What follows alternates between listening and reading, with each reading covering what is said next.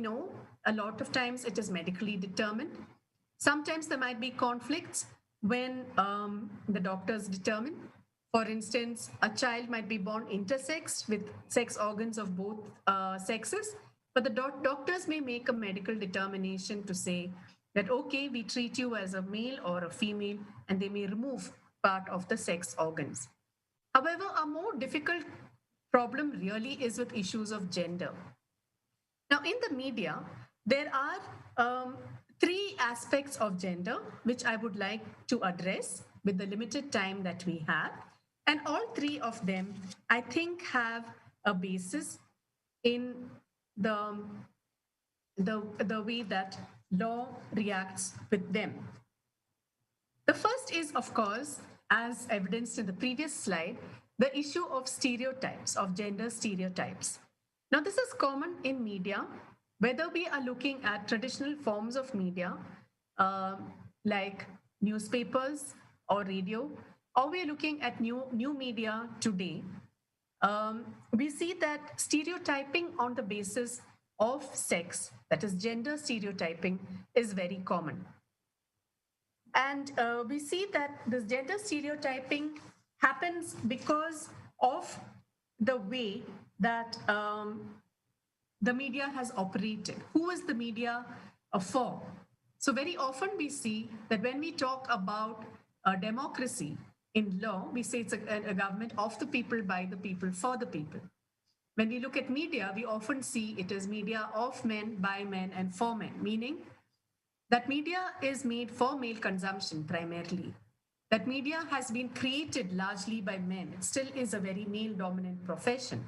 And it is comprising of people who are performing male roles. So, unless it is something like a weather girl, or it is, of course, we see increasingly now news reports, but certain kinds of news usually are covered by women. So this is really an issue in the realm of stereotyping. We see that in media, roles are often stereotyped. So men have a large number of roles. They are not really stereotyped. They can be the police, they can be the criminal, they can be a doctor, they can be anything. When we look at women, we see more stereotyping of roles. We see roles where women are put into, your Saas Bahu serials. We see the bad one who is a sex worker, usually very Western, maybe drinking or smoking or using drugs or dressed in a short skirt. So the a good woman becomes dressed with a Mangal Sutra or a sari or whatever it is. A bad woman becomes, a particular, having a particular image. So we see media representations of women as mothers in a particular way. So mother, for instance, cannot be a person who drinks alcohol or smokes or uses bad language. She has to look in a particular way because patriarchy because of the way that they have been socialized right from infancy. So when a boy is naughty, they say, oh, boys will be boys. So he continues to behave badly through his life. Whereas if a girl behaves even differently, slightly, she is immediately caught and punished and told, no, no, you should not do this. So the honor of a family, the morality of a family is all located in a woman. And that is something that has affected all of us in our childhood, which is the way many of us behave that the way we do. And we owe it to ourselves and to society to be aware of the patriarchal values which influence us and to be able to change. And in the realm of media, as those who are going to be working on areas of media, I'm not saying please only make wildlife documentaries or only make videos on violence against women. I'm just saying that you may make, of course, things that sell commercially. But while doing so, be aware of what the law requires from you. The highest law of our country requires from you. The highest law of our country is the Constitution. And the Constitution does not say in the home, in the media, in other places, you can treat women less. No. The Constitution values a model of equality that is real equality and not nominal equality, that says that women must be treated equally.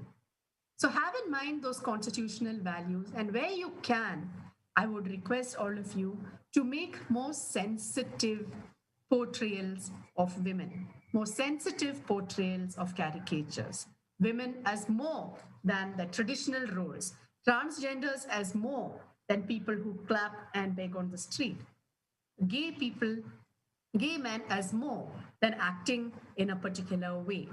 Okay, so the sensitization on gender is something that is not optional anymore. We have a duty under a constitution to uphold constitutional values of equality of on the basis of sex. We have a duty to uphold dignity of individuals. And I feel in the realm of media, this is something that is very relevant. Media has had a transformative effect on society. Today, Lady Chatterley's lover, that was banned in Ranjit Udeshi's case, can be freely read or purchased. There is no ban on it. We have changed. The cultural change has come because we see more positive role models for women in the media. And because social values, cultural values are not set in stone, they change. And I request all of you to be this voice of change in your chosen profession. Make sure make sure that you move towards a model of equality of sex and sensitivity on issues of gender wherever you go. I wish you all the very best in your chosen profession and thank the organizers once more for giving me this opportunity to speak. I will be happy to answer questions if any. Thank you.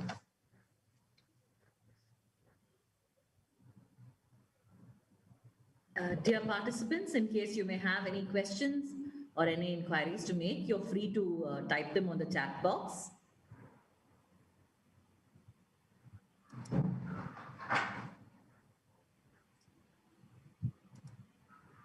In the meanwhile, I extend a very warm thank you to Dr. Sarasu Esther Thomas for her clear and lucid elucidation of gender, her perspective, not just her perspective, but also the perspective suggested, the ideal perspective that media and people around us in society at large needs to have towards gender.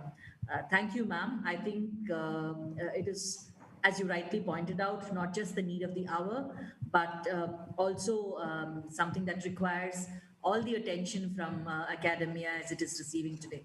Thank you so much, ma'am, for that wonderful session. We will now move on to the vote of thanks. The chat window will be open for questions. So in case anybody has to ask anything, please feel free to do so. We will convey the same to Dr. Sarasu. We will now move on to the vote of thanks. I now invite Ms. Vasundhara PM, Deputy Coordinator Media and Gender 2021 to the International Conference, Assistant Professor, Department of Communication, Bangalore University, Bangalore. Ms. Vasundhara, over to you. Thank you, ma'am. Good morning, everyone present here today.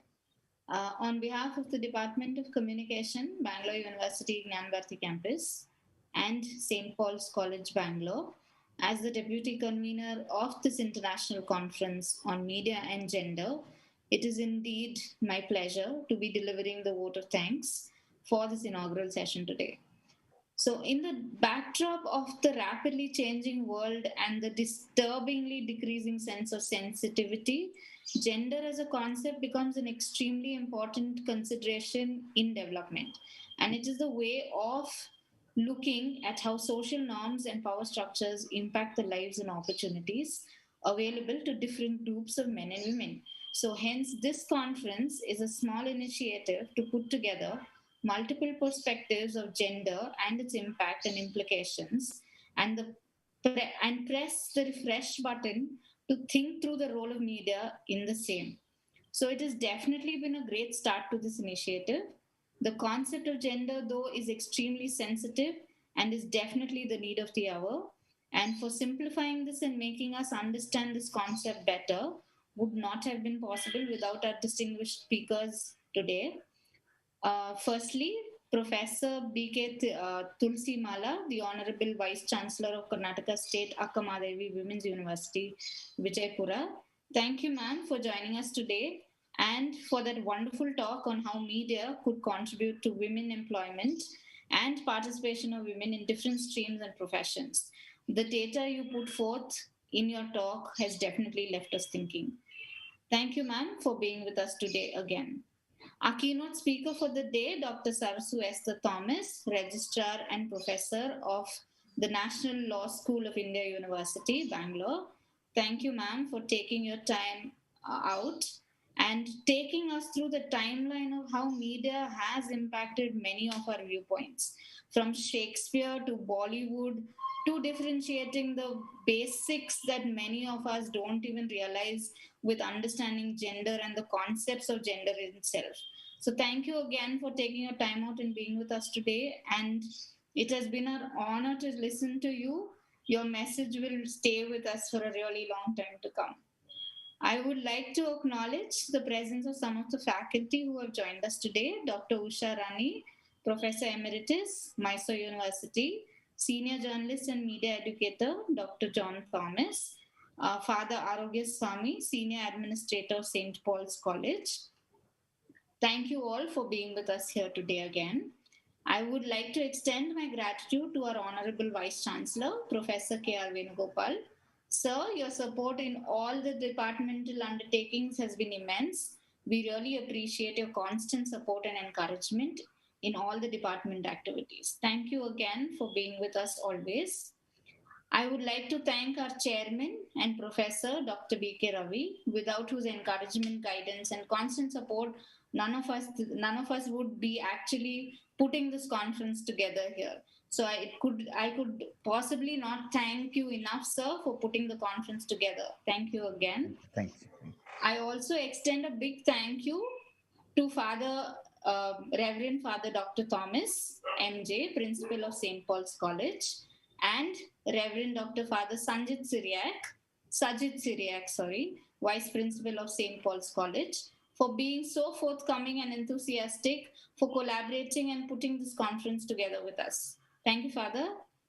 I extend a huge thank you to my teachers and my colleagues, Dr. N. Sanjeev Raj and Dr. B. Shailashri, also the conveners of this conference, for guiding us through this process and working towards putting this conference together. Thank you, sir.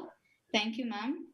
I also acknowledge, um, sorry, I also thank the backend team that is working really hard in making our virtual existence possible here today for the next 2 days. Thank you, Prashant, Vinod, Shelly, Hetvi, Shushmita, Ocean, and thank you for taking care and making sure that all the sessions carry out smoothly. Our MCs for the day, Dr. Sharanya, Sherin, and Shreya, thank you for taking us through the entire schedule of the inaugural session. I also have to thank a few people here who have been the support structure of this conference.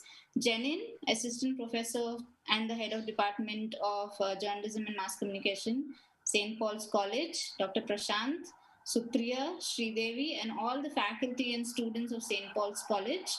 Thank you guys for making this experience one of a kind, for working on this international conference fun and memorable.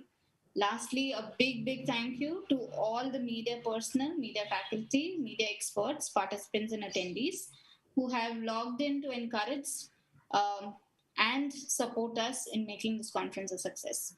I thank every single person for joining us today. Hope you all have a great 2 days ahead filled with new learnings.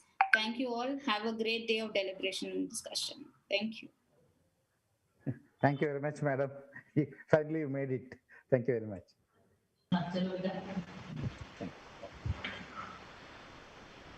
Your presentation was excellent. Thank you. A very big thank you to you, Vasundhara ma'am. Thank you for sharing your words of gratitude and contentment with us. Now we move forward to the technical session chaired by Professor B.K. Ravi, Department of Communication, Bangalore University. Over to you, sir. Okay, thank you. I think we have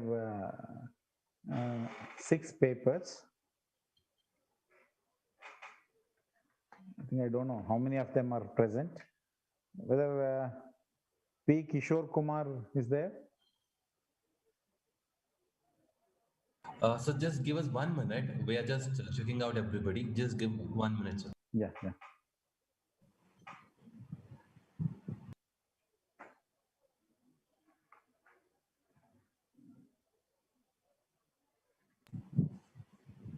The order of presentation is as follows.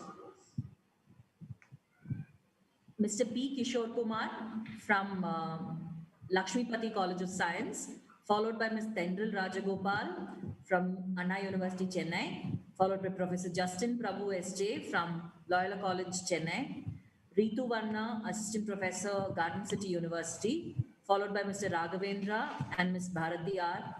from Adichunchanagiri University, Nagamangala, and finally, Dr. Parashuram Kamath, Assistant Professor from Christ Deemed to be University, Bannerghatta Road Campus. We request the paper presenters to kindly confirm your presence in the chat window right away. I repeat, we request the presenters to kindly confirm your presence in the chat window right away. Thank you, Ms. Tendril.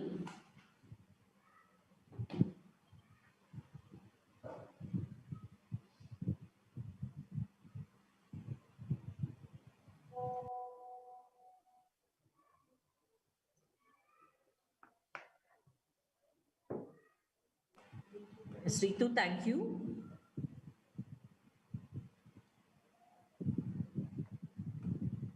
Yeah, I think Ritu Varna or Varma. She's present, sir. Ritu Varna, I think,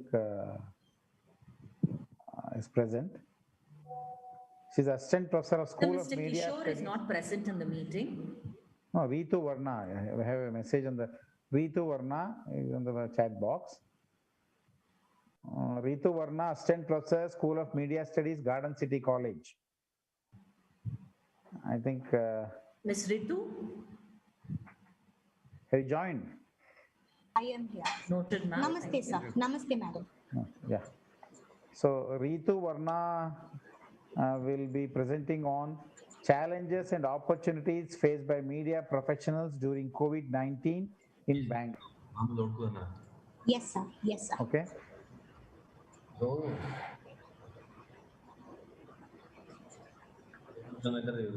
Okay, you can start. Ritu, you can start.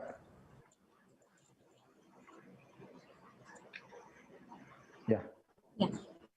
Good afternoon to one and all present here. Thank you for giving this opportunity.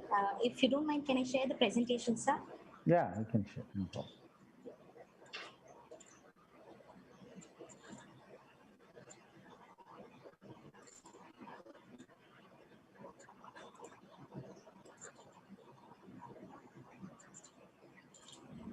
Madam, can you please confirm if you're able to see my presentation? Yeah, you can go ahead. Go ahead. Yeah, thank you so much. I'm also a research scholar at the Media Studies Department, Garden City University. My topic was challenges and opportunities faced by the media professionals during COVID-19. During the phase, we have seen that media as a frontline worker has struggled to get the news, to give the information, to entertain, to informate, at the same time to educate the public. During my research process, the objectives were to identify the challenges which media sector has both. We are talking about the electronic media, print media, and also the online media. And also, during the objective, we have found out that the rise in freelance journalists has been a very extent. The methodology was conducted on a primary data and it was done with the statistical analysis. The survey was conducted on both working journalists from 25 to 50 years among female, male, and the other sector, other gender as well. Along with that, the total responses that we have received was 104 responses. Before the introduction, one of all, we have to mention that media has been a mass communication. And during the global pandemic, we have seen how media as a frontline worker has given the various information related to various sector. And in spite of the danger, they have been working continuously in order to give a very authentic information. The global pandemic has affected globally, and each industry has been suffered a lot. At the same time, in spite of the difficulties, the media has successfully conducted and giving the information and broadcasting at the same time, disseminating information through various platforms. And also, the role of media has been widely encouraged, and there are a lot of time that information has been given accurately, and the coverage of media was never stopped. In spite of difficulties, there are people in the various organizations who have gone extra mile in covering the information and giving to the public. It can be a remote area, or it can be risking their lives during the COVID-19 in covering and presenting the information at a time. The analysis was done on the various aspects. Some of the findings that I have found is that there has been gender challenges where 75-35, where 75 men were able to work, but at the same time, most of the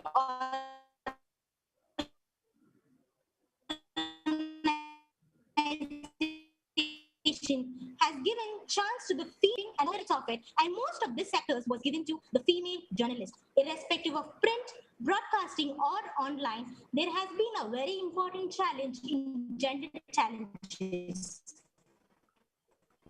Most of the organization actually suggested women to work from home. Also, most of the companies have supported the organization for medical, and also there are few advantages given for the men as well. Few of the companies actually provide an accommodation by nearby office where they can report it at an early stage and they can work till late night. This was one of the support was given to the media professionals.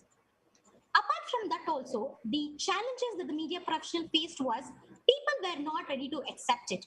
There was a taboo that in some of the places, especially during Banshankari and Town, the media who are staying in a rented organization or rented places was asked to leave that place fearing for COVID. People were not accepting or not very happily accepting the media that they used to do earlier. Yes, there was a pride for everyone, but at the same, and also it was very difficult to get an appointment, virtual appointment. We definitely have an opportunity of virtual appointment, but most of the people, especially in political sector and entertainment sector, has showed some kind of rigid when they approach for virtual. At the same time, online media like News Minute and Your Story was seeing a blooming. The student freelancers and those aged above 50 who can't travel, who can't go to the office, has seen that they actually work from home. A freelance journalist who actually was not a part of mainline workers started participating, and because of that, the media actually paid them. A small amount was paid according to the research that was done in the questionnaire. Most of the media organization actually hired freelancers in covering the information that is very essential by paying less. At the same time, the completely depended on news was another opportunity. During the research, it was also found that those who are in the 6 months of time more involved in the consuming news. At the same time, after that, after the COVID unlock 2 also, most of them still depends upon the television, newspaper, and online platform to give authentic information and very right information. The conclusion as a overall was media as a frontline workers has given the overall information. And also there are a lot of private organizations, NGOs, and also the medical sectors has given an excessive importance to the media professionals in giving some of the important schemes. And also during this time, those who are above 50 or above 60 was lost a job since they were not able to commute, which according to the media organization stated that above 60 years are not allowed and they can work from home. But this was a crucial period that most of them have lost a job during that time. Talk about women. Women was given a, and the scope of study, I would definitely suggest that it was done in Bangalore on a different sector on electronic and print and online, but still it can be given to the different states as well, or different statistic it can be presented. Thank you for the opportunity. Thank you for the principal, sir.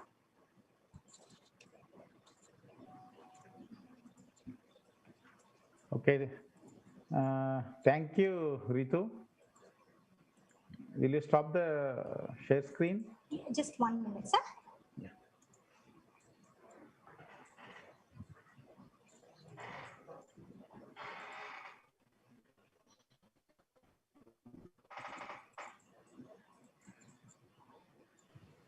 Thank you, Ms. Ritu.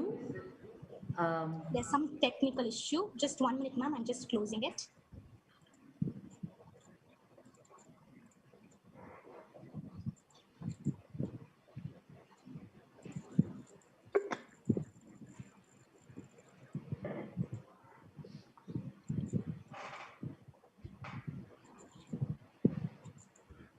While Ma'am, that my happens, network is, I'm so permission sorry. of the chair.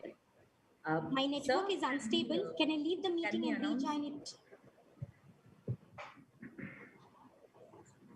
Yes, ma'am, you do that. Thank you, sir.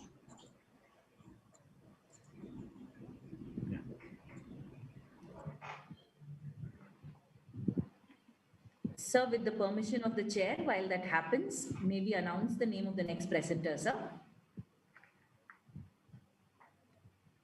Yeah. Mhm. Okay.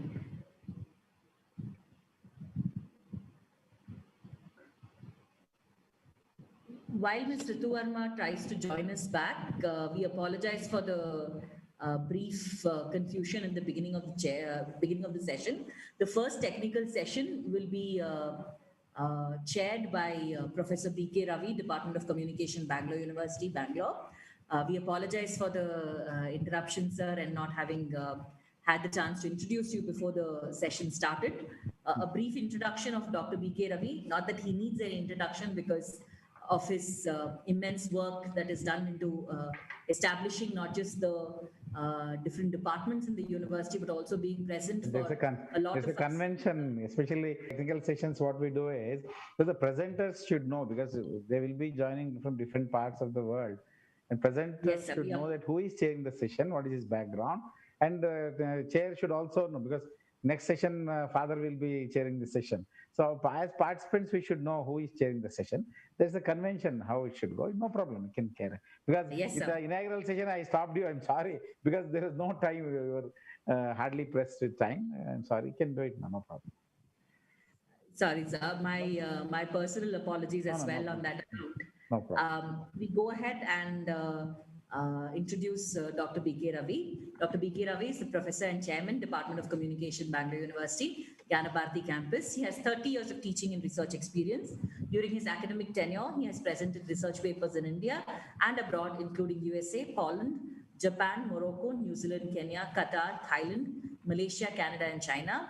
He has published articles in international research journals, guided 8 students for doctoral studies, and adjudicated many theses for national and international universities. He has chaired nearly 14 scientific sessions at international conferences in different countries.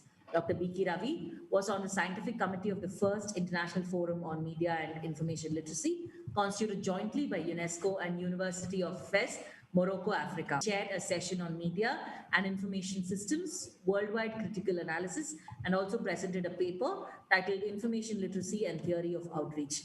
Thank you, Dr. B.K. Ravi, for having graciously accepted to chair this technical session 1.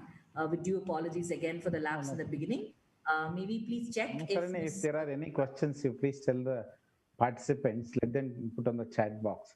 Even after the Yes. presentation, if there are any Yes. questions, let them put their questions in the chat box. Okay. Yes. And up to the end of this technical session, we want all the presenters to be online. If there are any questions, I think after all the presentations, we can take up some questions. Okay. Noted. Please tell them. Yeah. Yes. If there are any questions directed to any of the presenters, please make sure you put them up in the chat window for us to notice the same. Over to you, sir. Okay. I think Dr. Parshuram Kamath, Assistant Professor of Department of Studies, Christ, deemed to be University, Bangalore. Is he there? Parshuram Kamath, have you joined? No, next Tendril is ready. Tendril. Who's that? Which one? Yeah. Miss Tendril Rajgopal, research student, and Dr. Vela Yudham, Assistant Professor, Department of Media Sciences. Oh, from Anna University. Very good. Yes, sir. Anna University, Chennai. I think she will be making her presentation on framing urban resettlement, representation, policy, gender, and livelihood coverage in English newspapers. Over to Tendril Rajgopal. Oh, Good afternoon, Dr. B.K. Ravi, sir, and everyone present today for the international conference. I'll start my presentation now.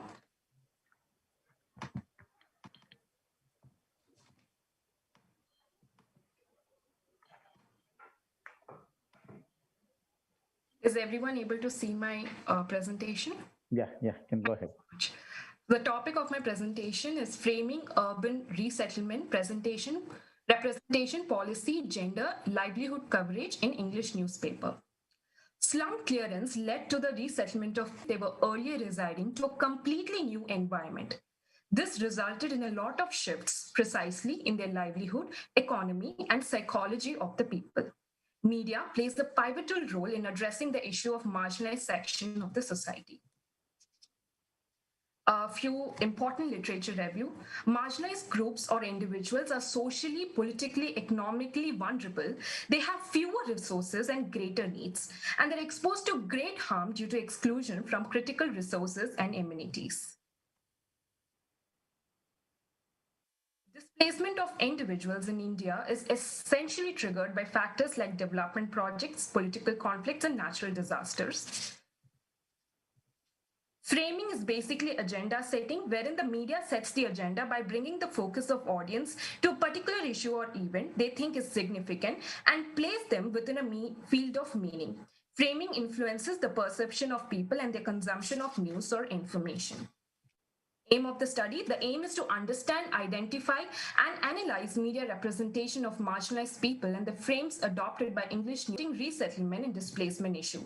Objectives: to understand how media represents marginalized people in English newspaper, to understand the reason for resettlement globally, to understand the impact of media representation and resettlement on the lives of marginalized people, to identify the prominent news frames adopted by English newspapers in their coverage on resettlement displacement, to analyze how frames in English newspaper represents the marginalized people and resettlement. Important operational definition: marginalized people are people who is the next. Dr. Parsham Kamath from Christ Deemed to be University there. Oh, no, sir. Kishore Kumar, is he there?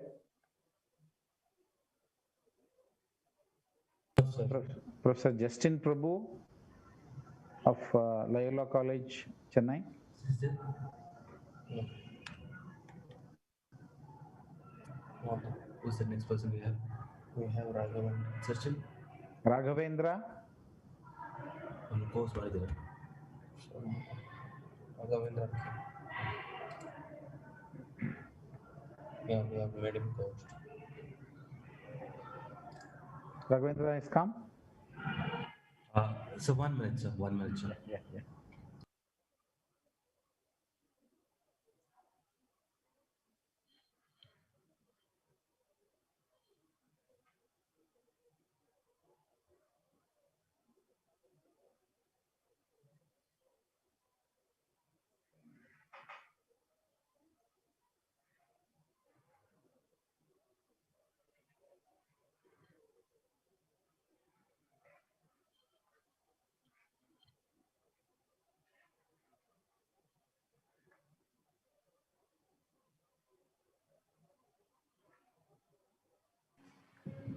Mr. Raghavendra?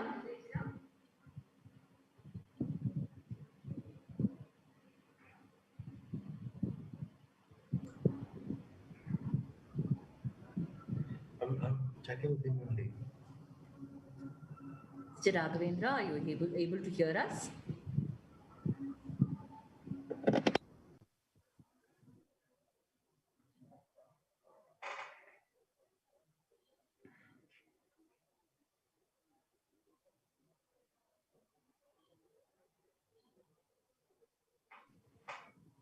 So others are not there?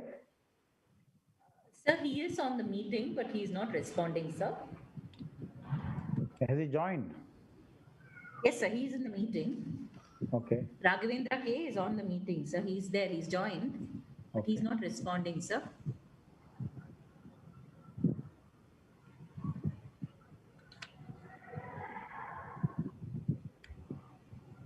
Uh, so shall we move on, sir? Because there is no other percentage for this particular session. Okay, no problem. So we can't wait because we have to prepare for the next session. Huh? So can we have a break? And okay, I think Kishore Kumar is not there. Justin Prabhu from Chennai is not there. Raghavendra from Aditya Chunchandagiri University is not there. Parashram Kamath, Christ deemed to be. Whether have they got the information about their time and Yes, sir. Yes, sir. we have sent now? Yes. Okay. So there were two presentations in this session. I think Tendral Rajgopal from Chennai. I think she made a presentation on framing urban resettlement, representation, policy, gender, and livelihood coverage in English newspapers. Ritu Verma from Garden City University, she made her presentation on challenges and opportunities faced by media professionals during COVID-19 in Bangalore. I think both of them were very good papers. I think Ritu made a presentation about the challenges because Dr. Ramaprabhu, ಇಲ್ಲಿ ನೋಡಿ ಇಲ್ಲಿ ರೇವತಿ ಅಂತ ಇದೆ ಇಲ್ಲಾಂದ್ರೆ Divya media professionals, I think they had a very tough time even during the lockdown, and as COVID warriors, I think they faced quite a lot of problems. And Ritu Varma, I think she made a good presentation. And even Tendral's presentation was also good. I think she had selected three newspapers for a study, and she also explained some of the limitations of that study. So this session we had two good presentations. I do not know why others have not come. Maybe because of some other technical problem or anything of that kind. I don't know.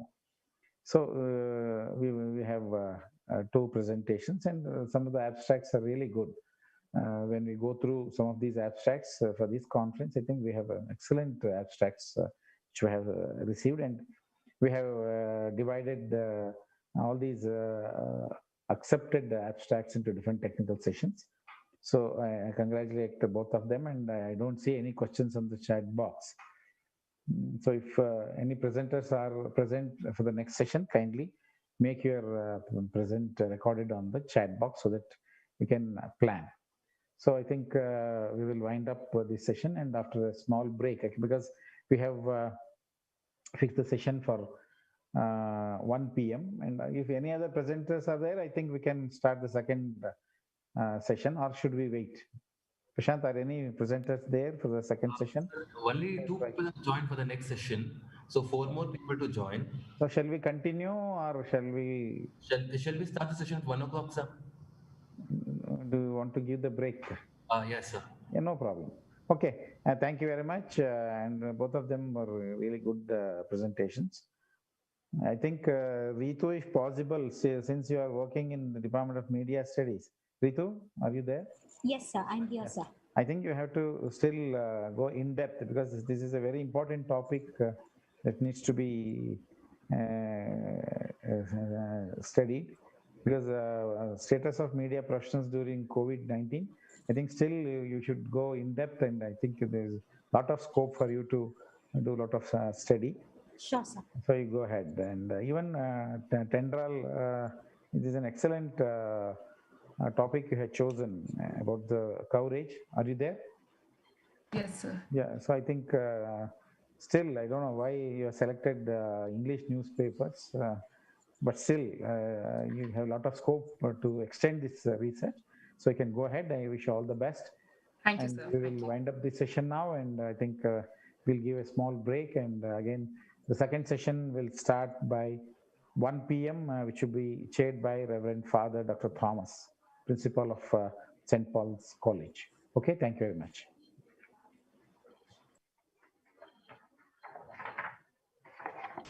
Thank you, sir.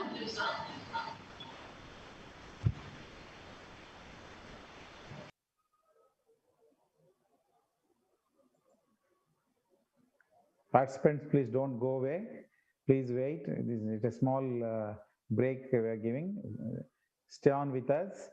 And again, we will get back to you exactly by 1 p.m. Okay, thank you. Please don't go away. I request all of the participants to please stay with us while we again reconnect at 1 p.m. Please.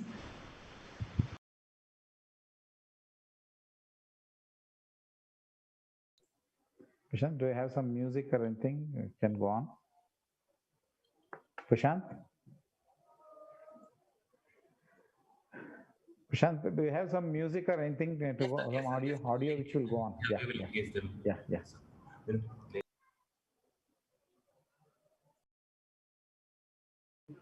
Sure, sir, we're working on it.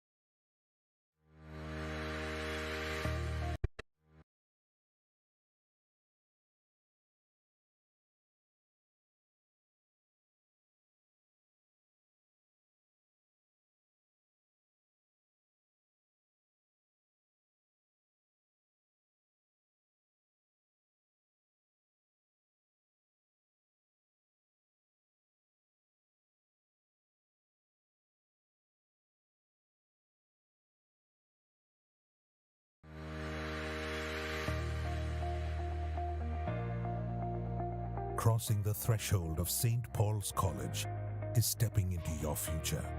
A bright future indeed. Walk in, not just for learning, but for a holistic formation that happens in the serene setting of a college nestled in a lush green campus. St. Paul's College is one of the educational undertakings of the Society of St. Paul, an international religious institution that is present in 32 countries across the globe, with over 100 years of history. Here at St. Paul's, we aim at creating professionals for a better tomorrow, ensuring the holistic growth of every student. Not many colleges can boast of such excellent infrastructure as St. Paul's College has. ICT-enabled classrooms, a well-equipped library, a state-of-the-art professional studio,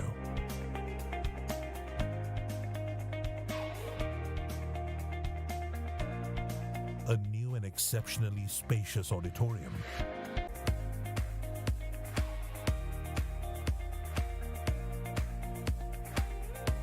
various sporting facilities,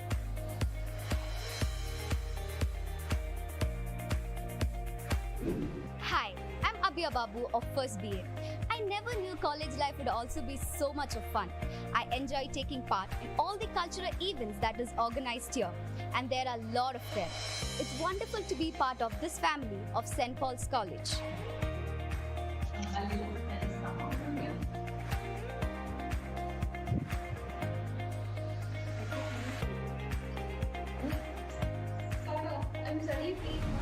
Physical education goes hand in hand with academics here at St. Paul. Various sports events conducted in the campus give us a platform to showcase our sporting spirit and competitive skills.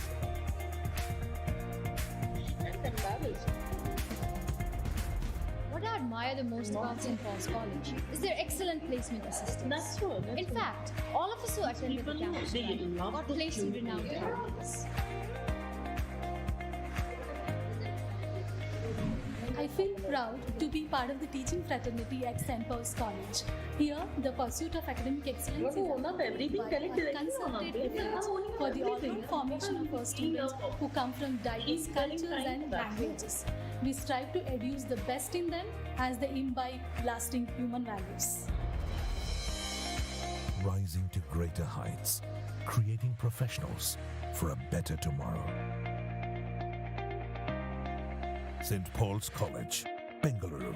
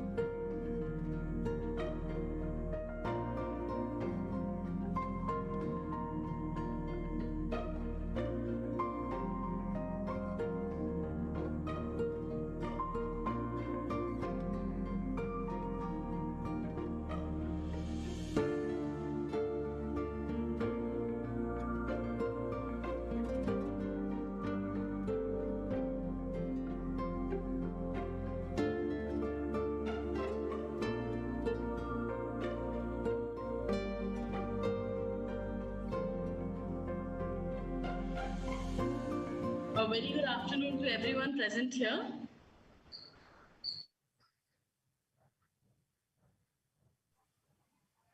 We welcome you back. The second technical session of day one of International Conference on Media and Gender, Perspectives and Challenges, chaired by Father Dr. Thomas N.J., Principal St. Paul's College, Bangalore. With 15 years of industry experience, he has mastered the art of his skills, starting from publishing books, articles, to conducting workshops. Father has left no page unturned. He has done his PhD and PG in psychology and counseling and has been a director in promotion and training, Society of St. Paul's, India, Nigeria, Great Britain, and Ireland. Talking about his achievements and qualifications, they are endless. We are happy to have you here with us, Father. I now request Father Dr. Thomas to take over the session. And meanwhile, I would request the presenters for the technical session 2 to please put up your names in the chat box so that we can take the attendance. Thank you. Over to you, Father. Thank you and good afternoon, everyone. It's good to be back to the platform for our presentation this afternoon. Thank you for the introduction, and I hope our presenters are ready for presenting their papers this afternoon. The first team of presenters this afternoon we have is Lavanya R, Sunita Don Bosco, and Annie Sathana, Department of Media and Sciences, Anna University, Chennai, presenting on a topic, social media discourse and women victims of sexual violence and analysis. Over to the team for presentation, if the team is ready. Or are we still waiting? Can the team just confirm if we are ready for the presentation this afternoon? Good morning. Professor, they're ready. 1 minute.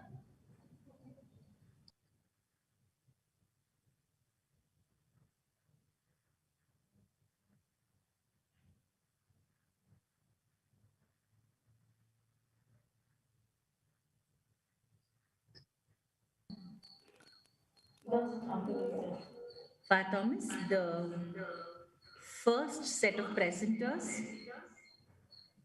Ms. Lavanya, Sunita, and Annie have not responded. Neither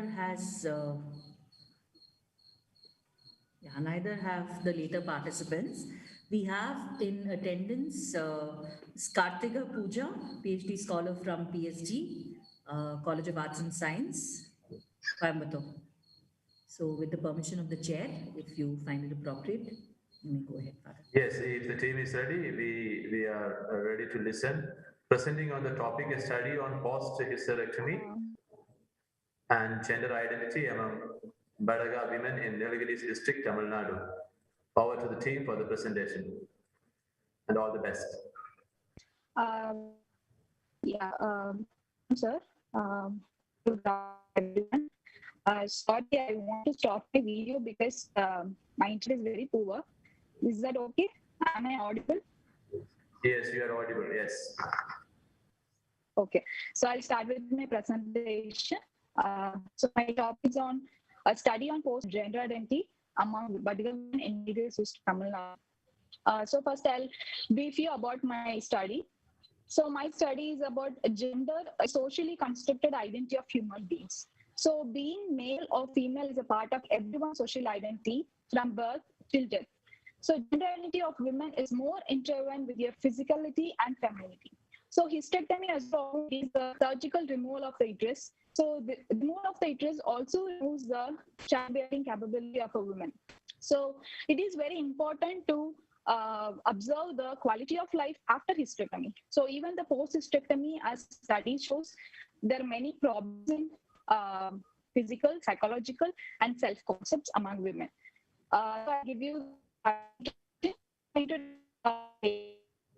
the age of 1, have hysterectomy. Surgeries between the age of 20 and 49. So UK, age between to 49, 14% of women aged 18 years above had hysterectomy. So in India, 2014 and 61,000 women in households. Hysterectomy age is this 35 years of age in hysterectomy, and a study by Commisberry. Sorry to interrupt. We have difficulty listening to you. There is some technical style we experience.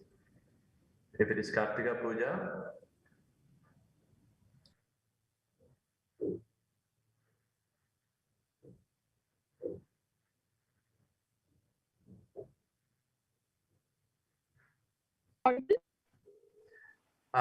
Hello? Go ahead. Yes, please go ahead. Yeah, sorry for the interruption. Okay. So a study by Kameshwari involving a sample of 171 women in Andhra Pradesh. Even in Andhra Pradesh, the women who had undergone hysterectomy in the age of 30. So in India, community-based studies and media reports indicate there is an increase in number of women who are undergoing hysterectomy in the very younger age. So the rising number of hysterectomy is being done to young women across various states in India. A study by Margaret have mentioned. So since there is an increase in hysterectomy among young women, this study focused to observe the quality of hysterectomy among premenopausal women and how it affects the gender identity. So as I said earlier, uterus has a special symbolic meaning for women so that its loss leads to a feeling of reduced femininity, which in turn leads to psychiatric disorders. So many theorists have discussed about the uterus and the symbol of femininity. So Freud regarded the uterus as a significant symbol of femininity. So Jean Elson in her study discussed that uterus and ovaries constitutes the core of women's gender identity, implies that without these organs, an individual may not be considered as female. So many theorists concludes being female or male is a part of everyone's social identity from birth till death. As Judith Butler said, there is a strong association between menstruation and women identity. So even in today, many culture, a girl is considered to be a woman only when she starts to bleed. So with this background of the importance of internal body part and gender identity, my study will focus on effects of physical, psychological, self-conception, concepts on post-hysterectomy and how it affects the gender identity among Badaga women in Nilgiris district. So the objective of the study, to know the demographic details of Badaga women who underwent hysterectomy in Nilgiris district, to study the post-hysterectomy effects on physical health, psychological health, self-concepts, and to understand the source of information and communication related to decision-making on gender identity. So the literature I have mentioned very minimum number of literature, but there are very broad, various amount of literature. So the Indian studies, Tilagavadi, she found that quality of life improved considerably from the pre-operative period to 4 months post-operative in women who underwent hysterectomy. Vanita Mani discussed hysterectomies were distributed over a wide ranging from 32 years to 75 years. This study found that hysterectomy is associated with the risk of complication. Nilangi highlights that women is going to become major public health problem in India, as all these women are being pushed into early menopause and related to health problems. Suchi discussed that was a positive impact of pre-operative education. So the prior education is given, the results are better, she concluded. So Kuzum discussed hysterectomy results in some form of psychosexual or psychosocial impairment in a minority of patients. And Shardesh found that fear of cancer, failure of medical treatment, practical difficulties living with reproductive health problems. So there were some of the reasons from which women accepted hysterectomy. Sudharini, removal of uterus results in loss of both reproductive and menstrual function. These are important events in women that are found to be contributing for psychological problems, as these are related with feminine identity. Am I audible? Yes, you can go ahead. Okay. So international studies, I have mentioned some studies. Julie found that compared with women who had not had hysterectomy, women who had had hysterectomy had significantly poor physical and mental health. And hysterectomy benefits the psychiatric and mental health phase.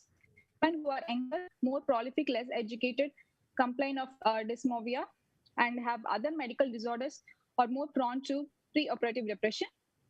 IAS revealed that health education given to patients prior to hysterectomy protects body image and consequently self-esteem.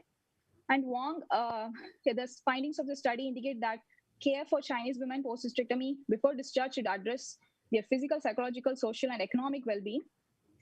And a very important study that is Jean Elson, in her book, Am I Still Woman?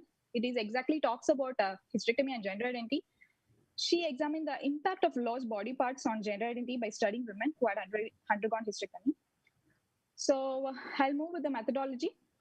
Methodology, my study is just descriptive. I just described what has happened and what is happening.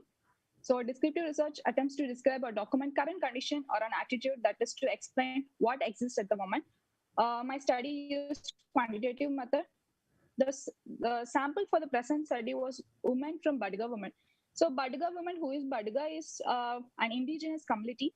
The community they are living mainly in Nilgiris. So Nilgiris comprised of 7 lakh people. Majority of the people is Badga women.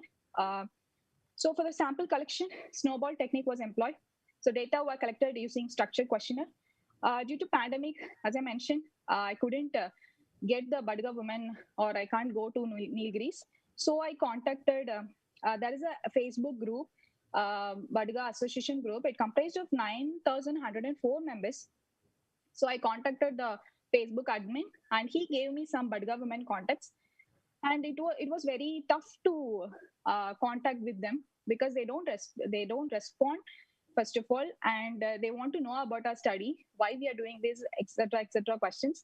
So thankfully, the head helped me, and he gave some contacts who removed their uterus. So with those contacts, I circulated the questionnaire, and the questionnaire is only for women who undergone hysterectomy. So I was very specific, and somehow I got 138 respondents, those who have undergone hysterectomy in the month of.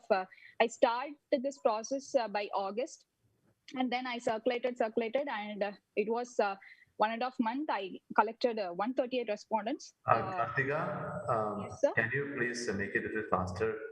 Probably running. Yeah. Okay. So that is the methodology, and so what I have found out is Badga people, they living in 4 areas, that is Parangadu, Todanadu. So I have collected respondents from these CME. And the age starts from 24. So right from 24, they have undergone hysterectomy, they have removed their uterus. So the marital status, married woman 90.6 and unmarried 9.4. So even the unmarried woman, they remove their uterus. So the age of the respondents starts from 14 years marriage age. So the marriage age starts from 14 to 29. Number of children, even 14.5% they don't have children. So the respondent at the time of hysterectomy. So hysterectomy ages start from 20 to 43 years. So respondent information communication. So 88.4% of respondents says they took time to decide about removing the uterus, and 99.3% of the respondents talk with people about. They spoke with many people before surgery. 48.5% of the respondents talks about surgery to another person, those who underwent the surgery.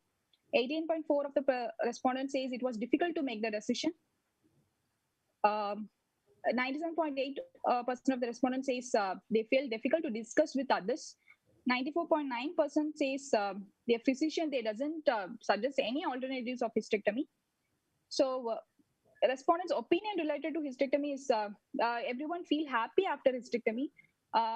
They have surgical mark because some 80.4% undergone abdominal surgery.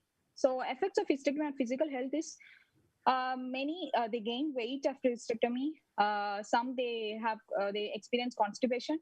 Some have urinary symptoms, and many feel tired, weak after hysterectomy, and sense pain after hysterectomy. So the psychological health, everyone, no one feel anxious after hysterectomy, and no one had the feeling of a loss of grief of childbearing or the menstruation.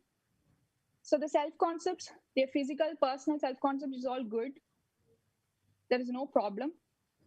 No one have the feeling of womanhood, loss of womanhood. So to conclude, the study sample removed their uterus even before the marriage and childbearing. The prevalence of hysterectomy age is alarming.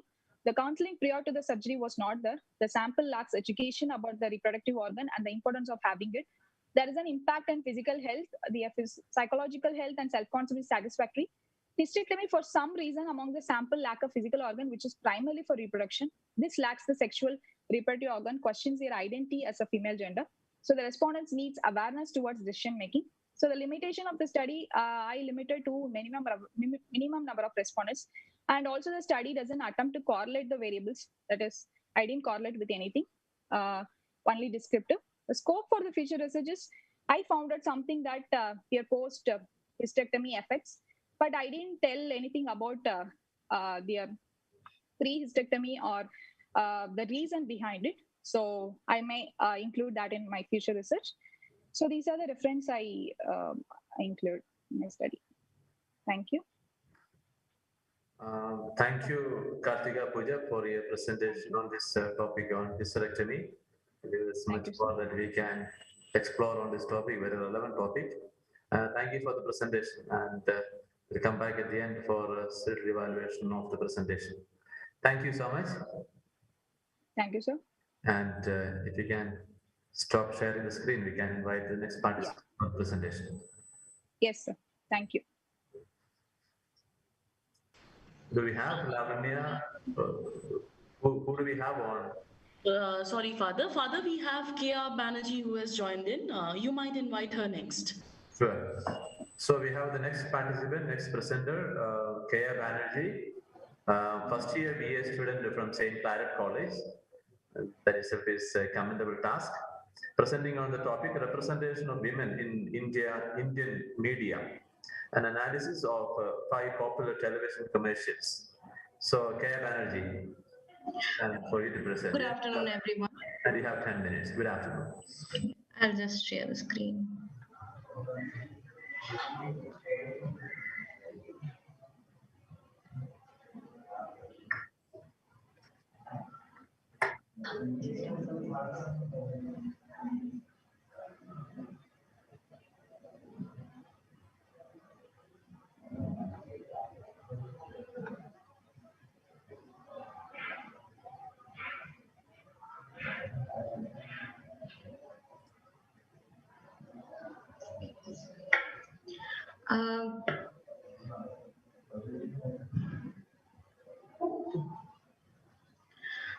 My topic is representation of women in Indian media.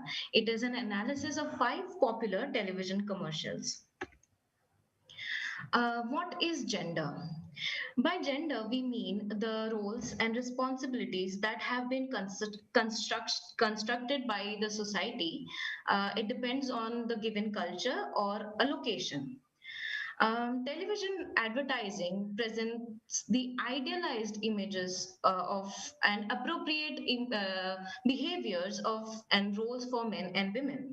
Messages conveyed via mass media like such advertisements have profound impact on how gender is positioned and therefore perceived by the society.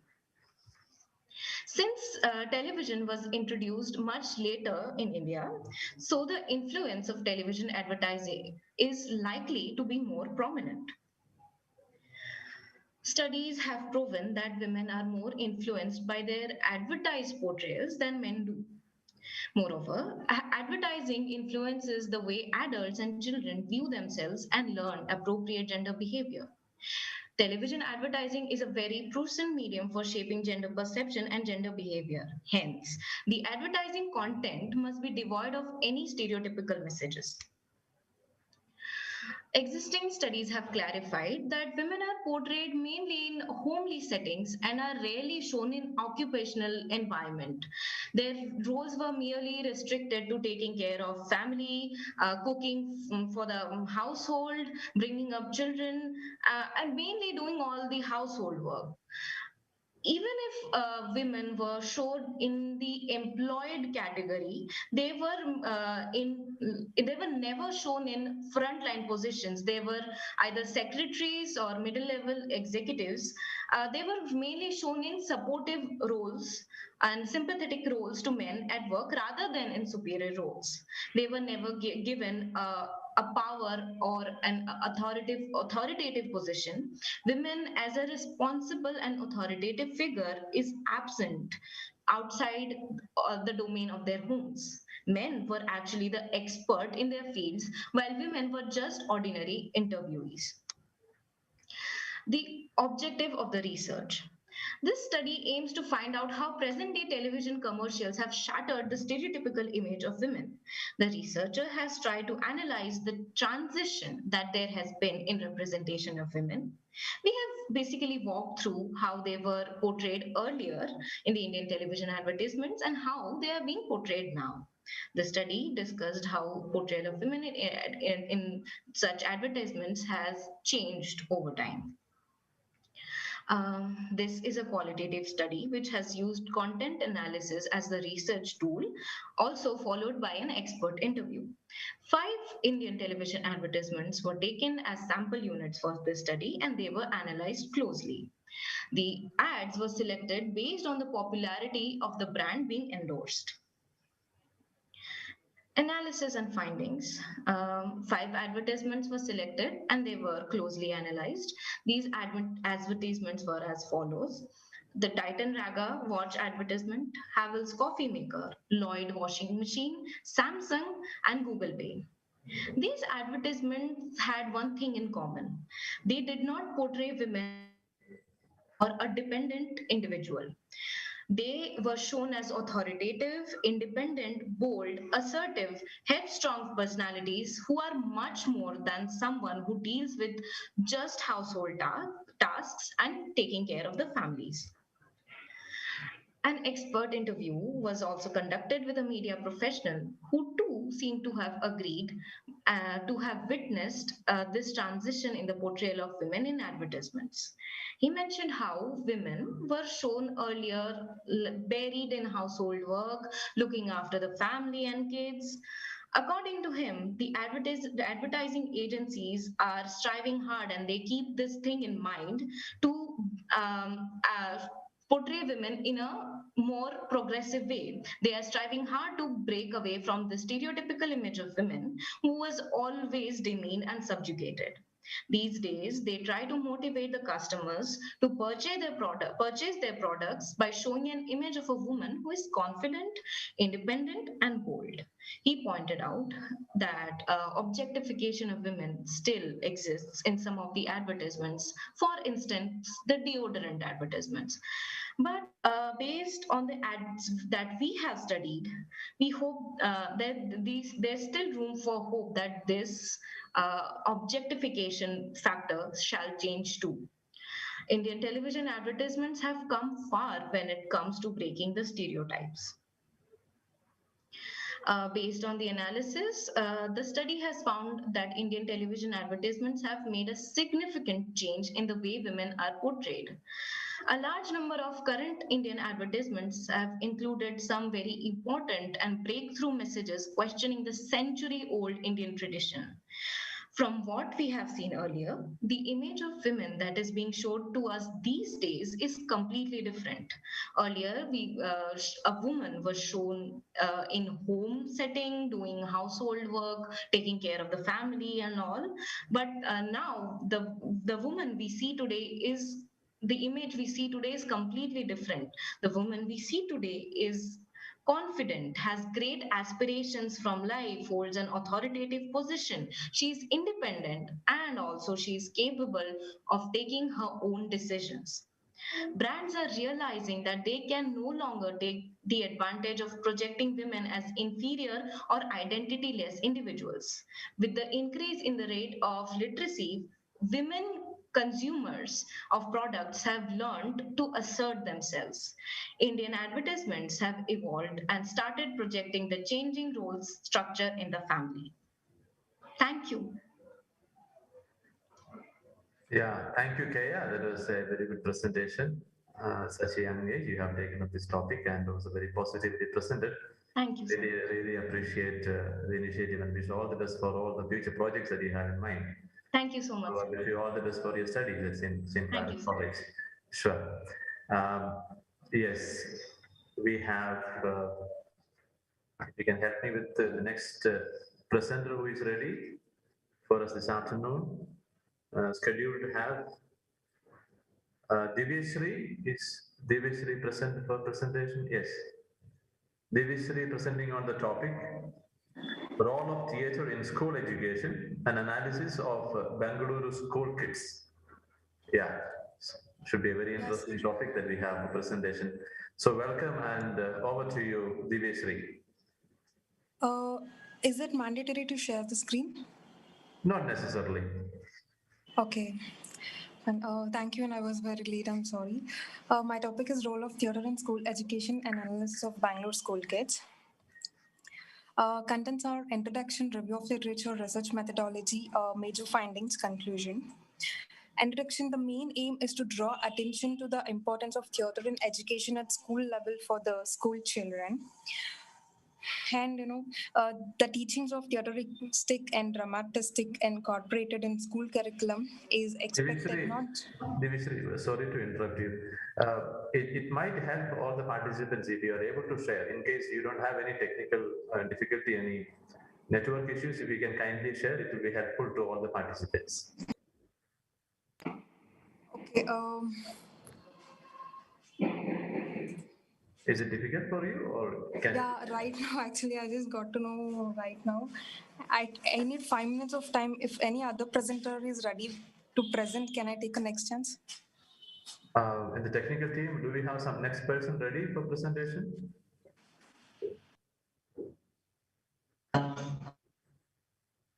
So we can come back to Divishri a little later while she gets. Yes, Father, we have Vinod Rao with us.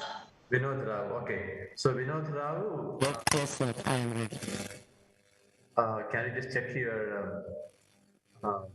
your speaker, your audio system, or? Am I audible? Audible, but there is some disturbance. Can you correct that? Okay, I will try. If you can just speak, we can help you to correct it. We can let you know if you are okay or not. Now is it clear, sir? Still, we have some difficulty. Mr. Vinod, if you have plugged your charger, please take it out. It might be a electrical noise. I'm actually using external microphone because I logged in the desktop. I think we can, Mr. Vinod, I think you can go ahead. Yes, sir. Yeah, so Vinod presenting on the topic, the portrayal of women in cinema, an analysis of Kannada films released in the year 2019. So over to you, Vinod. Thank you for that.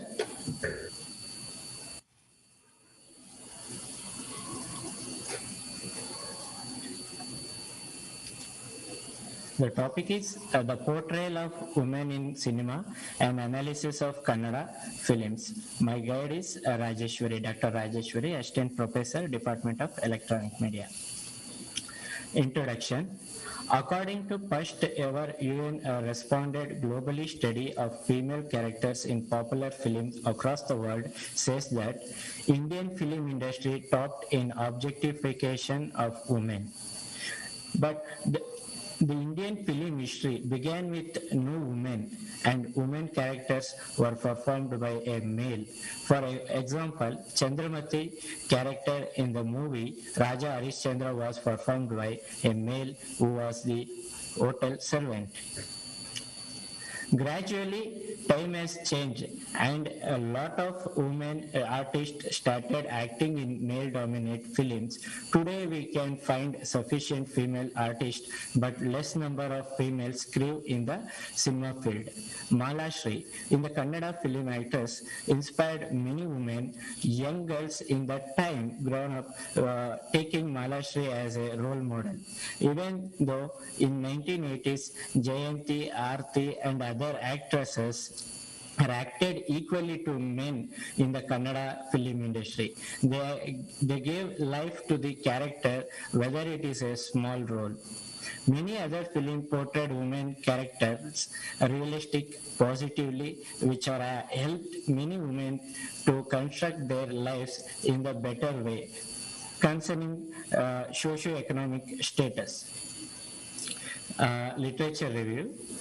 In the African films, women are portrayed as sex objects and characterized as objects which fulfill the desires of men, and also portrayed as domestic servants and weak mother, sister, and etc. The few working class women are the subordinates in the big companies, and the young ladies have been portrayed as promiscuous.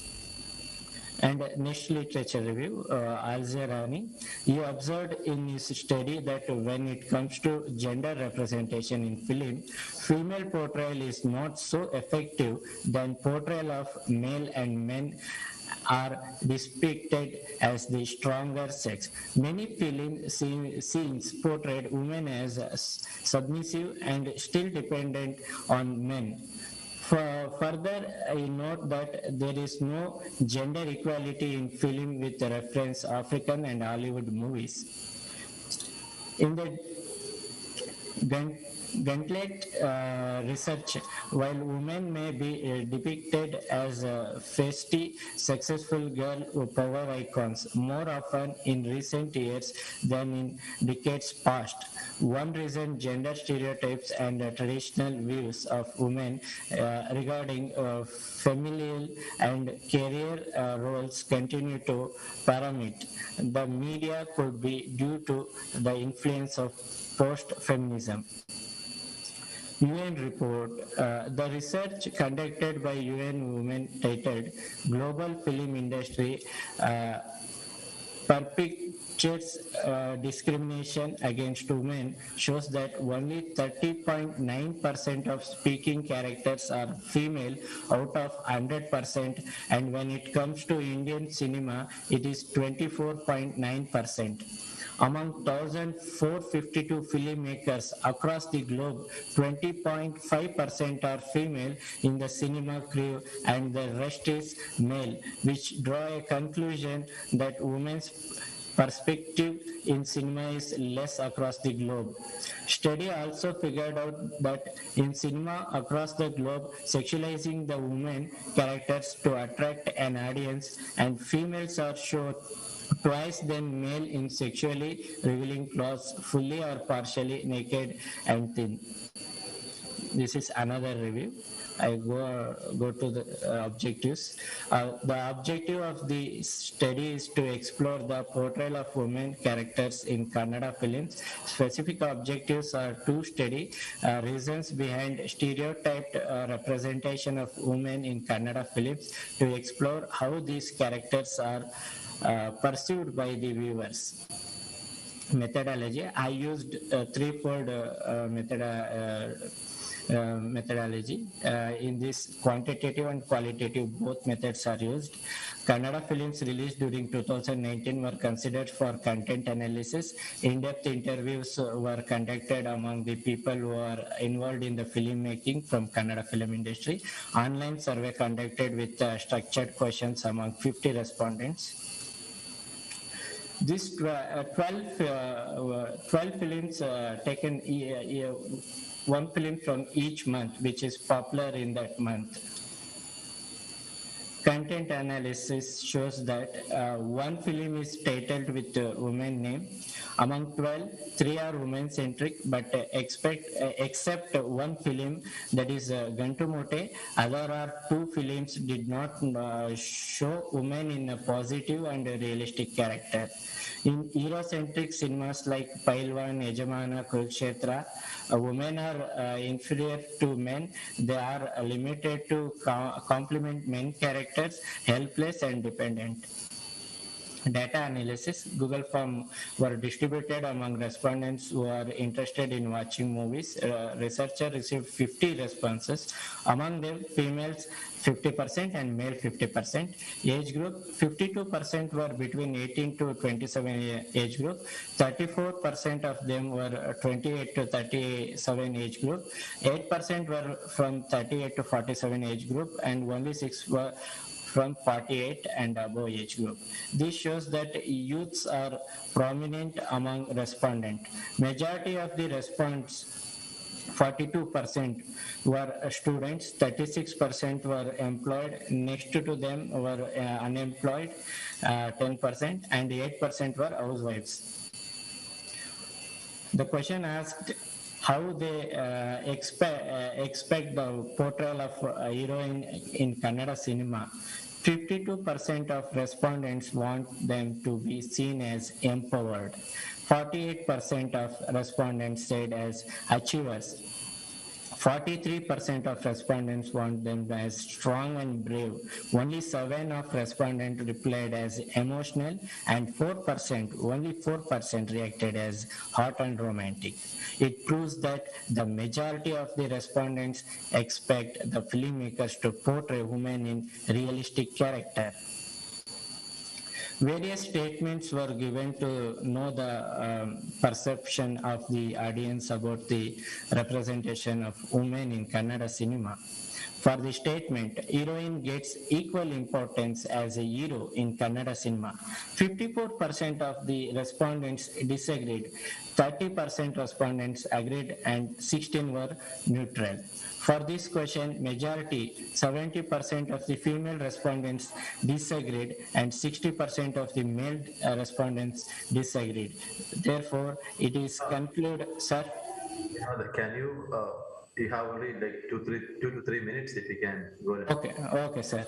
It is concluded that heroines are not getting equal importance as hero in Kannada cinema.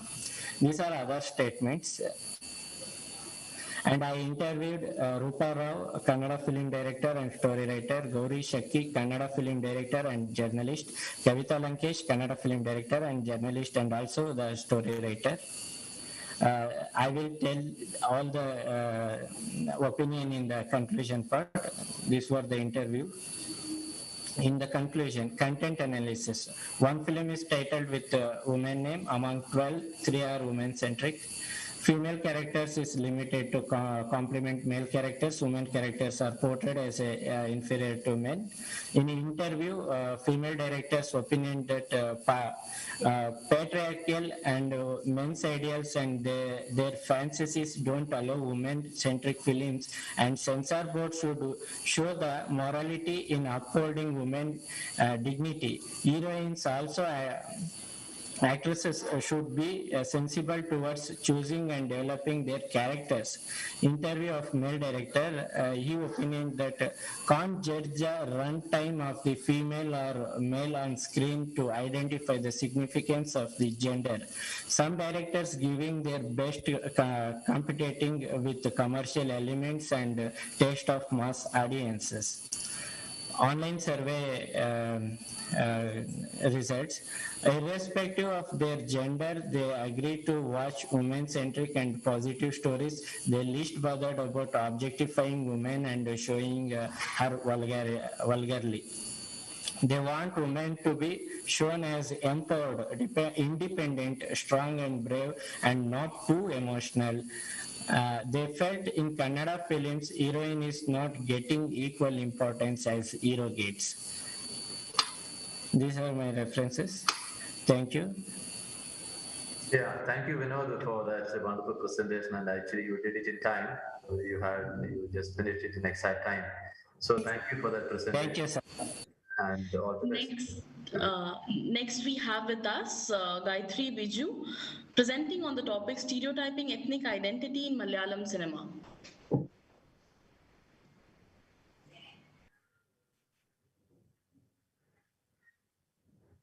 Good afternoon. Sir, am I audible? Yes, Gayatri, good afternoon. You are audible, yes. So the topic for the day is stereotyping ethnic identity in Malayalam cinema. Film being a mode of representation, constantly involved in building images, defining and redefining the social sphere, along with lives in it. Marginalized groups are the most underrepresented and women are the most misrepresented in my industry, Malayalam cinema industry. The case is deplorable when it comes to a combination of both. So in my study, I take the case of tribal women as ethnic identity. The general objective of the study is to analyze how tribal female characters are stereotyped in Malayalam cinema. And the study adopted qualitative content analysis of selected 15 Malayalam films, 3 films from each 10 years. The female characters were analyzed. So these are the films. And the female characters were analyzed using the following criteria: screen presence, physical appearances, social status, character identity, and justice to reality. Till 1970s, the depiction of tribes in Malayalam cinema clearly states that objectifying, fetishistic, and normalizing gaze, which has already created a stereotypical image of Aboriginals. The process of stereotyping racial and ethnic minorities is clearly seen in the industry. Digging into the brief industry of tribal characters in cinema, some early films like Vanamala, Kartmaina, and etc.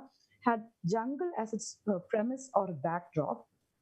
Earlier, female tribe characters were constantly used for the three common situations, like they were stereotyped in the three common situations. One is background dancers for songs and lovemaking sequences. Second one is to portray the care and love of women among the team rescuing the main character who might have been beaten into the woods, or almost dead or stranded. And with tribal medicines and the care from the tribal women, they return back to normal life. And the third point is to depict the plight of vulnerable young women from the forest being cheated by civilized men from village or city. So this was the case till 1970s.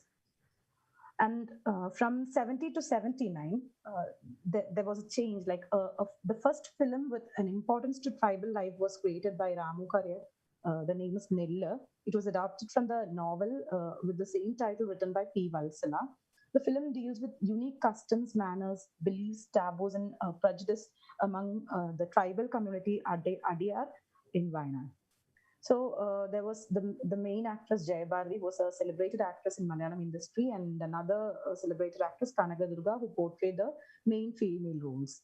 It is striking to note that the first notable tribal film in Malayalam narrates the story of from an outsider's perspective. Another visually rich film, Picnic, was also there. And all these films share the common characteristics or the common stereotypical patterns, like tribal women had their main roles with names, and it was acted by prominent actors of Malayalam cinema industry, but these actors were white, glamorized actors. And they were not deglamorized, or they were not portrayed in dark shade. I mean, dark tone, skin tone. Environmental and social issues were addressed during this time, but jungle type semi-nude dressing and animal accessories with exaggerated decorations were used. And the characters were portrayed as vulnerable, lovable, and sexually frustrated women. Okay, so coming to the next decade, 1980 to 89, there was a progress from changing the tribe roles from, the tribal female characters from white actress to brown actress, giving a much more real face. Malamugalle Devam was a film with a tribal village as the premise, and religious superstitions and ignorance. And there, Archana played the role of a sexually frustrated woman. And there were other films. All the tribal female characters in the film were like shown as dumb, illiterate, and not fit to associate with the public, or surprisingly, they speak some strange dialect of Tamil. And they were minimized to sub roles, but they had names of their own, and they were acted. The roles were acted like less important actresses in the industry. But the positive point is that brown actresses with natural makeover giving justice to reality was shown, but less socially important themes were introduced, and again, the accessories, exaggerated decorations were given for visual pleasure and vulnerability, and the characters were shown as intellectually low. Coming to the next decade, 1990 to 99, the period was considered as worst while addressing tribal female representation in Malayalam cinema, since the era was depicted by underrated B-grade semi-porn movies, utilizing the premises of forest and tribal culture. And the song and dance sequences confirm a pattern of exotic and sexualized pleasure object, and eventually formulate a fetish objectification. The characters were having the common patterns, like they had main roles and names, and were acted by less known B-grade actresses, and brown actresses were being used for depicting tribal characters. But the most of the movies were having adult content, and they were B-grade. Then the characters were portrayed as vulnerable, victimized, or sexually frustrated. When coming to the millennium, like 2000 to 2019, the millennium movies came back with lead roles as tribal women, like Karta Chembagam, Bamboo Boys, and another movie, Abarijidan. Here, smart, intelligent, enthusiastic young tribal women were shown, but most of them were like raped and killed by a gang of people from the city. And where in some of the films, a ghost-spirited tribal women were portrayed. But these female characters also were having main roles with names, and were acted by upcoming actresses of Malayalam cinema industry. But again, the trend was coming back to white glamorized actresses without being portraying the reality. And there was always, in this decade, it was commonly seen that victimization of tribal women, and finally the revenge was taken not by the woman but by the man at her side. So this revenge mentality was also shown in the films of these 10 years. And the final decade, which the last 10 years can be labeled as the golden years of depicting tribal female characters in history of Malayalam cinema. Kenjira, Iyobinte Pusthakam, Nyan, Kandan, and Adi Madhyantan portrayed strong female roles with names and natural visual depiction. Papaliu Buddha was a 2013 Indian feature film written by Jain K. Cherian, focuses on the atrocities committed against tribal women and the environment also. The film cast almost 150 Adivasis and were completely shot in Wayanad tribal villages. Politically active tribal characters, especially women, were the contribution of that movie. And Udalaram is again an Indian Paniya Malayalam drama movie. Paniya is a subcategory of a tribal category. And the film is very special as the lead roles were played by tribal actors themselves, Ramya Valsala and Mani. The film is a real life story of a tribal transgender and his spouse. And the big blockbuster of 2019, Ayyappanam Koshiyum, was directed by Sachi, and it changed the perspective of looking on a tribal woman. The lead female role, Kannamma, was handled by Gauri Nanda. The highly political lady character was picturized as sharp, strong, and repulsive. The mass applause to the role must be observed as an acceptance of tribal women role among the mainstream, along with a tinge of extreme politics and revolutionary ideologies. And the main contributions of this last 10 years can be said as a change from white complexioned actress to relatively dark complexioned actors. Lead roles had strong political stand. Real life characters were inspired, and real time tribal actors were incorporated. Natural costumes and those films had international acclaim. And so, to conclude, the portrayal of tribal women characters changed a lot during the 50 years. The change was slow and steady till 2010, but was extremely high in the recent 10 years and showed a drastic change in the characterization, importance, and reality-oriented scripting. Many real-life characters were adapted, and politically and socially active female lead roles were picturized.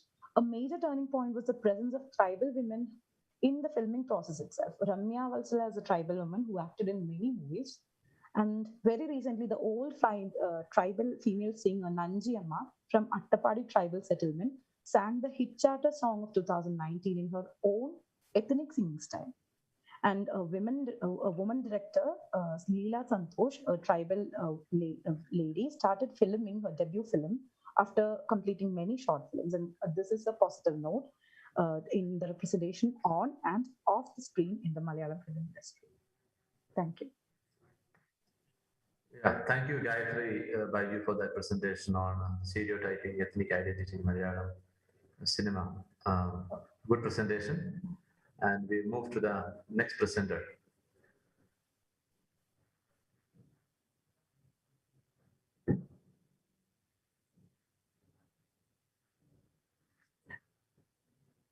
We have Divishri, if you are ready to present.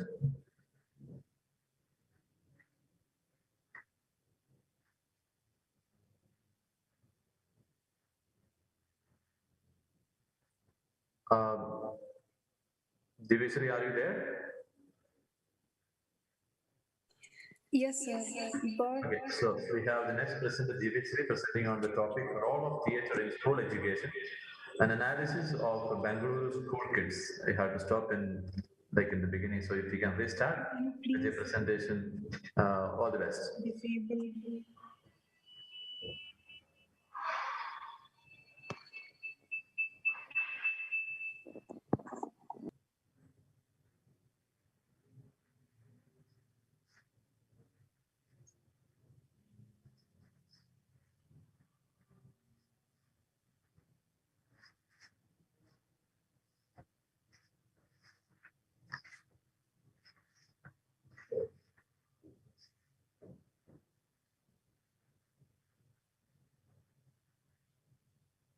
Divishri?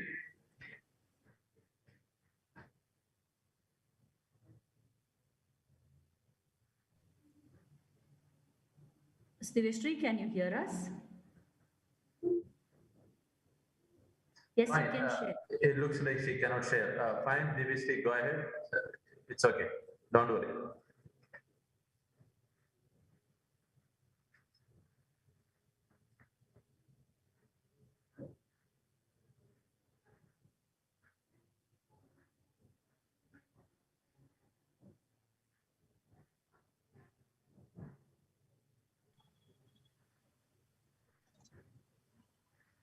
Devasri, can you hear us?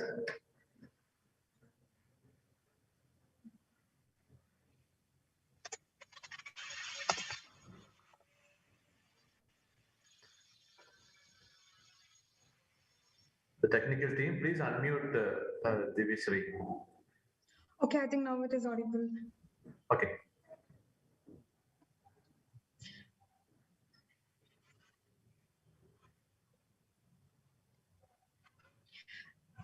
Yeah, my topic is role of theatre in school education and analysis of Bangalore school kids. My professor is, my guide is Dr. Divya Kumari, KP Assistant Professor. The contents are introduction, review of literature, research methodology, major findings, and conclusion.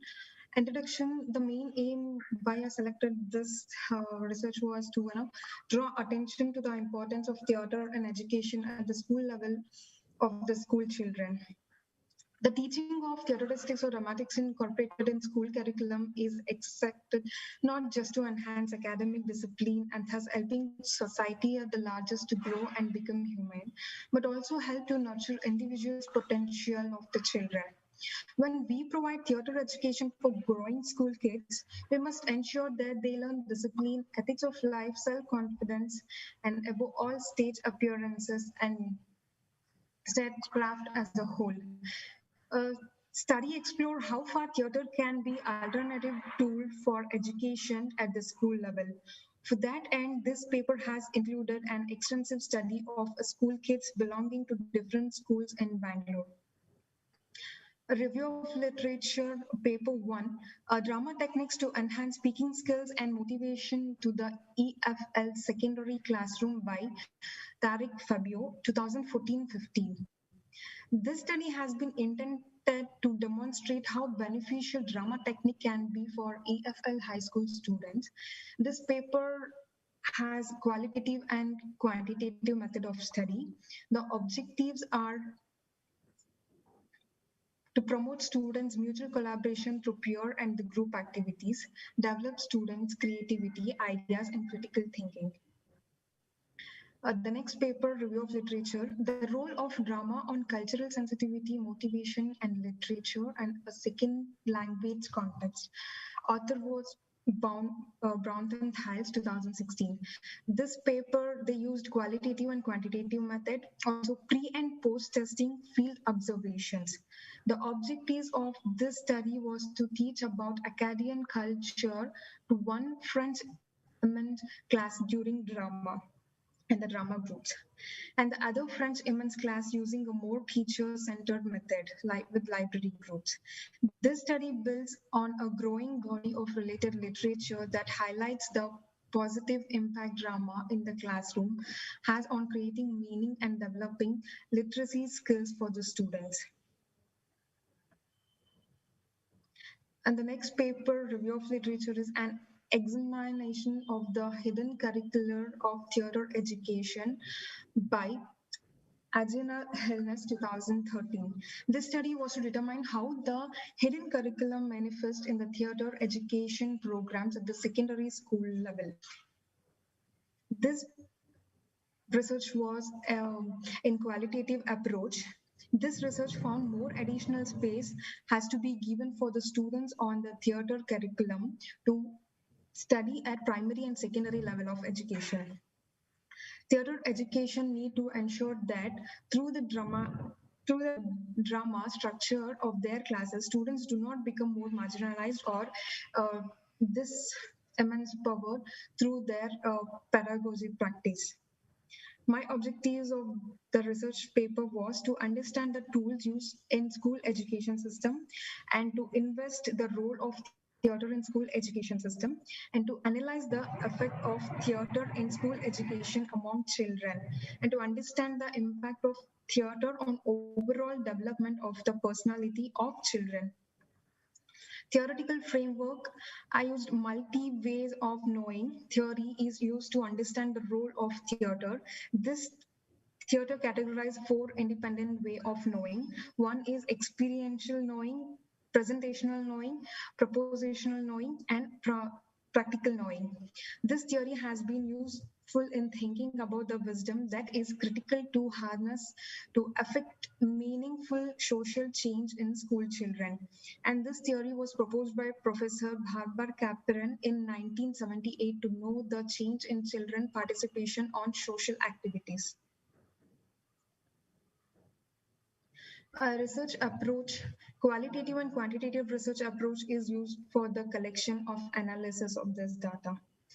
The research tool was qualitative method, a questionnaire. Online survey was conducted with a set of 16 questions and 170 respondents from Bangalore. Respondents studied in more than 5 different schools were selected in between the age group of 12 to 16 years. Primary data was analyzed using a simple percentage method. And the qualitative interview method, in-depth interview was conducted with a theater artist, high school teacher, and student. The research gap, through some research work usually talks about theater and theater aspects, I found that there was no sufficient data on facts which can be effectively influenced for the theater approach in all the schools and institutions. The research is especially focused on the role of theater education and school education, how it should be implemented in all the schools, how effectively and beneficially the theater learning in curriculum is so important for the school students, and also how students are willing to have their theater studies in their curriculum. Major findings, 78% of the respondents think theater education is has an impact on school education, and majority 83.8% of the respondent with answer S for the statement speaking skills, stage fear skills development can all improve by learning and adapting theater. These are the major findings and the percentage which was found. And the conclusion was this study has been intended to demonstrate how beneficiary drama techniques can be for the school students, and the effect of theater in school education among children. Drama activities have the power of bridging the external divergence between the classroom environment and the language actual empowered in everyday human interaction. Meanwhile, working on the drama project, students have shown their willingness and desire to communicate. And to understand the impact of theater on overall development of personality of children, drama activities offer the perfect tool to accomplish that, involving both the learner's intellectual and emotional sphere and aiming to create a meaningful, pleasant, and low-stress atmosphere. These are the reference. And yeah, thank you. Yeah. There is a good presentation by Divishri on the topic of role of theatre in school education. Well done. Do we have the next participant for presentation? There was somebody who was lined up in the beginning, the first one. Is the person Lavanya is ready or not? The technical team, if you can support me with that. Or are we done for the presentation this afternoon? Father Lavanya R has not responded still. Okay. So we take it that she is not available on the meeting, Father. Fine, perfect. So we are done for the presentation for the second technical session. Okay, just to give you a little comments about the presentation this afternoon, we had 5 people presenting, and I should say all 5 presented on very interesting topic, diverse topics, and good background research is done. The review of literature was good, and the tools used and the findings are all interesting. just going paper by paper, we had the first presenter, that was Kartika Puja on the study of post-hysterectomy and how this explores and understands the effect of physical and psychological and self-concepts of hysterectomy. What was actually very interesting was that over the studies done, about 138 respondents, if I got it correct, all of them mentioned that they were all okay and happy after the hysterectomy. Although that is, as it was already mentioned, the identity of women or women. So that I thought that finding was really, really interesting. That despite having gone through that experience, they were still able to adapt and they were still finding themselves happy with the situation. So good job done, Kartika Puja, on that topic, and I think much more also can be done. I'll just study. You would also probably come across people who would be extremely finding it difficult to cope with such an experience that they will have to go through. So that would be another area for your study, and then probably a comparative study might make your study very strong. So that would be one of the suggestions that I like to make. So Kartika, good job done and congratulations. Thank you, sir. Thank you so much. The second one was by K.A. Banerjee, as I mentioned already. Young kid, wonderful job done on representation of women in Indian media. Well done.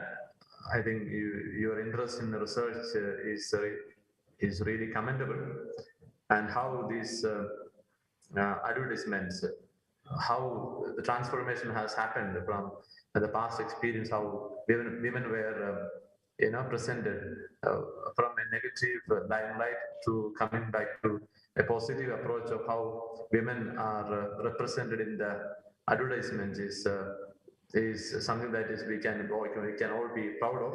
So good work done, something that we can be proud of the positive aspects that we find. So good job done by K.A. Banerjee, where you have shown the independent, authoritative, responsible women in these 5 arts that you mentioned. Significant changes that is happening is something that we can be happy about. So good job. Again, there is much more scope also for further study. As young as you are, you have much more can be done. So K.A. Banerjee, congratulations and all the best for your studies and for all your future projects and researches, if you are there. Sir Ambedkar ಹೇಳ್ತಾರೆ but ನನಗೆ ಗೊತ್ತಿಲ್ಲ ಅಷ್ಟೊಂದು sure ಇಲ್ಲ college ಮಾಡ್ತಿಲ್ಲ. What happened? She's gone? Okay. The third presentation was by Vinod Rao on the portrayal of women in the cinema, an analysis of Kannada films released. I thought excellent job done by Vinod Rao, very clear presentation, and lot of research done about the review of literature, and also your study, a mixed method that you have used, both the qualitative and the quantitative, and how how all the respondents, or majority of the respondents were expecting or claiming or clamoring for a brave and empowered women representation in Kannada films. I think that could be also very true, not only for Kannada films, it should be true for all the films, and I think that is the very purpose of the objective of this conference too. Yes, sir. Yes, sir. Yeah, so good job by Vinod Rao. Thank you, sir. Thank you. And all the best for expanding on this topic. Yes, sir. The fourth presenter was Gayatri Baiju on the stereotyping of ethnic identity in Malayalam cinema. Again, for a few decades, movies have been evaluated, reviewed, and you have come up with your findings, excellent findings. And it's also great to know that not just women are, empowered, but it's also women, the tribal women. The tribal women are also empowered. They're presented positively over the time. It's something that we all can be really happy about as we discuss on this topic. So good job by Gayatri Baiju. Appreciate the effort that you have made in presenting your paper. Thank you, sir. And the last presenter for the day was Divyasri on the role of theatre in school education. I thought that was a very interesting topic. It will be very interesting for all the students. how the theater can be brought in into the curriculum to help students to improve their personality, and how theater can be helpful in making the learning and teaching more effective and more interesting. I think you should be able to come out with a book or something that can be, that can be sent to the schools and academicians, authorities. Especially, this is a conference that is conducted by departments of communication. So I think this will take a long way, especially we are in online platforms, and everything has become virtual and online and technology. So this is certainly going to help. So all the very best for the expansion on this topic. Good to know that majority of the respondents mentioned about the good impact of theatre in education. So to all the 5 presenters this afternoon, I like to congratulate you and appreciate you for the good work done. Definitely, we all have chance for making it bigger and better, and taking this project ahead for further research. So thank you all, and all the very best, and good to have you this afternoon. A heartfelt thanks to Dr. Father Thomas for having chaired the afternoon session, the technical session 2. We're very thankful, Father, for your keen observations and detailed comments about each paper presented and the ideas therein. We very much appreciate your involvement in the same. Thank you, dear participants, presenters of the morning as well. We will now be taking a short break for lunch.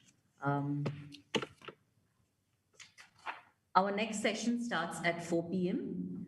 We will not be closing the meeting. We will not be ending the meeting. The meeting will be on. So participants who wish to stay on the meeting can stay, and participants who wish to join back at 4 p.m. may do the same.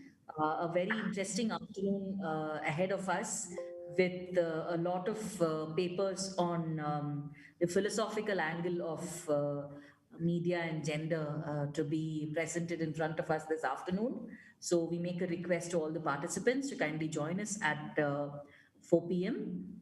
Once again, a very, very big thank you to Dr. B.K. Ravi and Dr. Father Thomas for having chaired our first 2 technical sessions. Thank you, Father. Thank you, sir. Thank you.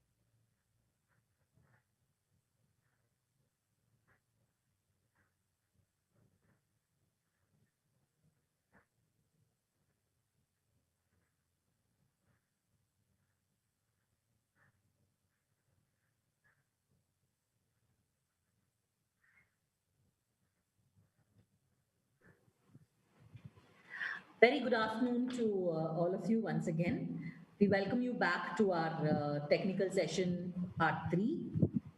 This afternoon between 4 to 5, we will have our technical 3 session resuming. This session will be chaired by Dr. B. Shailashri, Associate Professor, Department of Communication, Bangalore University. We'll take a quick look at Dr. B. Shailashri's profile, a very illustrious one.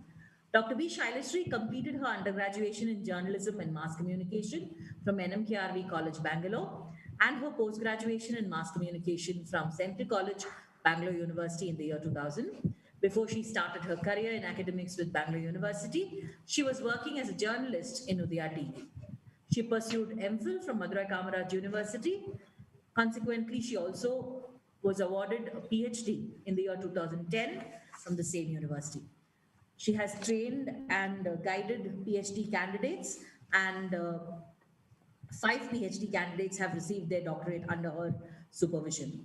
Her areas of specialization are women empowerment and media, and she has published several research papers in renowned international journals and publication. She's an integral part of the departmental activities in the university. There are various contributions and initiatives taken up by the Department of Communication, Bangalore University, held by Dr. B. Shailashri.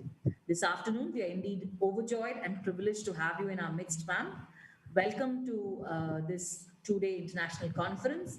We're thankful for your expert presence. We're thankful for your ready countenance to be a part of this conference. Good afternoon, ma'am. It's Thank you.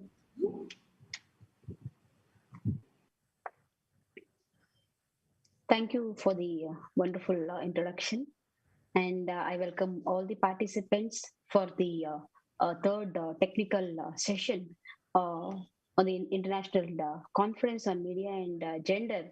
And first and foremost, I would like to thank our chairman for taking all the initiative in organizing this conference in association with St. Paul's College, Bangalore. And I also thank Professor B.K. Ravi, former registrar of Bangalore University, for giving me an opportunity to chair the technical session 3 for today's conference. I welcome all the participants and I request all of them to adhere to the timings. So can we start the session now?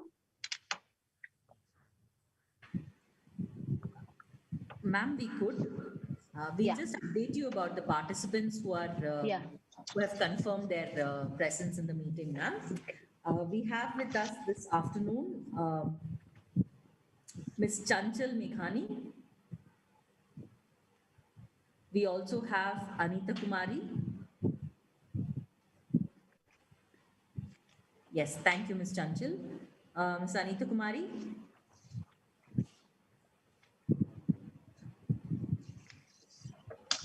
Ma'am, with your permission, we could. We can start. Yeah, we can start, and they can join. Yeah, will they will update join. you They'll be regarding the joining. other participants in just Right. Yeah.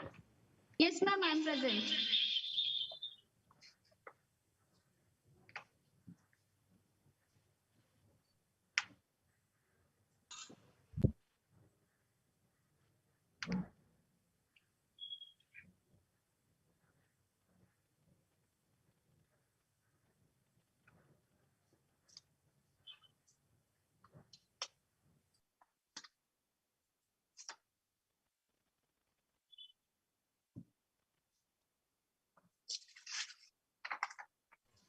Chanchal, are you present here with us? Chanchal, can you hear me?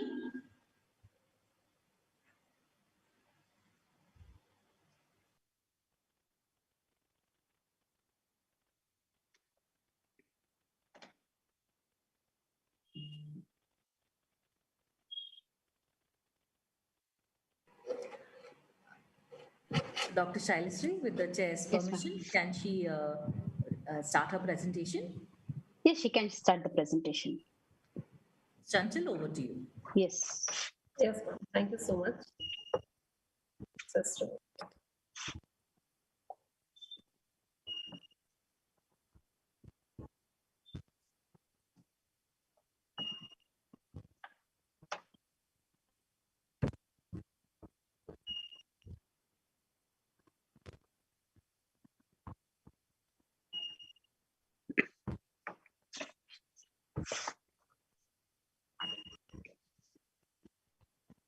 Okay, I hope my screen is visible to each and everyone. A very good evening to one and all. A very good evening to the respected principals and Falls College and chairman of this session. And my topic is a shift in the role of audience. As we all know that this conference will be a great success if we have a huge number of audience. So a role of audience is unquestionable. Okay, role of audience is unquestionable because if there is a media, if there is an audience, there is a media. There is no role of media without audience. It is very clear. So I have noticed a shift in the role of audience, and here's the introduction of the paper. Audience is different than crowd. Yes, crowd has no identity, has no face, whereas audience has a face. Crowd is a spontaneous collection or aggregation or collection of individuals, whereas audience has no spontaneous collection. There are some social, cultural, economic, as well as psychological changes noticed in audience. If we talk about social, then I mean to say that there has been a rise of standard living, rise in the standard living. If I'm talking about culture, then it means the culture transformation. They have been transformed culturally. Economic transformation as well as psychological transformation has been noticed in audience. Audience-centered mass media. Yes, we can see that all mass media planning, everything from content, from selection of media, everything is around audience. Each and everything is planned according to the audience of mass media. Next, audience analysis. That each and every media house has some separate research section in which they analyze the audience. They try to analyze the taste and need and desires of audience, and on the basis of this study, they try to come out with a new program and come out with a new product. So each and every renowned media house has also a separate research section in the media houses. Earlier role of audience. See, we have magic bullet theory. Magic bullet theory was propounded during the time of World War II. In this theory, scholars have tried to propound that the role of audience is passive. They are not active. They are not actively participating in the media role, and they are getting information and messages directly, like a gun, like a bullet. In the same way, the medium, the message, the audience get the message not actively but passively. These are the objectives, and I have divided the objectives into two categories. Some are general and some are specific. To critically analyze the nature and importance of media audience is the general objective, whereas to specify various attributes of media audience, to critically analyze the role of audience in the context of media content creation, to critically evaluate the role of media audience with the reference of media uses, and to interlink the role of audience and the quality of media content. So these are some general as well as specific objectives of this study. Methodology which I have used is in-depth interviews, observation method, discussion using online communities, as well as surveys. So what are the analysis and findings of this study is, first is audiences are heterogeneous. Yes, audiences are heterogeneous because we can see that though audience shares many common features, yes, it is true that they share many common features, but they are not alike. They are heterogeneous. For example, we have the same content on television, we have same content, but we need to watch different kind of channels and different kind of programs on the same channel. So it shows that audiences are heterogeneous. If we take another example, we can see that if we are reading some content, if I and my friend is using same content, reading same content, but we can have different feedbacks regarding the content. So it shows that audiences are heterogeneous, they are not alike. Though their interests can be same, but their perceptions, their desires will be different. Second is audiences are content makers. Yes, because this is the time of citizen journalism, which we also know as democratic journalism and participating journalism, in which audience is a content maker. We all are on social media. We all are. We are on Facebook, Instagram, Snapchat, and we are creating content. We are creating, earlier were the times when content creation was meant to only letters to the editor. But this is a time when we have a power to create content, and it is very convenient. I can write anything about this conference on social media. So I'm content maker as well as I am audience. So the role of audience has been shifted. Media has no sole power to create content. We also have an immense power to create diversified ways of content. Next is audience is all powerful. Audiences are all powerful. It means that there is a huge power which has been given to audiences due to the advancement of technology. Yes, I give all the credit to the technology. Because of the technology, audiences are become powerful. They have the right and they have the sense to raise issues as well as to formulate opinions. It was the time when magic bullet theory works. But today we can see that audiences are the more powerful. They are in the center.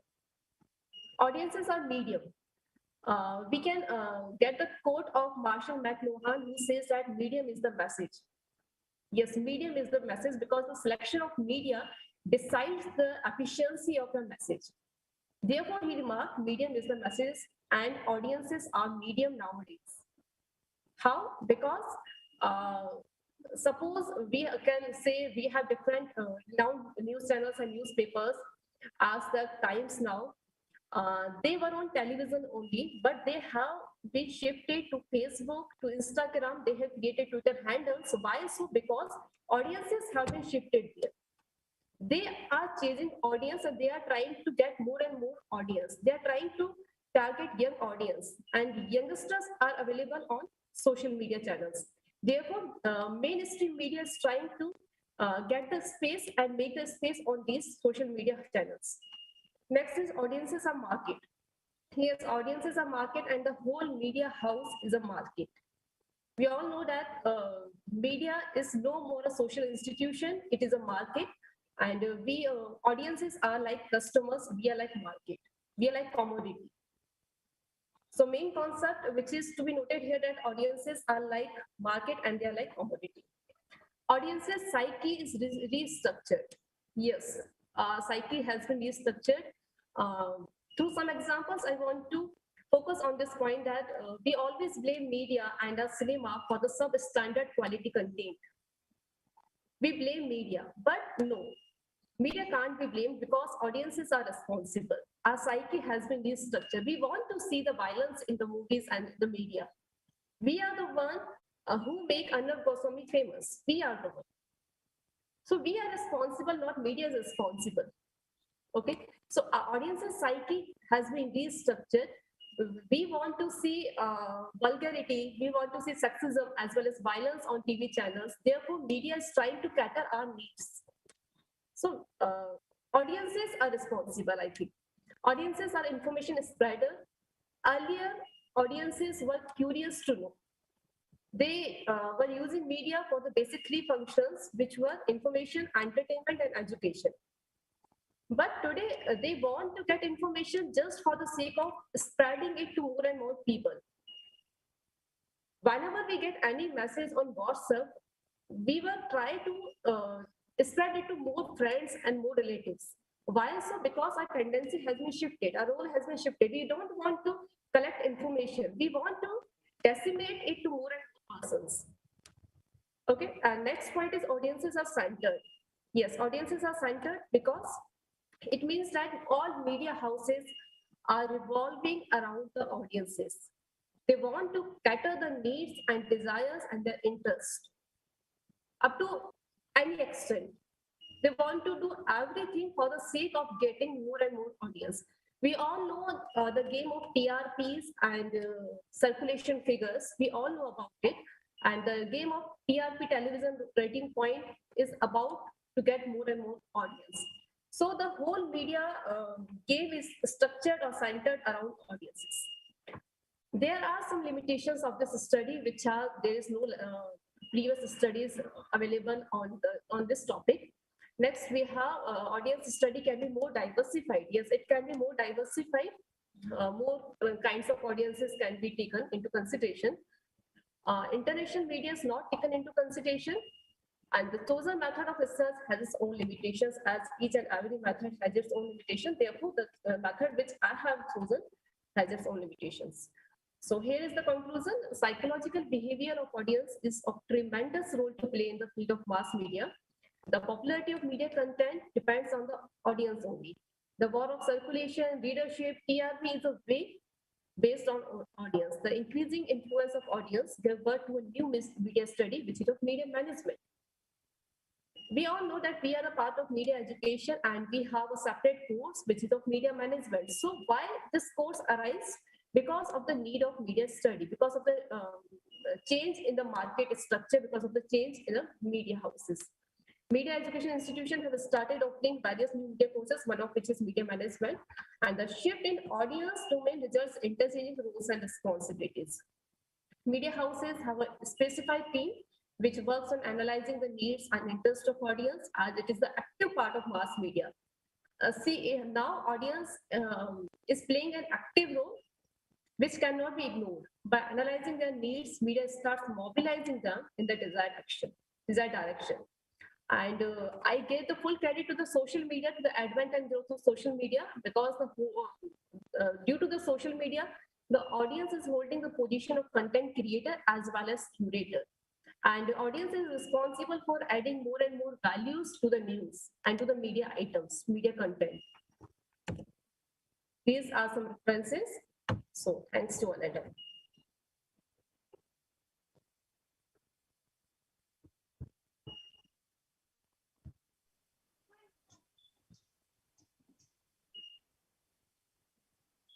This is the next paper. Are the participants ready? We have our next participant, Ms. Anita Kumari. Ms. Anita Kumari.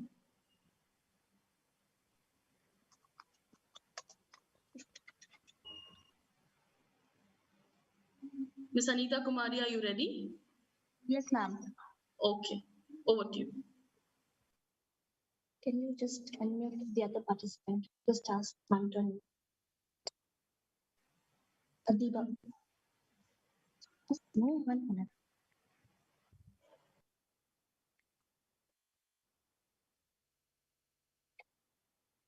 Ma'am, there is one request, ma'am. This paper presentation has two authors. So it's me and Ms. R. Adiba Kausar. So I just request to unmute Adiba ma'am. Okay, we'll do the needful.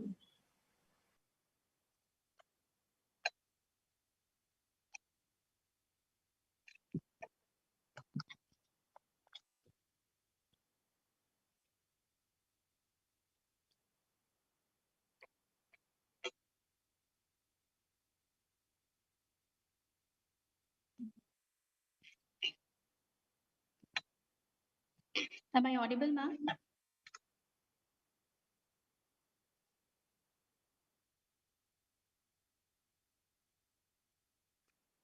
Am I audible, ma'am? Yes, you're audible. Okay.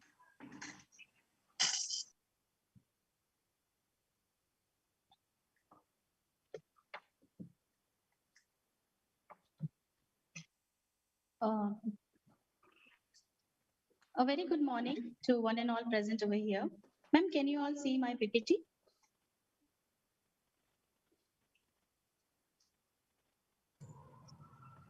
Please share your PPT, ma'am. Sir, can you see my PPT, sir? Please share your screen, ma'am. Okay, 1 minute, ma'am.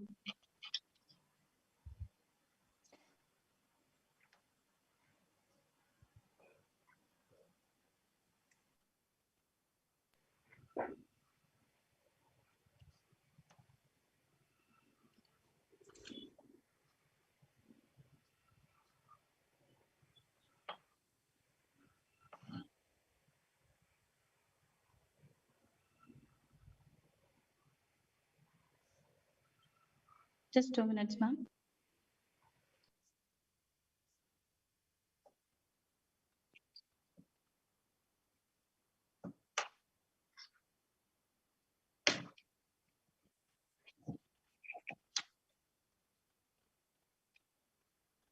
A very good morning, a very good evening to one and all present over here. Our paper presentation topic is Media and Gender, Challenges of Post-Truth. For this paper, we have two authors. It's me, one, Anita Kumari, and the other one is Ms. R. Adiba Kausar. Now, in this paper, we have discussed the very recent and very debatable topic, that is post-truth. In the introduction, we have tried to trace this concept from the period of enlightenment. Since enlightenment to today, we are analyzing truth or in the search of truth. As societies have evolved and technologies are developing, we, instead of coming more closer to the truth, we are moving away and we are struggling to find the truth as we are nowhere but in post-truth era. The roots of post-truth lie deep in the history of Western social and political theory, a legacy rooted in Plato, who acknowledged an eternal power struggle done in the name of truth between those who uphold adherence to the past and those who uphold openness to the future. Later, Machiavelli and still later Wilfred Pareto describes these two positions as lions and foxes, respectively. The ancient and medieval period support for a double truth doctrine, one for the elites and one for the masses. Friedrich Nietzsche is also one of the chief predecessors of the concept of post-truth. Max Weber also in his essay, Science as a Vocation and Politics as a Vocation draws a distinction between facts and values. Michael Foucault, Jacques Derrida, and Bruno are skeptical of the division between facts and values. They argue that scientific facts are socially produced through relations of power. Timothy Snyder, historian, wrote of the 2021 storming of the United States Capitol. According to him, post-truth is pre-fascism. Post-truth wears away the rule of law and invites a regime of myth.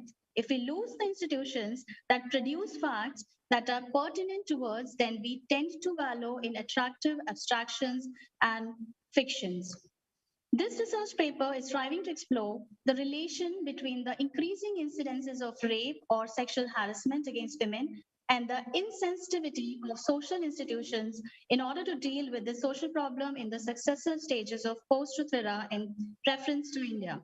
The research question addressed over here is whether the media is keeping up its challenges in bringing out the truth. An attempt has been made with the help of recent cases of sexual violence, which has shaken our conscience as a society and secondary data to understand the problem. The significance of this research lies in its findings, which explains today's post-truth problem in public discourse that threatens rational discourse, development, gender equality, justice, policy recommendations, and implementations. The statistical data leads to the finding about the facts which differentiate between the truth related to rape or sexual harassment people talk about and the facts which negate the existing reality that is socially constructed. In the first part of the study concerned, the literature review is related to the forms of truth, public relation, and public sphere. The research results are discussed in the conclusion and future directions are addressed. In review of literature, we have taken up the literature which are most relevant to our study. According to Ari Elmeri, she discussed about two types of truth, rational truth and factual truth. According to Hannah Ardent, factual truth has limited but indispensable role to play in pluralistic politics. She has discussed about post-truth as two-pronged process in which structures and agents mutually depend on and amplify each other. According to her, from an agential point of view, post-truth coincides with careless speech. Rational truth is truth whose opposite is not a lie but illusion and opinion or error and ignorance. This author in his writing has also discussed about falling credibility of media. Media is the amalgam of media, economic rationality, and politics in the form of public relations that has slowly evolved to its current form during the 20th century. PR is essentially careful in crafting out the public images and has become an element that allows careless speech to bloom. For Ardent, this can give rise to a peculiar kind of cynicism in which we refuse to believe any truth, no matter how well established. Jürgen Habermas saw the ideal public sphere where public knowledge is shared as one that is free of lies, distortions, manipulations, and misinformation. Michael Foucault has also explained in his work History of Sexuality in terms of power and knowledge. The objective of the study here is to understand media insensitivity to its challenges towards violence against women. The post-truth era we are living in is being constructed, and who are the perpetrators, how it is contributing towards violence against women. To understand the correlation between the increasing rate of crime against women and ignorance in bringing out justice for women through the institutional bodies. Now, I'm going to hand over the presentation to my presenter.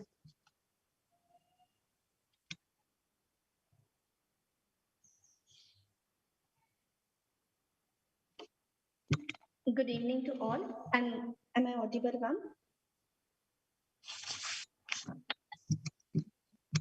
Hello?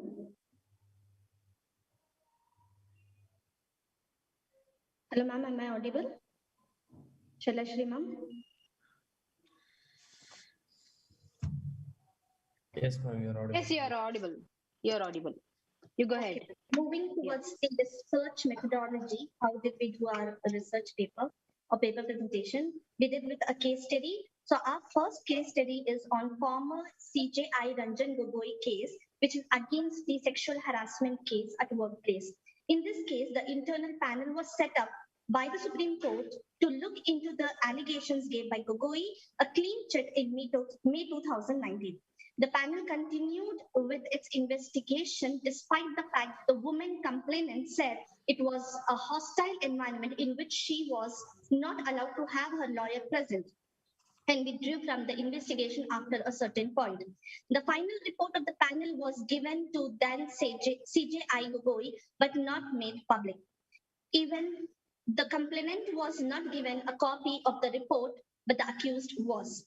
The recently Justice Call delivering the order suo motu case is closed and proceedings are disposed of. There are no requirements to keep cases going on.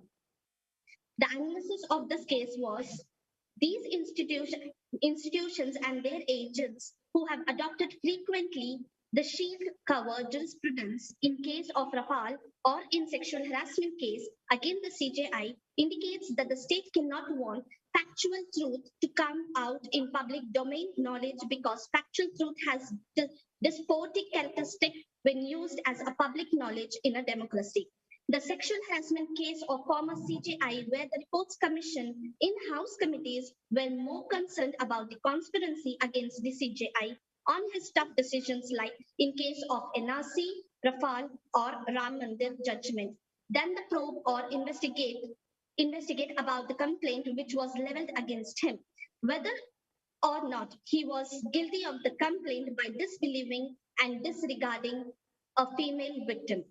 Moving towards the second case study about NCW, that is National Commission of Women by Chandar Mani article 14.com, author claims that the National Commission for Women is anti-Indian women.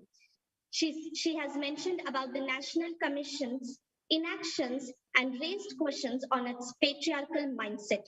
The role of NCW team in case of Hathras gang rape victim where the body was cremated at 2:30 a.m. without the consent or presence of a victim's family is questionable. Its recommendations and comments on UP's prohibitions of unlawful conversations of religious ordinance 2020 and MP's Religious Freedom Bill 2020 before their enactment. NCW report or comment submitted to the central government on the proposed amendments to the marriageable age for women, if any. In case of brutal gang rape and murder of a 50-year-old Anganwadi worker by a priest in Badaun, UP, where no disciplinary action was taken against Chandramukhi Devi's remarks that a woman should keep track of time and should not venture out late, who was one of the members of the team sent to inquire into the matter. Rekha Sharma, present chairman, rejected the findings of Thomas Reuters survey in 2018 and said, women make such complaints for claiming compensation or setting property disputes. Nirmala Venkatesh, a member of team in Jan 2009 in the case of attack on women in Mangalore pub, and in July 2012, Mamta Sharma, and the then chairperson of the commission, gave patriarchal remark by suggesting women to safeguard themselves and not to imitate West blindly, as it erodes our culture and causing such crimes to happen. According to Section 10 of the NCW Act, which provides the Commission the power to look into the complaints and take suo motu notice of matters relating to deprivation of women's rights and take up issues to appropriate authorities, which unfortunately is lacking. The duties and responsibilities of NCW have come under question due to its sexist remarks and patriarchal ideology to influence the cases against women. This institution, in providing the justice to its action, is hindered due to their representation from the political party in power, failing to act in favor of women when most needed. The analysis of the study case, we can see that the interference that the institution is coming up is not proactive to safeguard the rights of a woman and fulfilling their statutory obligations to bring gender justice at the forefront. Moving towards our case study 3, the judge who got child sex abuse law wrong 3 times. This case study is related to the judgment delivered by Justice Pushpa Ganidawala of Nagpur bench of Bombay High Court, which caused a furor because of the reasons she gave by acquitting the accused. She, in her recent 3 judgments in Surat versus State of Maharashtra, Libnus versus State of Maharashtra, and Satish versus State of Maharashtra, got the law wrong in all 3 times. Touching the breast of a child without skin to skin is not sexual abuse. Exposing a penis to a child while holding her hand is not sexual abuse. It is not possible for a man to rape a woman without a scuffle. The analysis of this study clearly written in the law that sexual intent is more than enough to give punishment for the act of the accused, but in above judgment, it was misinterpreted by giving the rationale that skin-to-skin touch was not there. According to the finding in above case studies, such as that we need anti-stereotyping lens to gender issues to provide justice. Such judgment reflects judiciary misogynist tendencies. It stressed on the Indian laws are discriminatory and gender insensitive. By passing such judgments, judges subconsciously perpetuate post-truth in the form of myth. The data analysis, that is the crime statistics of 2019, the total amount of crime against women were 4,05,861, which is showing the increase of 7.3% over 2018 as 3,78,236 cases. Sexual violence against women is more within the four walls, which is always unsaid. Limitations, scope, and further studies is understanding what post-truth is and its challenges exposed to the media and journalism in today's world. It is an attempt to answer the question about practice of journalism and about its ethics, which is central to its profession. Every profession has its ethical dilemma about what we are doing is right or wrong. Are we representing the truth or not? Where science is all about discovering the fact and factual truth and then to utilize it in imperative understanding, while in politics, it is about the perception. Politics play a vital role providing this in public knowledge as truth. Crime in India statistics of 2019 depicts the objective facts to understand the subjective reality. The question rose here is why such things are happening in social action, judgment, practical usage of working of an institution like National Commission of Women, etc. I hand over this to my co-partner for the conclusion of post-truth.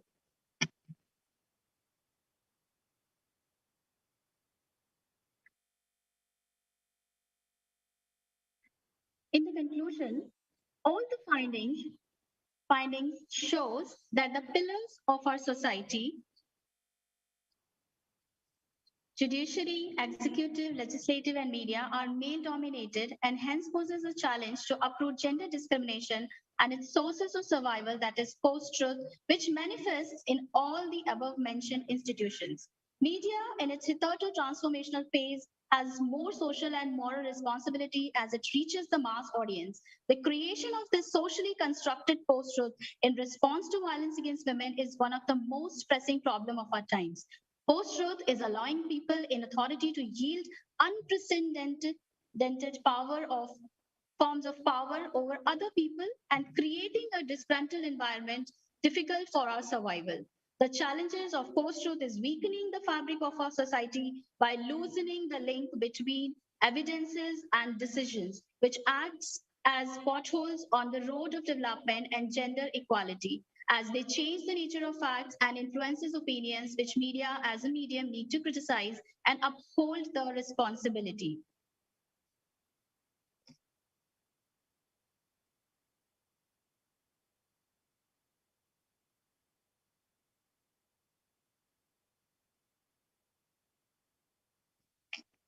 Political power is always used to suppress the facts, and the efforts are done to remove them from public discourse and its repercussions in our society. Hence, social media and digital media platforms may become a firearm or a platform to overcome the challenges of post-truth and growing insensitivity towards crime against women and to confront power, game, and knowledge, just like Me Too movement. Digital media have revolutionized the communication process by diminishing the socio-economic barriers and has increased the scope of access to information and human interactivity globally. This is a good sign where social media is bridging the gap between factual truth and perceived truth. This model of public truth sharing will lead to greater empowerment of humankind, especially for the gender equality in our society. Thank you very much.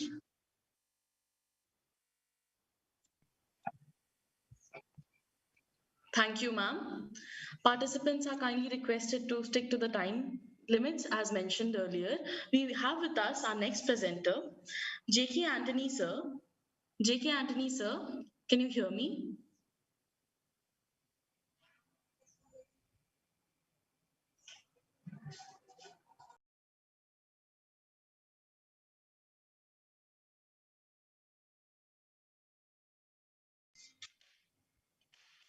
We have our next presenter, J.K. Anthony, sir. Sir, are you there with us?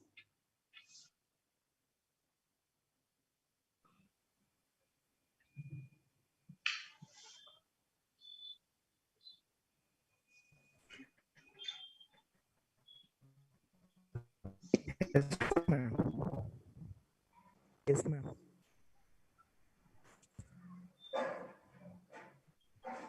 Yes, sir, we can hear you. You're Okay. over to you, sir. Thank you.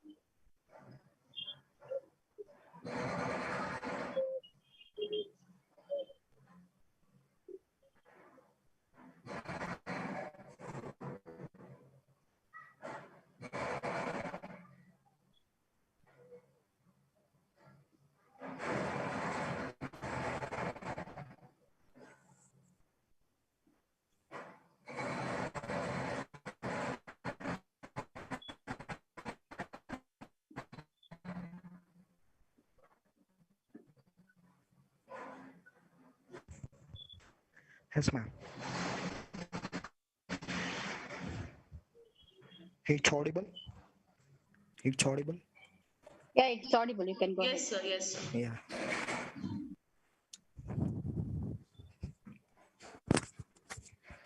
Ma'am, I shared the screen. You can visible. It's visible. Yes, sir, it's visible. Yeah. Good evening, everyone.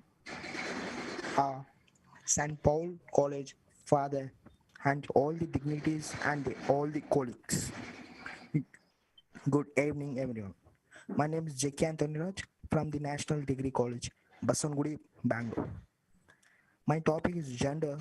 I'm a BA second year degree.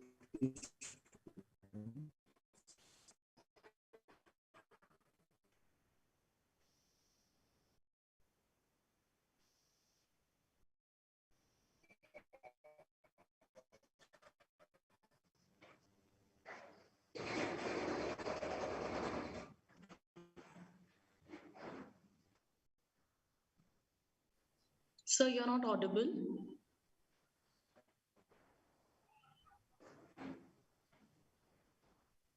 So please try speaking. 1 second. Hello. Yeah, 1 second. Sir. Okay, sir. Or else you can switch off your video, sir.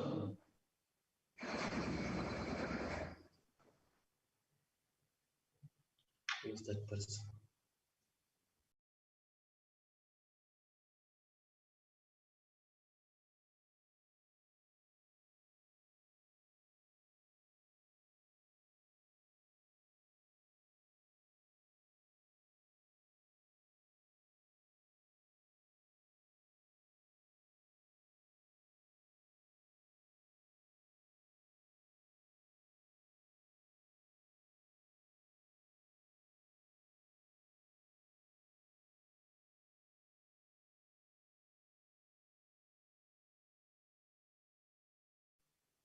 Sir, you can join in after the issue is resolved. As of now, we can have our next presenter here, Gayatri Shravan ma'am. Ma'am, are you there? Gayatri Shravan ma'am.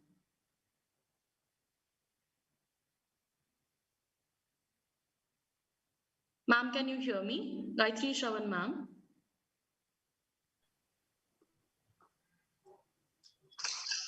How many papers vote?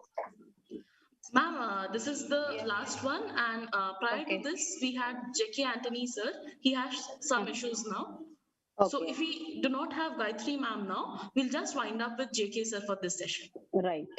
Okay, ma'am. Yeah. Hello, ma'am. Can you hear me? This is Gayatri. Yes. Yes, ma'am. Yes, ma'am. You're audible. Yes, ma'am.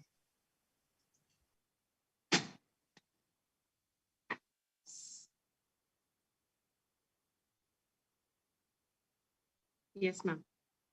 So, good evening, one and all. present, I would like to start with a quote on my topic on media presentation. So the media can be an instrument of change. It can maintain the status and reflect the views of the society. At least, hopefully, awaken the people and change the minds. I think it depends on who is piloting the plane, said by Cato Curie.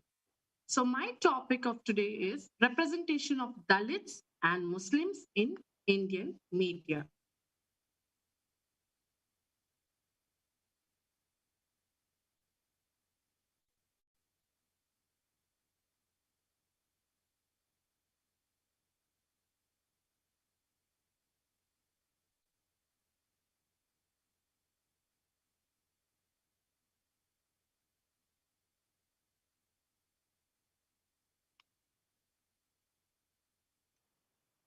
So we'll start with an introduction.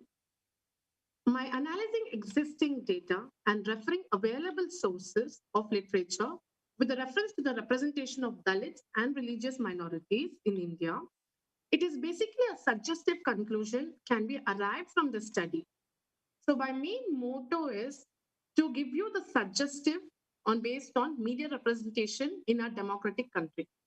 The article is more relevant ever before because of the increasing unrest in the society and media as the potential to make the society a better place in all means.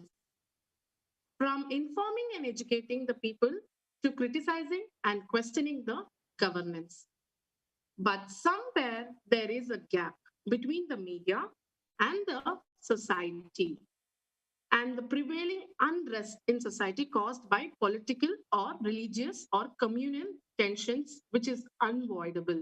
So, what is the gap between the media and society is the lack of representation by different communities. We'll move on to next slide, democracy and media. As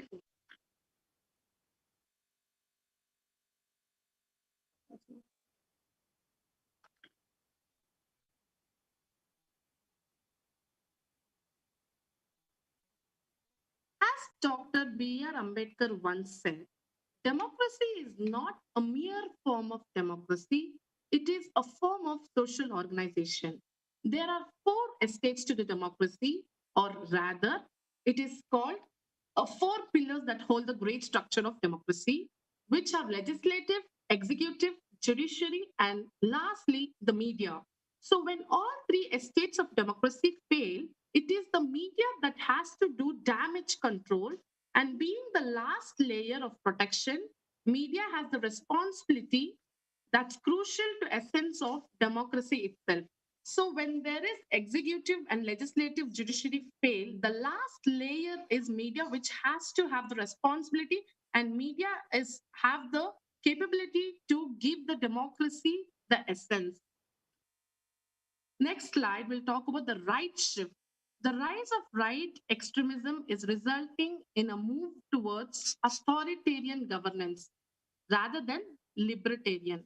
Here, authoritarianism implies stressing themselves like law, order, and traditional values.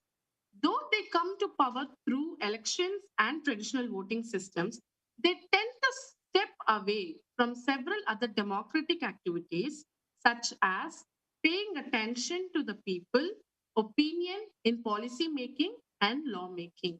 From these observations, it is speculated that journalism is most needed and most sought after solutions for controlling this increasing threat against the democratic Republican countries.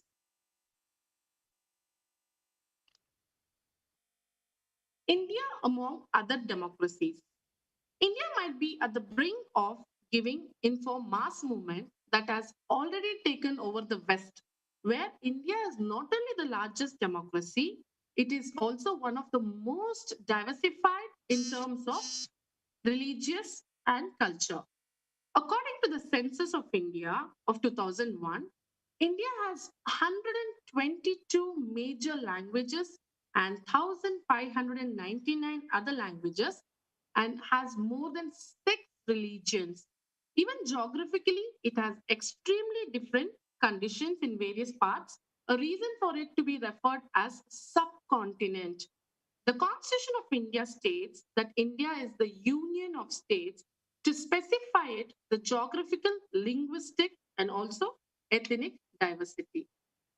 So secular nationalism is all about Indian constitution was being drafted, and even before there was a robust debate about Indian national identity and the values and also the norms that should underpin the idea of India.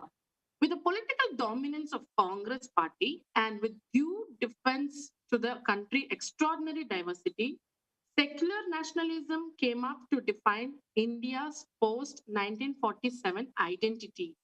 The Indian constitution possesses many of the attributes of classically secular state. It endows citizens with religious liberty and strictly prohibits discrimination.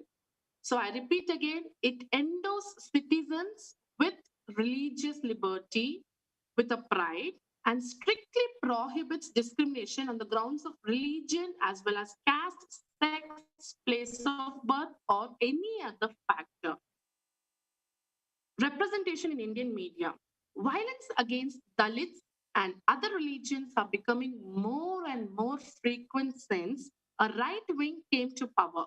This means there are different groups in society which are marginalized and discriminated. They just face injustice and violence very often.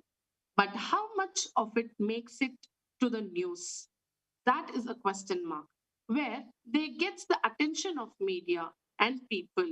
Where are they representing in news media? And does the fourth estate play its role according in this matter? The way press and media present them can help a lot in improving their condition. So it is an easy way to analyze the representation of this populations in media organizations. The representation in newsrooms directly accounts for the representation in the publication. Next, we'll move to Dalit representation. Of 121 newsroom leadership position like editor-in-chief, managing editor, executive editor, bureau chief, input, output, editor, across the newspapers, TV news channels, news websites, magazines under study, only 106 are occupied by upper caste and only 5 are by backward classes. And Gayatri, yes, ma'am. can you conclude it because we are running ahead of time? Yes, ma'am. There is only one slide, or there's only Yes. one slide. Yes. The case of 4 individuals could not be identified itself. 3 out of every 4 anchor are among upper caste. No one is Dalit, Adivasi, or OBC. For over 70% of their prime time debate shows, news channels draw the majority of panelists from the upper caste. So not even more than 5% of all articles in English newspapers are written by Dalits and Adivasis.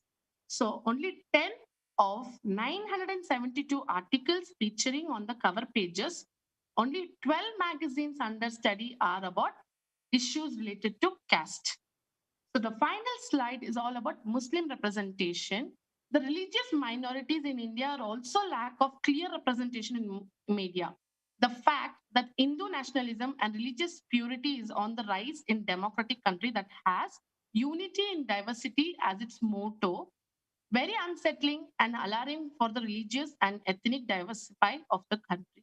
So where the newspapers like Times of India and Hindu give more negative tone, like 18% of negative comparing to positive 8% on the Muslim representation. I conclude my mainstream media and digital portals analyzed in this report. It's a vast majority of the country's population. It is a subject of news created by upper caste individuals and groups rather than a news creator of a messenger. The Indian media portrays negative images of different castes, different religious, and they are very unrepresented in all sorts of media. Some of the news stories are also presented to some extent or a neutral or positive the image of Muslims and Islams. So these are the reference. Thank you all. Thank you, St. Paul's College, for this opportunity. Thank you all. Shalishri ma'am, now I request you to give the closing remarks based on this technical session. Over to you, ma'am. Do you have another presentation or is this done? Ma'am, I would now just call J.K. Anthony, sir, if he has resolved his issues, technical issues, he can present the paper. Otherwise, we are done with this session. Okay, then I'll give the concluding remarks. Okay. J.K. Anthony, sir, do we have you here? J.K. Anthony, sir, can you hear me? Yes, ma'am. Yeah, ma'am, he's already here. So he'll present his paper and then we are done and you can give the closing remarks. And we have only 5 minutes for him because there is another technical session which will start at 5 o'clock. Yes, ma'am. I request J.K. Anthony, sir, to wind it up as fast as possible. Over to you, sir. Okay, ma'am.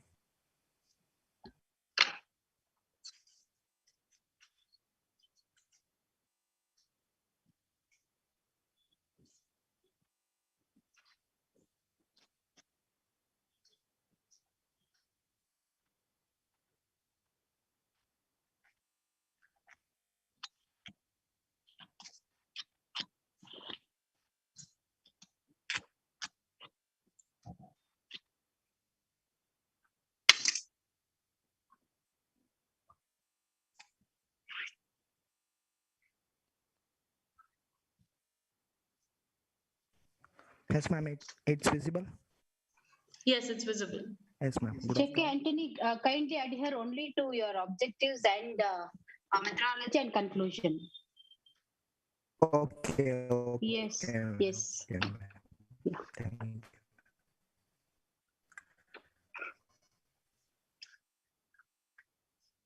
My topic about nowadays it's very increasing in our nation. It's a conflict and the area of the male and female, the beauties are the elements of the social life.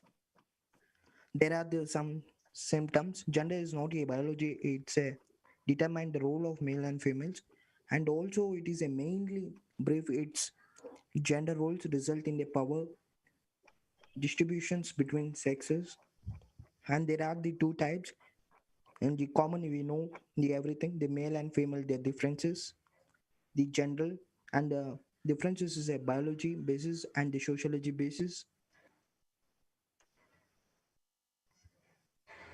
And also in general role and sociology, in social individually you have the two concept, and the sociology interested in the in value of the equality of the man and woman, the weight. Nowadays men are making the women because they will not have the challenge to face the difficult things, and they have less power to position in the better way to change. It is a peer group of influence preparation to take part in behavior that are norms, and the boys are victories team like sports, for girls giving like chess games like that. It's indoor game, for boys is outdoor game. And schools and genders, high school, for them they have all the boys they have they choose these as math science like the difficult subject they will choose. In the college also they for the men they have the commerce mathematics, for the women they have the for basic trainings.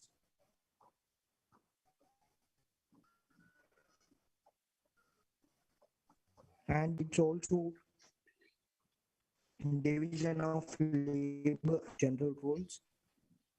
Individual spectrum is a domestic changing in the childhood only they are teaching.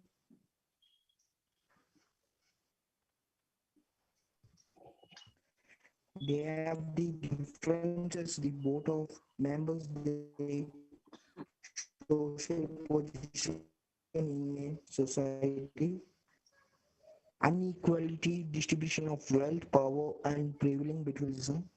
This is a biological gender and the colleges in a percentage of the group. Yes, ma'am. Sir, I would request you to wind up as soon as possible. We have just 1 more minute to go, sir.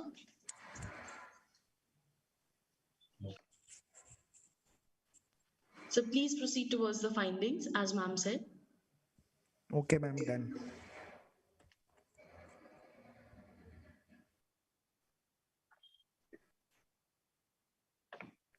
Done, ma'am.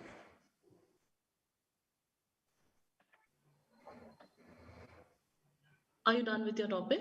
Yes, ma'am. Okay, ma'am. Over to you, Shalishri, ma'am. Yeah, thank you.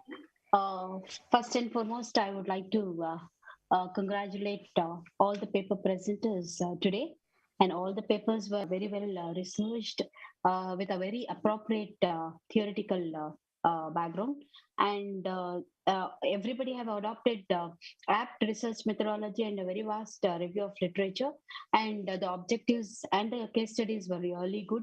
And all the very best for all the participants. And I thank my chairman, Professor V.K. Ravi sir, former registrar of Bangalore University, for giving me this opportunity to chair the session, technical session in the international conference. And I also thank St. Paul's College for the wonderful opportunity. I thank one and all. And over to you.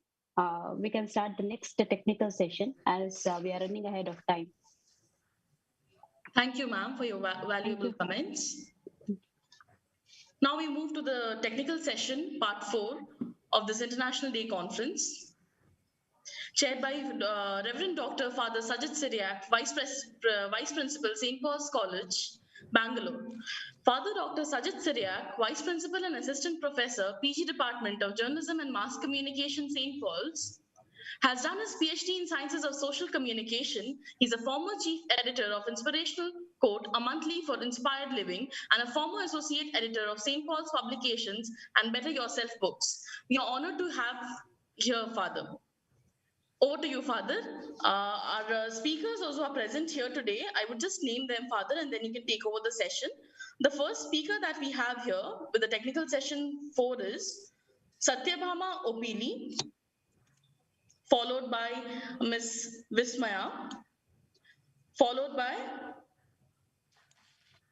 Mrs. Bharti.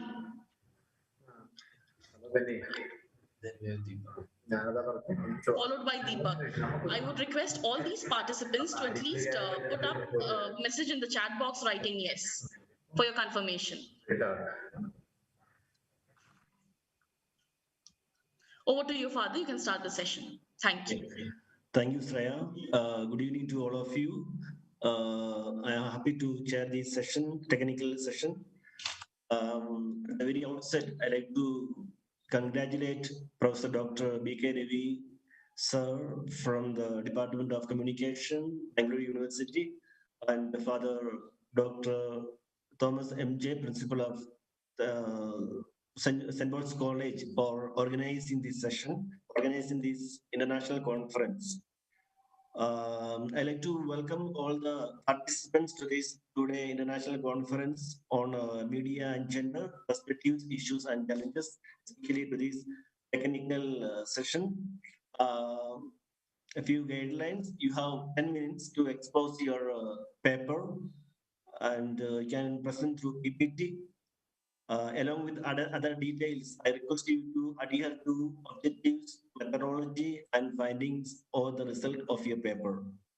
We have, as Shreya mentioned, we have 4 participants, and I welcome Satyabhama to present a paper. The topic is social media trolling of women journalists, a study of the misogynistic culture on online platforms. Welcome, Satyabhama. Over to you.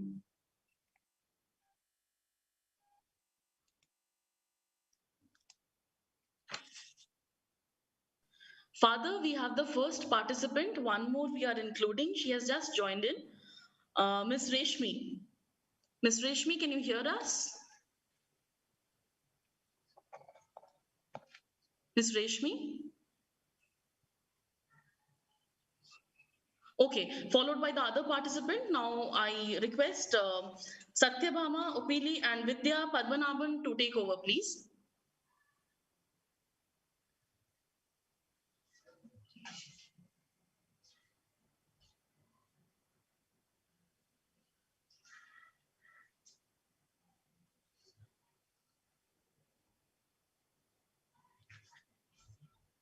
Okay, meanwhile, we are working on the technical glitches. Give us a moment.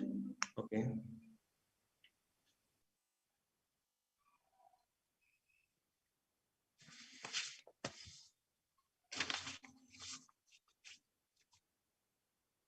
Sir, we have Satyabhama. Okay. Sir, we have. Okay. Yeah, go ahead, please. Okay.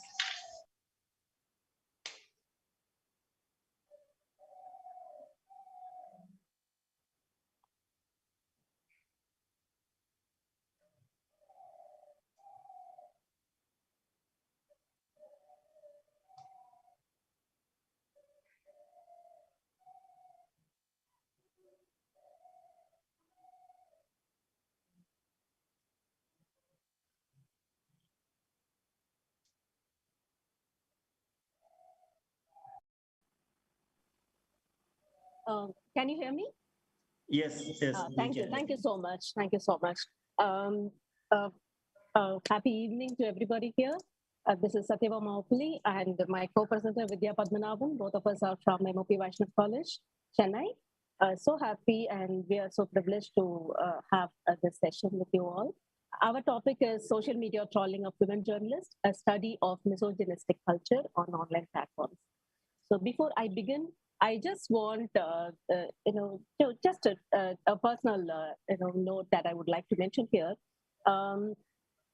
I have a Twitter account, but I rarely visit the Twitter account. But when I started doing this research, one thing that I had in my mind, the enormous strength and courage that these women journalists have. And so hats off to those women. Apart from the fight that they have to have in their newsroom, outside the newsroom, there are so many challenges that they have to face. And then hats off to all the women journalists. So going into the research, as literature students, we have always been taught criticism as a constructive one. Criticism has always been a main subject, and we have always been taught that criticism, the artist and the art are two different things. So when you have to analyze an artist's art, you need to only analyze the art. You don't criticize the artist. So these are all two different things. That's how we have been taught. But everything was maybe kind of perfect since when we had gatekeeping under control, when we had some power to channelize the flow of thought and everything. But everything changed when social media came into existence, when everybody had a voice to, had a platform to voice their opinions. And it was like, Pandora's box that opened, and then everybody just came rushing out with all opinion, and there was no regulation at all. So yes, we are going to focus more on the social media trolling platform that we have taken as Twitter, this women journalist face. And so 73%, according to a survey conducted by UNESCO in the year 2020, 73 of women journalists who responded had experienced online violence in the course of their work. 25 had received threats of physical violence. 18 had been threatened with sexual violence, and 20 reported being attacked offline in connection with online violence they had experienced. Women's Media Center, another online periodical, it also says that there are multiple tactics that that includes, there are multiple tactics that the online trolls use in order to harass women. Embarrassing or cruel content about a person, to impersonation, doxing, stalking, and the electronic surveillance, to the non-consensual use of photography and violent threats. So sometimes it can be a cyber sexism or cyber misogyny, but generally it is gendered abuse targeted at women and girls online. So they say that there are around 21 tactics that have been identified in the research for online harassment. One of the tactics is trolling. Trolling, according to Merriam-Webster, is to harass, criticize, or antagonize someone, especially by provocatively disparaging, or mocking public statements, postings, or acts. Such social media assaults may result in chilling effect for all journalists, but particularly for women journalists who may choose to tone down their presence on social media platforms or even leave such platforms altogether, effectively silencing their voice. The study aims to analyze the nature of trolling experienced by 3 women journalists on Twitter, Farkhadar, Rana Ayub, and Sagarika Ghosh. So, in a research paper, Gendered Public Spaces Online Trolling of Women Journalists in India, Nagamallika Agudipati states that media convergence has totally changed the journalism practice, and we all understand. Both the journalists and the readers engage in exchanges which furthered public discourse and democratic space. It was a research which was conducted amongst 900 journalists, and they found out that a few realized that they just need to accept it, as and when it came, and a few, learned to ignore, and a few decided to stay away from social media. So, unblocking a troll has been the common way. So, women journalists negotiate trolling by blocking the trolls or ignore the sexist abuses. Others refrain from writing news that can set off trolls. However, only few decide to engage or fight back. And another research which said that, is a research article that was written in the Quint. It says social media trolling is usually targeted at one person, and hordes of people are then asked to join in and keep the trolling going on for days and at times even months together. So the main idea of trolling, according to them, is this: to aim to achieve. One is to silence the speaker and deflect the issue. So I just finished this introduction by this quote, and this would sum up what is our ultimate idea of doing this research. One is what Neha Dixit says: "I am being trolled for the stories that I write, but everyone ends up talking about my trolling and not the cause that I was writing about. As a result, trolling ends up muzzling on more ends than one." So the idea of journalists is to take forward a certain subject matter which people might like or may not like, but this trolling stops that. They don't stop with just criticizing the subject, but they start criticizing the writer also. Over to you, Vidya. Thank you so much for the opportunity.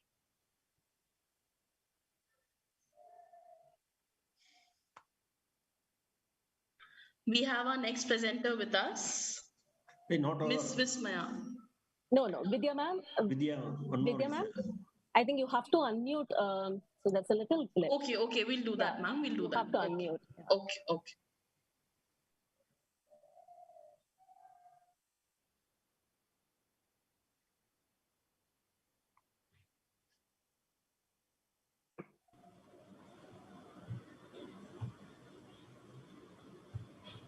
Vidya ma'am, please try speaking. Yes, I can hear, I can speak, but Satya, you need to stop presenting. Yeah, that's what I'm just trying to find out how I should do that. Sorry. Yeah, thank you. Yeah, thank you.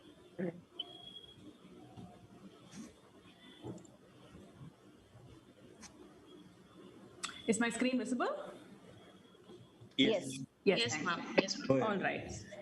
So this is a methodology. As Satya mentioned, we looked at the Twitter timelines of 3 women journalists, Farkhadar, Sagarika Ghosh, and Rana Ayub. We were inspired by an October 2017 study, which was published in November 2018 in Media Watch Journal by a researcher called Reginald Rego, due credit to him. And we wanted to, he had used these 4 codes, that is sexual abuse, name calling, condescension, and belittling. When he codified, he did a qualitative content analysis of Twitter timelines of these 3 journalists over a course of 1 month. And he put down all the various terms that were used under these 4 heads. We tried to repeat the same study, but for lack of time, we were able to do it only for 1 week. And we wanted to compare. Since October 2017, it's been 3 years. Has anything changed in terms of online discourse targeted at women journalists? So that's what we did, and we compared the results from the 2 studies, our study and the one published from October 2017, and these are our findings. Before I go to that, I have to give you a warning that We have many dignitaries here. Due warning that some of these terms are quite distressing. So please be warned. So these are the codes. Sexual abuse, first of all. These are misogynistic in nature and have a very, very abusive sexual overtone. There is name calling. For example, there is a word that has been coined online called prostitute, which stands for someone who is prostituting their craft, right? And condescending terms such as calling a journalist baby or sweetheart, and then belittling language where you don't give them credit for being a journalist, being employed in their own right, and instead referring to them, for example, Sagarika Ghosh, as Rajdeep Sardesa's wife, right? So these are all misogynistic terms that have been codified under these 4 heads. First, I will show you the results from our study of 1 week, starting from February 14th.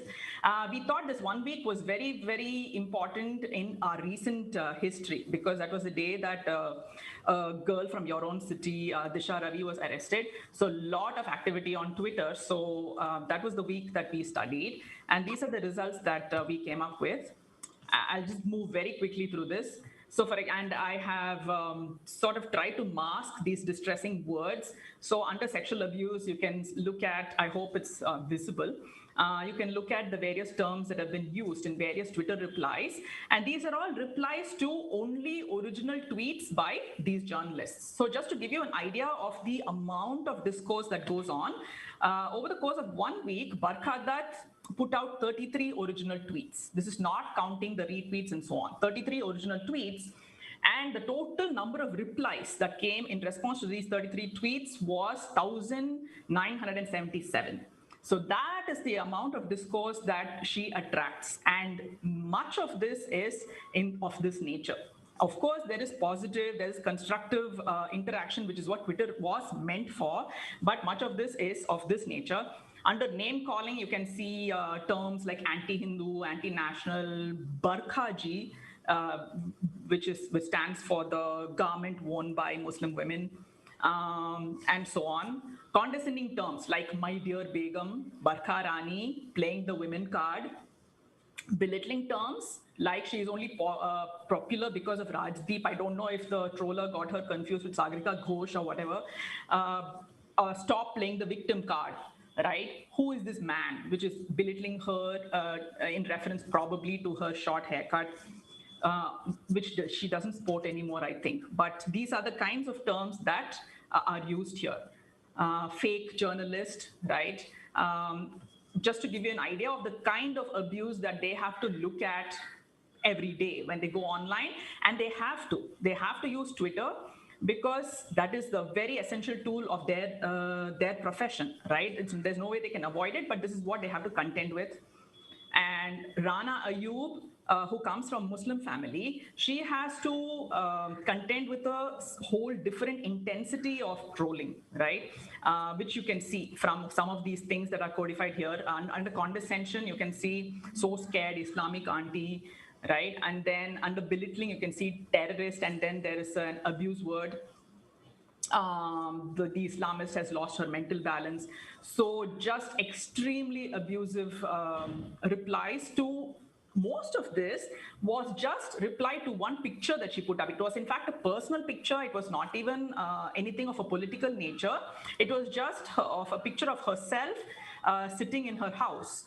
Right, and she was dressed in jeans and a t-shirt, and just a very normal picture, attracting so much abuse. So it gives you an idea of the kind of thing that they have to contend with. And this is Sagarika Ghosh. Again, a lot of things of the same nature. Auntie. So she's of a certain age. So they refer to her as auntie. She's a very, very renowned journalist with a lot of important journalism stories to her credit. And instead, this is the kind of abuse that she has to look at in her Twitter timeline. Just to give you an idea of what the 2017 study found, right? This is follows that same model. I'm going to quickly rush through it because you will see it is much along the same lines. This is the table that researcher came up with for Barkha Dutt. Again, many abuse terms along the same lines. Same thing for Sagarika Ghosh. And for Rana Ayub, once again, it says ISIS slave, and so on. So it's a very, not only is it misogynistic, but it is also bigoted, right? There is religious bigotry that can be seen. So some observations that we made. The abuses come steadily no matter what the subject matter is of the original tweet. Gender-specific abuses are targeted at women journalists, but not at male journalists also have to face abuse on Twitter, but these gender-specific abuse, only women journalists have to contend with. And we know that because of all the literature revealed what kind of abuse male journalists have to contend with. Religious bigotry, yes. Can you just move on, because we are already taking time. Yes. Okay, so what has changed in 3 years? Nothing has changed. Only observable feature is that sensitive content is hidden behind a label. You have to click on this label in order to reveal that content. That is one feature that Twitter has brought in only in 2019 or 20. Then there are a couple of other tweaks that Twitter has made only to deal with harassment. So what are the solutions to this? It could be sociological. We could ask people to change their behavior. Legislation, we could ask the government to bring in legislation to bring these people to book.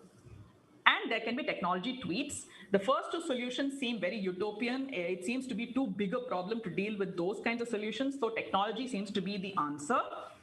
But Twitter has been very reluctant to make changes to features, introduce features to tackle harassment, because the whole platform was set up on the thesis of free speech, right? So it's been very, very reluctant to introduce any features that will change this nature of free speech. But slowly it has been introducing such features, blocking, AI to control the quality of the tweets, replies, safe search option, ability to hide specific replies from timeline, etc. Right? And there are other features that they have for the ideas that they have for the future. It's, of course, it's not at all perfect, as our study reveals, but slow progress is being made. What are the problems here? And this is the scope of a future study. Technology solutions, if that is what we are looking at, it diverts the responsibility from what should be our problem to sort out, right? It is our behavior that is causing all this problem. So from humanity, we are dumping the problem onto technology. So that seems to be a problem. Censorship feature on Twitter dilute its core principle. People don't like it when they are not able to reply, because the core principle of Twitter itself is discourse, right? Dialogue, and that's why people come onto Twitter. And the users themselves, such as Rana Ayub or Sagrika Ghosh or Barkha Dutt, may not want to do this. They don't want to cut off replies, because why are they on Twitter except to engage in discourse with their followers, right? But if they are forced to do this because of all the trolling, that is a problem. Yes, I just wanted to finish with this, and that's all I have. I hope this was to some extent illuminating. Thank you so much for the opportunity. Yes, thank you, Satyabama and Vidya Abhinavan. Next presenter is Miss Vismaya. Are you there? Yes, sir. Can you hear me? Yes. Yes. Over to you. Can start. Can I start sharing? Please stick on your time. Do not exceed, sir. please.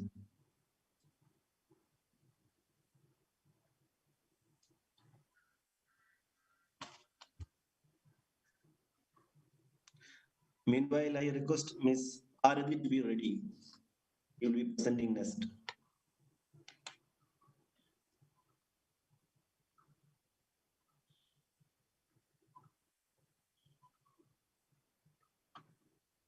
Okay. Can I start, sir? Yes, please. Okay, so good evening to one and all present here. This gives me extreme privilege and honor to be presenting this paper titled Social Media and Women Entrepreneurship, a case study of Instagram in promoting entrepreneurship amongst women. I am Vismaya from first year Journalism and Mass Communication Department from Bangalore University. So if we have to start talking about technology, the advancement and the evolution of technology has been one of the greatest achievements of mankind. So in today's world, the advancement of technology is at a very fast pace, resulting in which we have easy access to technology and internet in our smartphones and our computers. So the main reason as to why people usually use social media, specifically Instagram, is because of the cost-effective nature of social media and the easy accessibility and the ability to reach out to a greater audience at the same time. So.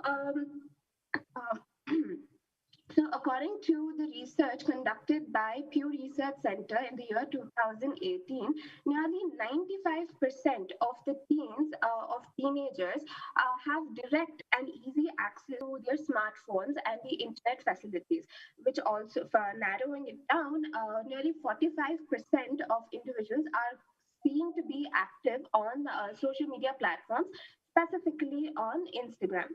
So now the arrival of social media has created new ways to interact with people, to participate with people, and to cooperate and collaborate with people. And it has a direct and effective impact on in the business world.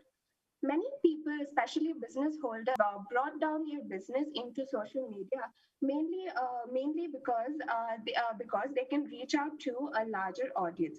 And connecting it to my topic of women empowerment, many women have been using social media as a platform to promote their products and their business. So, because of the time constraint, I'm just going to summarize the literature reviews. So the literature reviews conducted by eminent researchers summarize that consumers increasingly play an important and an active role in the exchange of information and bringing about awareness about a specific product or business. Next, social media has a positive impact on the lives of women entrepreneurship and entrepreneurs. So social media also increases and assists the popularity of the business and the product.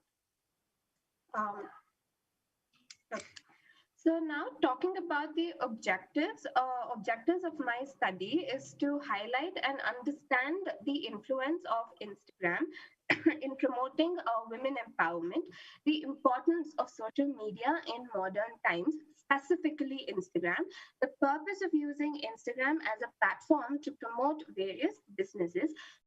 So, and last but not the least, we also, a business holder gets immediate and faster response from his customers, either through the comment section or through mails or feedbacks. They get immediate responses to which they can act accordingly.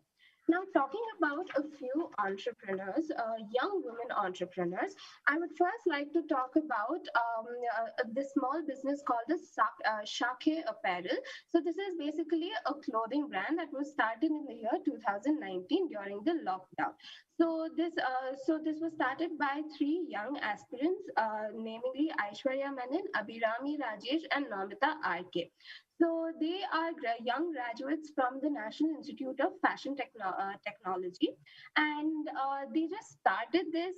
They just started this brand by just collecting old clothes and designing them into tops and dresses and things like that. So, and they shared it on Instagram, and they got a lot of positive responses.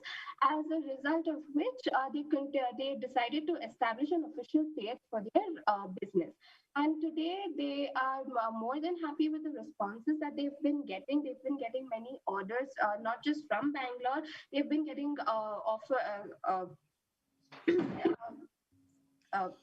so they've been getting orders from different parts of Karnataka as well. So luckily, they haven't had any unfortunate incidents with customers or because of technology.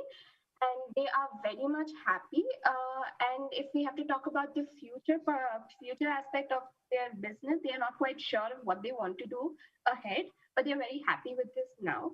And the second small business that I want to talk about is the Glaze Creamery. Again, this was started by a young engineering student, Satadeepa, who just started baking as a source of her stress buster, but she evolved it into her passion. And when I asked her about her future, her future plans for this small business, she preferred to do something something with baking rather than doing something with her engineering course, because of the fame that she's got, and because of the fame and the popularity that her products and she has got. Karishma Mehta, the person behind the official humans of Bombay blog. So she owns the largest blog in India. So her main aim is to just convey stories of people of Bombay. So she does not use filter. She doesn't glorify the lives of people. She just presents life as it is. And the last, Ms. Maya, can you please conclude? It's almost almost done, sir. Almost done. I'm almost done. So the last case study is the Bow Wow case study, where small scale business that talks about a small scale business that was started by Reshma Shanmugam.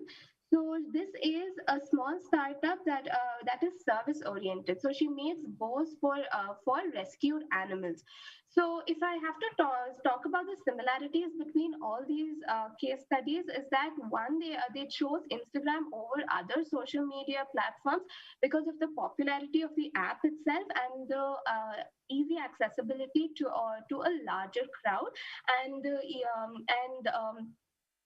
and of course the target audience also comes into picture. So if at all I have to conclude, my study or my research is still in progress, because of which I still haven't narrowed it down to my analysis and analysis. Of course, technology or social media platform has its pros and cons, but it is up to us on how we use it and the benefits that we get out of it. And it's time we support everybody and female entrepreneurs. And yeah, thank you. Okay. Well, Ms. Maya, thank you for presenting your paper. We have the next presenter, Ms. Arali, from BGS Institute of Technology, Mandya. Is Bharati around?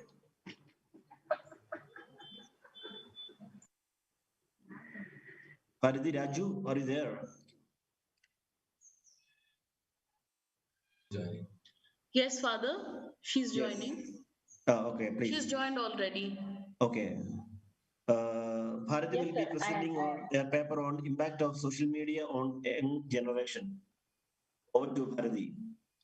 Yes, sir. Yes, sir.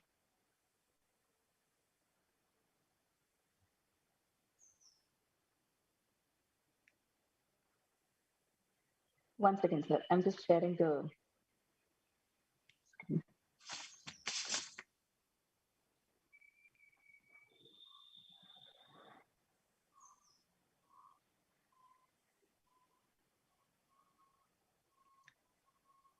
Meanwhile, I request Ms. Deepa and Rashmi to be ready for the next presentations. No.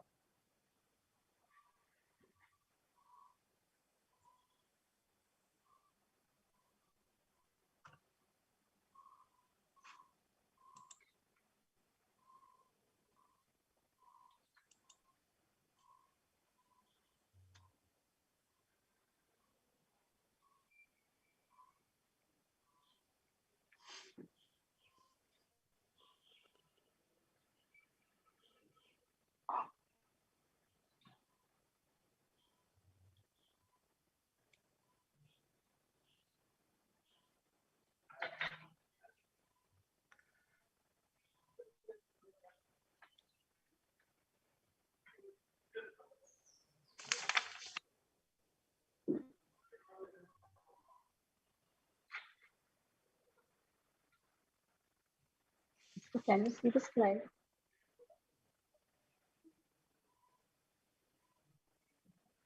Yes, ma'am. Yes. Please stick on to the objectives, methodology, and findings. Yes, sir. I will. Yeah. Yeah. Good evening, everybody. Myself, Bharti, and my colleague, Raghavendra, and we are going to present a paper on impact of social media on young generation. Coming to the introduction, social media refers to all applications, as we all know, that it enables the globe to interconnect via internet, chat, and share content, video call among the people, and also play a main role in the world to discuss their thoughts, issues, and opinions. Youths are growing up surrounded by mobile phones nowadays a lot. We all know that in such the social networking sites such as Twitter, Facebook, Instagram, WhatsApp, Snapchat, and other have become a vital aspect of their life. There are few positive and negative sides which are there when we consider this topic. The few positive sides are educational benefits, job opportunities, awareness, social benefits, news gathering, etc. Coming to the educational benefits, we all know that seeking information through internet nowadays is the best way to take information. In that way, there are many educational benefits which are there. And coming to the job opportunities, yes, it has become a platform for marketing purposes. Social sites have created thousands of ways on online and income avenues. According to some research, there are 89% of people who got placed through LinkedIn and other various social websites. And coming to the awareness, we all know that most of the youth, they get their news via social media. It has been noticed that information spread faster on social media than any other media. So in that way, it is very good, and students and other people are getting aware of whatever is happening around the world. The social benefits, coming to the social benefits, 68% of teenagers say that the social media is very much helpful in difficult times. It is again one of the great advantage. And coming to the other next one, it is news gathering. As we all know that news gathering, for example, all the news channels and other websites, we get more information when compared to books and other sources. Coming to the negative aspects of this, there are a few examples like lack of privacy, users vulnerable to crime, social determinants, waste of time, misinformation, harmful effect on eye. Coming to lack of privacy, yes, most of the youth share their personal details socially without even reading the privacy clauses carefully. Many times, many insurance companies take information of people profile for targeting advertising. This is again a drawback which has to be controlled a lot. And the other next one is users vulnerable to crime.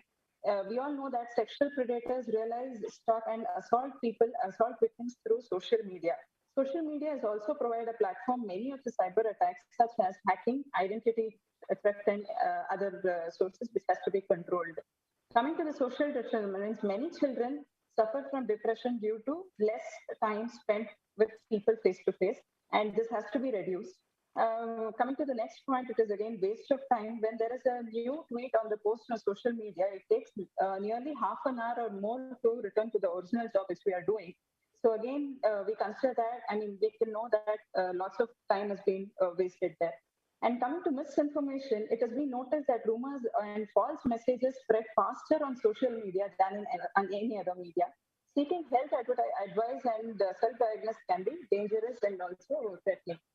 Coming to the next point, after this COVID, we got to know that almost 30% of the students, they have the problem with their eyesight, which has to be actually reduced.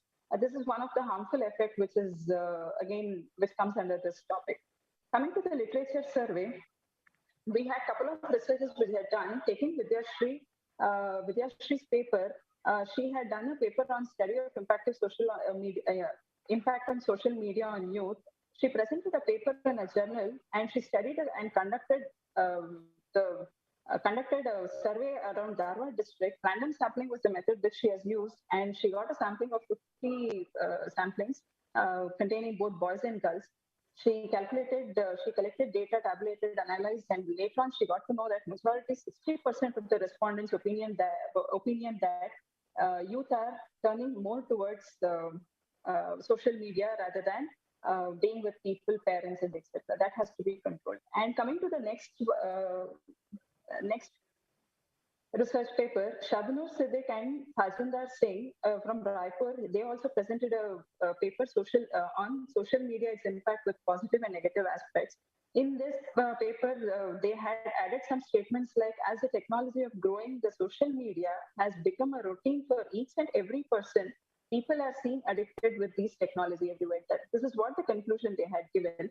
Coming to the next paper, Annapurna Shetty, Reshma, and Sawad Haider, they studied the impact of social media on youth in October 2015.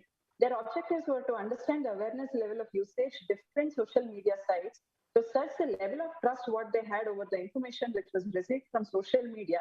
And also they saw that they tried to understand the various problem of it to check behavior of youth towards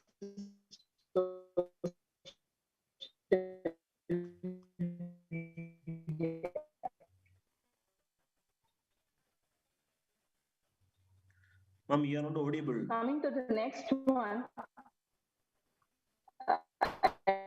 due to lack of time, I think we'll go to the main source.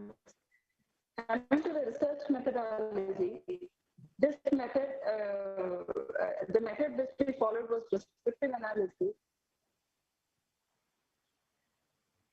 So now, Yes, you are. Go ahead. Please, you are only 2 more minutes to go.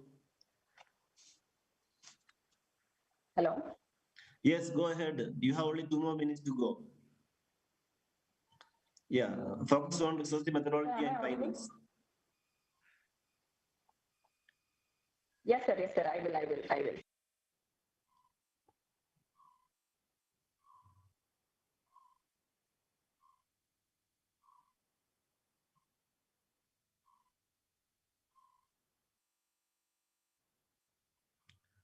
I think there is a technical issue. Of this study. Can you hear me, sir? Yes, please go ahead. The main objective of this study is to get the awareness about the impact of social media, to clear the results regarding the positivity and negativity, and what extent the usage can be done, and to know the most important reason of using the social media. When we come to that, the first question was, which form of social media you use the most? And we got to know that most of the times WhatsApp and Instagram was in the higher section, where Instagram, in this generation, Instagram is the website which is rapidly growing site for the young age.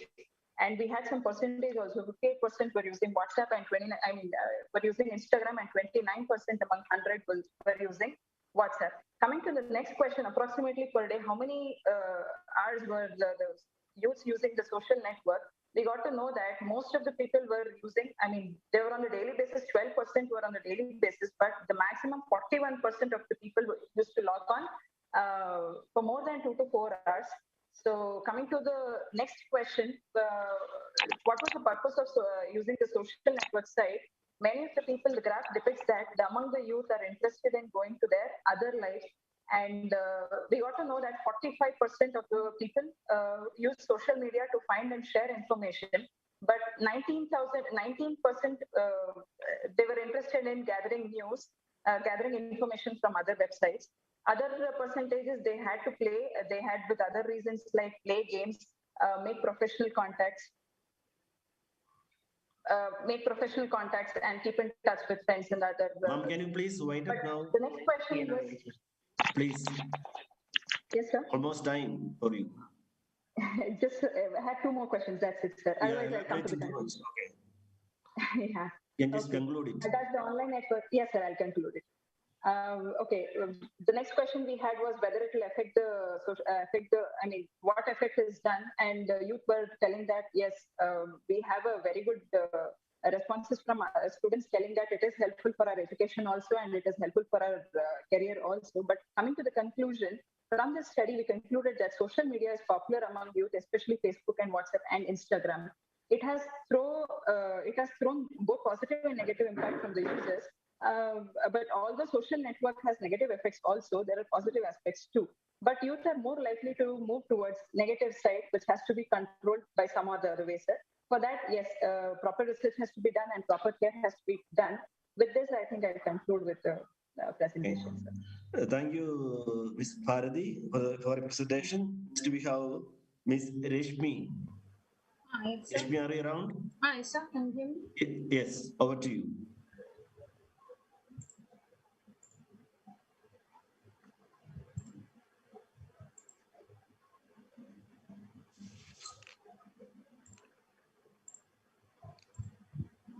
Meanwhile, I request Ms. Deepa to be ready, the last presenter.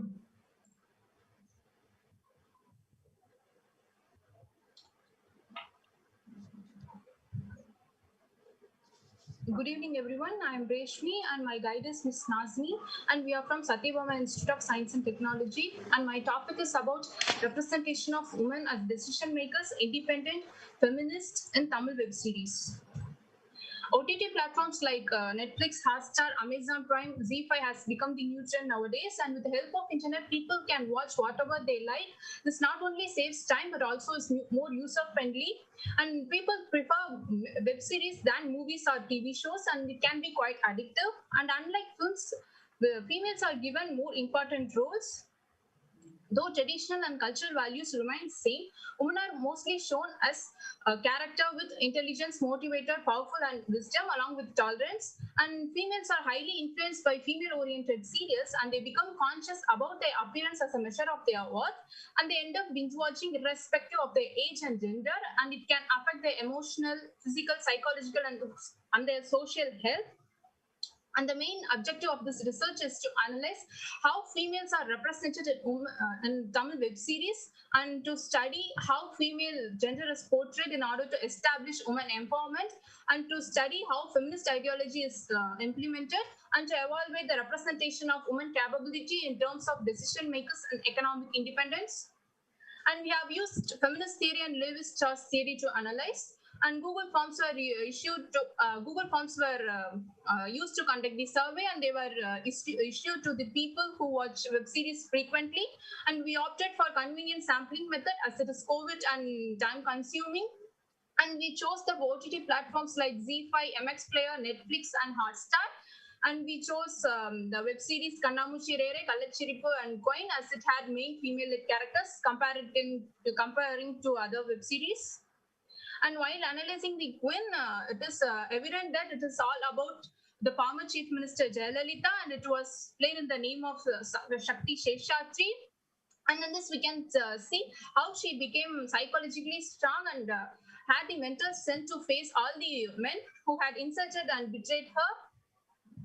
Though she was dependent on her mother, even after being a school topper, she never does anything without her approval.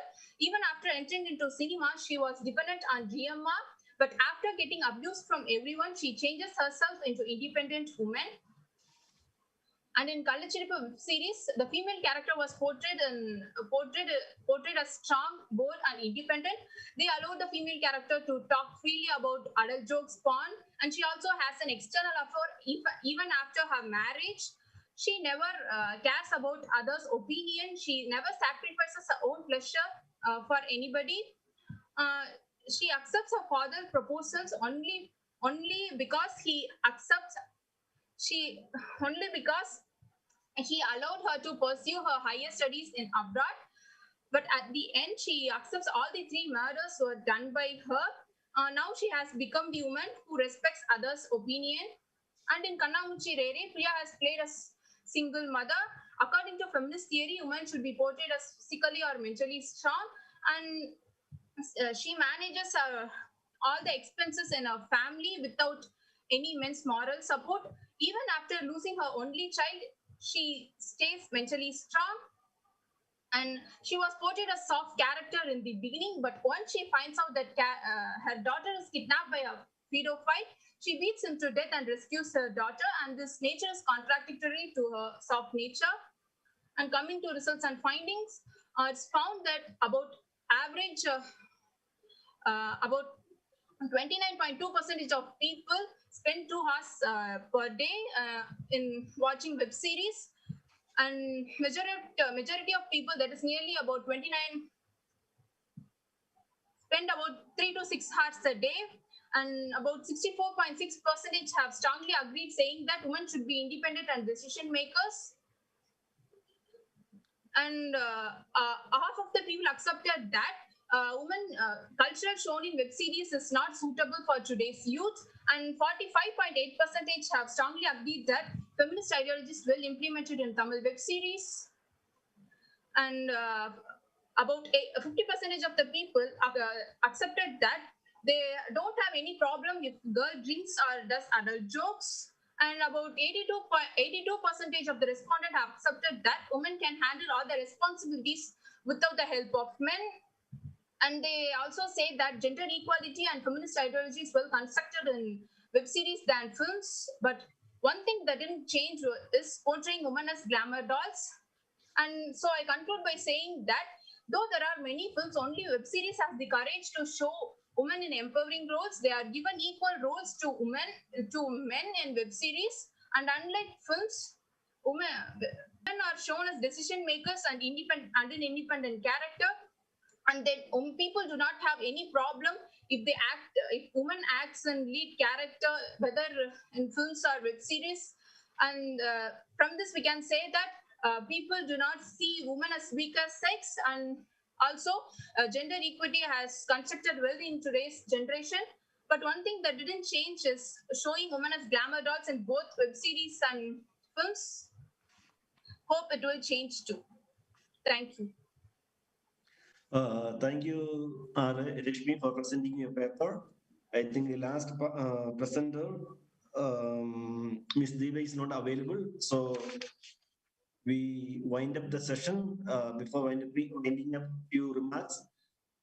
First of all, congratulations to all the presenters for your excellent paper presentations. All the paper presentations were good and up to the mark. And all your papers were well focused. And of course, all your papers were succeeded in throwing some light on some realities.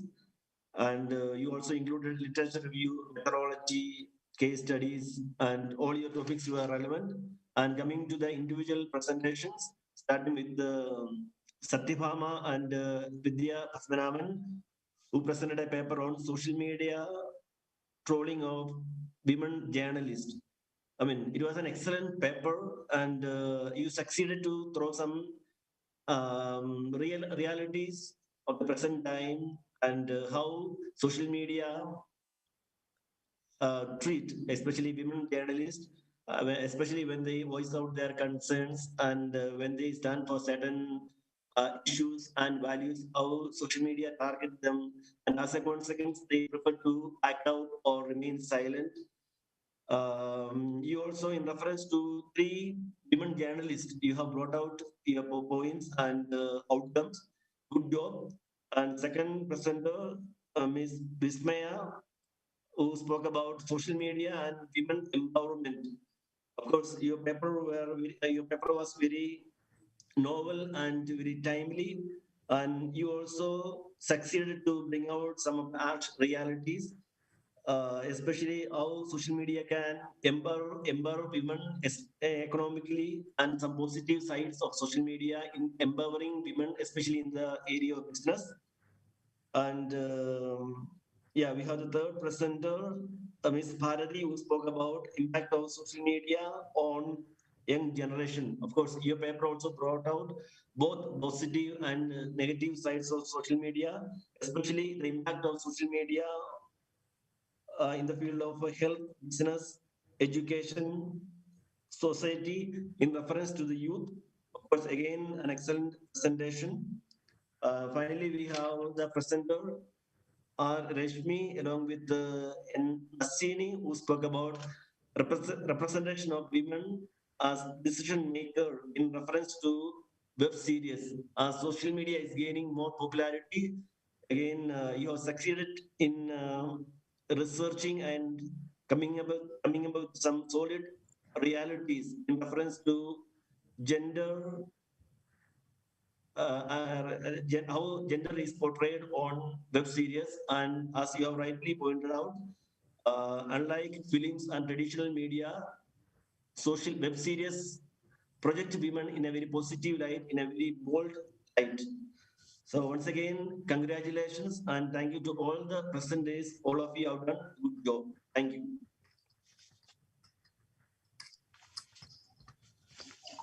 Thank you so much, Father, for your valuable words. With this, we come to the concluding session with the plenary session. which is the final and concluding session for day one of International Conference of Media and Gender Perspectives.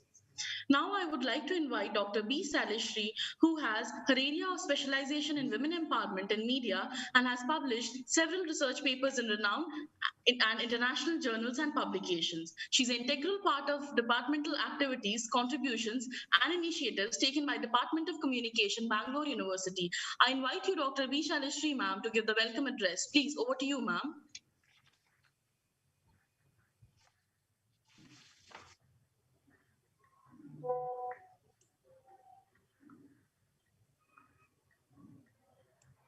Prashant, are you not playing the AV? Prashant? Starting with the AV. Yeah. The madam is ready? Should I? Yes, sir. Yes, sir. She's joining us in a minute. Yeah. Yeah. You can start with the AV. Okay. Exactly, you can start by. You have 3 minutes to go. Yes, sir. Yes, all the guests have joined.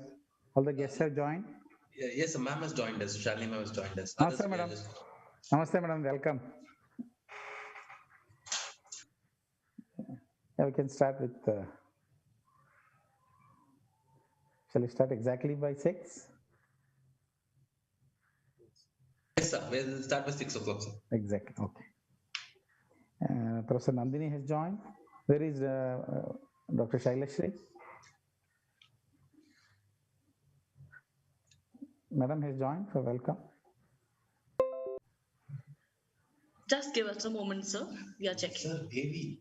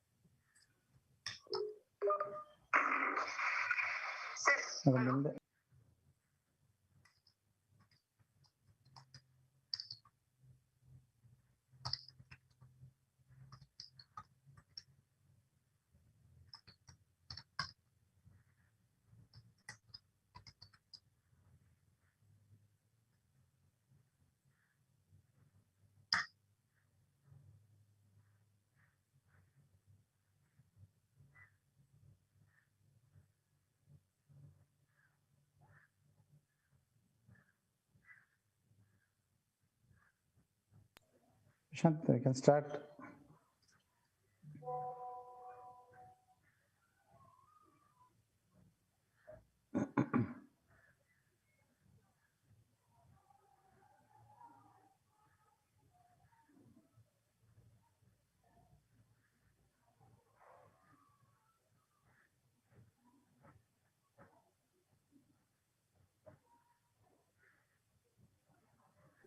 Sorry for the inconvenience caused. We are facing some technical glitches, sir.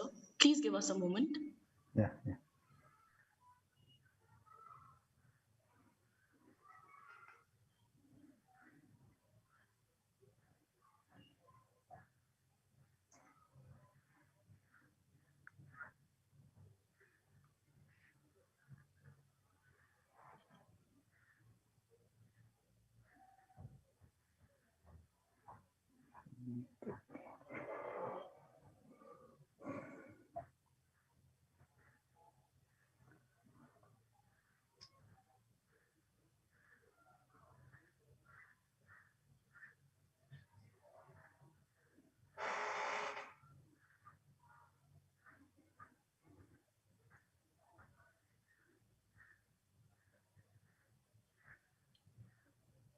Now, if you have any technical problem, we'll go ahead with the welcome.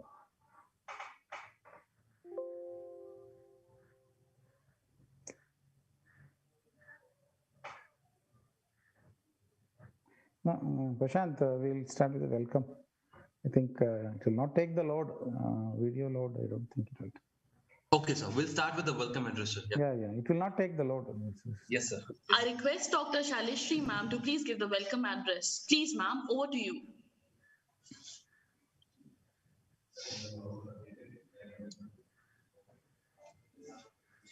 Dr. V. Shalishri ma'am, please I request you to take over.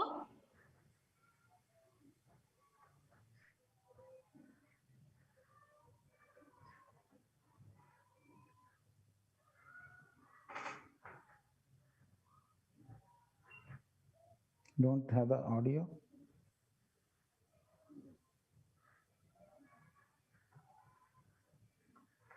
You're not getting the audio.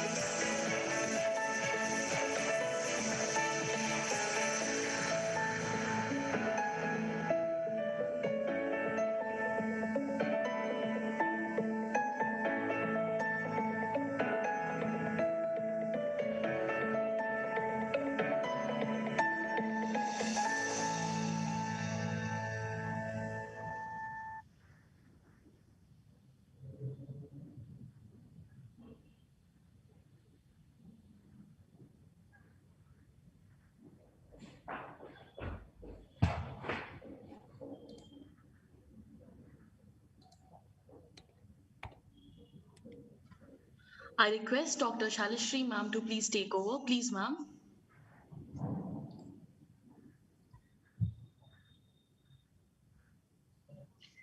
Good evening, everybody. I welcome you all for the two-day international conference on media and gender organized by Department of Communication, Bangalore University in association with St. Paul's College. I take this opportunity to welcome all the dignitaries for the first international plenary session on media and gender perspectives. I welcome Dr. Peter Gonsalves, former Dean and Professor, Department of Science of Social Communication, Salesian University, Rome. I welcome you, sir. I welcome Dr.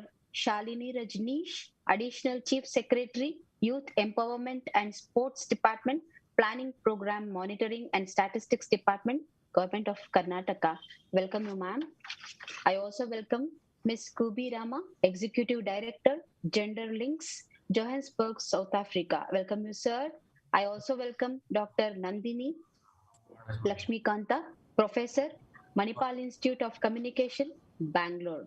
I welcome our chairman, Professor B.K. Ravi, sir, former registrar of Bangalore University, chairman, Department of Communication, and also the chair for today's conference. I welcome Father Thomas, Principal, St. Paul's College, Bangalore.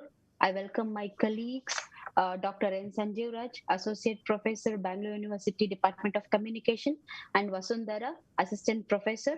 I also welcome all the media professionals, research scholars, academicians, students from all over the world. Thank you, one and all. I welcome everybody. Thank you. Yes, she's not joined.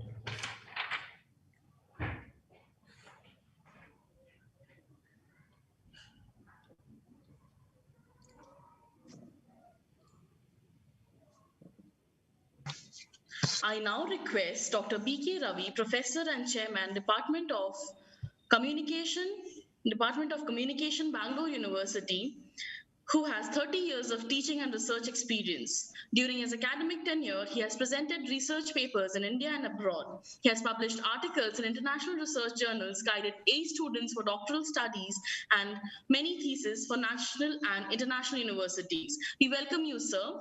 It's over to you now. Thank you. Thank you. Good evening, everybody. Greetings from the Department of Communication, Bangalore University. Honorable Dr. Shalini Rajneesh, Additional Chief Secretary of Government of Karnataka. Father Reverend Peter Gonzalez from Rome. Ms. Kubi Rama, the Executive Director of Gender Links from Johannesburg, South Africa. Professor Nandini Lakshmikant of Manipal Institute of Communication, Manipal. Reverend Father Thomas, Principal of St. Paul's College. Reverend Father Sajid Syriac, Vice Principal of St. Paul's College. My colleagues, Dr. N. Sanjeev Raj, Dr. Shaileshri, Vasundhara, and all my dear research scholars, my dear students, participants, dignitaries, professionals from media, and all my dear students. I'm very happy to be with all of you during this international plenary on media and gender perspectives. In the morning, we had the inauguration and we have already finished 3 technical sessions. We had a very roaring response when we called for papers throughout the globe. A lot of eminent scholars, they have sent their abstracts, and today we have completed the 3 technical sessions. From the past 1 year, I think we had quite a lot of activities. Department of Communication, Bangalore University is almost half century old. And Department of Communication, Bangalore University, we were the first to start television education in India.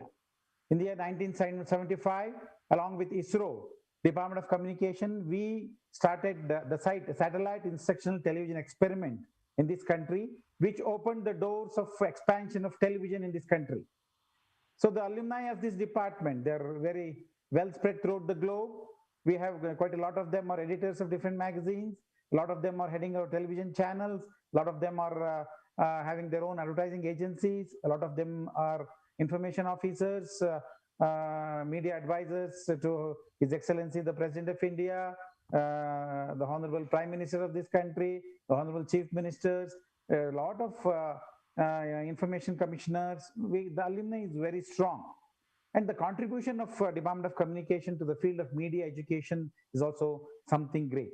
And I am very happy to let you know that this year, 2021, actually 1920 to 2020, we are celebrating the centenary of media education in India. So since, unfortunately, because of this COVID-19, we couldn't celebrate the centenary in 2020. And we have continued to celebrate quite a lot of international webinars, national webinars from the last September 2020. And only recently in December, we conducted an international conference on media education, where scholars from different parts of the globe, they participated. And shortly, we are bringing out an edited volume of all the presentations from different parts of the world. So now, this new year, we have, along with St. Paul's College, the Department of Journalism and Mass Communication, we have organized this international plenary session on media and gender, which is a very important subject to be discussed. Because the empowerment of women in this country, the status of women in media, the status of women in social life, there are quite a lot of excellent presentations since morning. So we are very happy that Dr. Shalini Rajneesh, who is one of the very efficient officers of Government of Karnataka, I think she is responsible for the implementation of Sakal, because everybody we know how difficult it is to get a document by many of us, including an illiterate person. But the contribution of Dr. Shalini Rajneesh to the empowerment of women, empowerment of children, and even her scheme, Sakal, it was extended throughout the country as a senior officer, senior bureaucrat. She very clearly said any document for the citizen of this country should be available within 7 days, and any officer who violates will be definitely penalized. And I think we have to congratulate Dr. Shalini Rajneesh, because there is one of the most successful programs in Karnataka, which is implemented everywhere in the country. And I had the fortune, I was very lucky to work with Dr. Shalini Rajneesh when she was the Principal Secretary for Social Welfare and Backward Classes. And she has a lot of concern towards the deprived, and she is one of the most eminent officers whom I have come across. So I'm very thankful to you, madam. In spite of your busy schedule, you made it. And Reverend Father Peter Gonzalez, when we requested him, in spite of his busy schedule, he made it. It's our honor, sir, to be with you today. And we also have Ms. Kubi Rama from Johannesburg, South Africa. I think any moment she will join us. And we have also requested Dr. Nandini Lakshmikant, who is a senior academician, professor of Manipal Institute of Communication, and we are honored by your presence, madam. So with this small introduction, and this is a very important webinar. So once again, I request all our participants and my research scholars to make use of this and come out with your opinion. Later on, we are going to publish the edited, selected papers which we have received. So wish you all the best, and I request all of you to continue your cooperation for building this particular field of strengthening the field of media education. That is all contribute, because healthy media will definitely give rise to healthy society. Media, as all of us know, is very important in a democratic setup. Media has the capability of molding public opinion. So let us fight for gender equality. Empowerment of women will happen in this country. It's in the passing phase. Maybe in some years to come, definitely we will achieve. So once again, I welcome all of you, and thank you very much for this opportunity. Please stay safe. Namaste. Thank you, Professor, for your words of wisdom. Now we have with us Reverend Father Dr. Peter Gonzalez, who was in charge of the doctoral program of the Faculty of Sciences of Communication, where he served as dean between 2015 to 2018. He was appointed consultor to the Vatican Secretariat for Communications in 2017. Among other publishers, he is also author of the Teachers Manuals for South Asia, titled Exercises in Media Education and Exercises in Peace Education 2018. We are honored to have you, sir. It's over to you, Father. Please. Thank you. Hello, everybody. It's so nice to be with you. It's a surprise, in fact, when Father Sajid invited me, I was happy to participate. Although at that particular moment, I had not researched a particular topic that fitted well into your scheme, women and media. But I have succeeded, and I must tell you that I'm happy to share what I now have. Can I just use the share facility, please? Yes? Yes, sir. Yes, I can. Thank you. So today I'm going to talk to you about disinformation in social media in the context of COVID-19. And this is what I have added, its impact on women. In doing so, I presume I will be able to respond to precisely the topic of yours.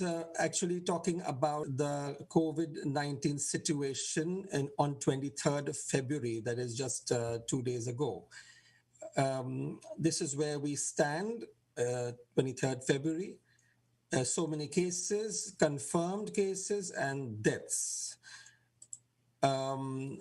In terms of countries, we have the United States right on top there, suffering from nearly, you can see 27 million cases, more than 27, 28 practically million cases. India is next, though our numbers have diminished in terms of the deaths and in terms of new cases, etc. Of course, it all depends on how sincere government authorities are in submitting their numbers to the World Health Organization, which is going to be one of my primary sources. The word infodemic is a word used by the World Health Organization, and it means a wide and rapid spread of misinformation and fake news.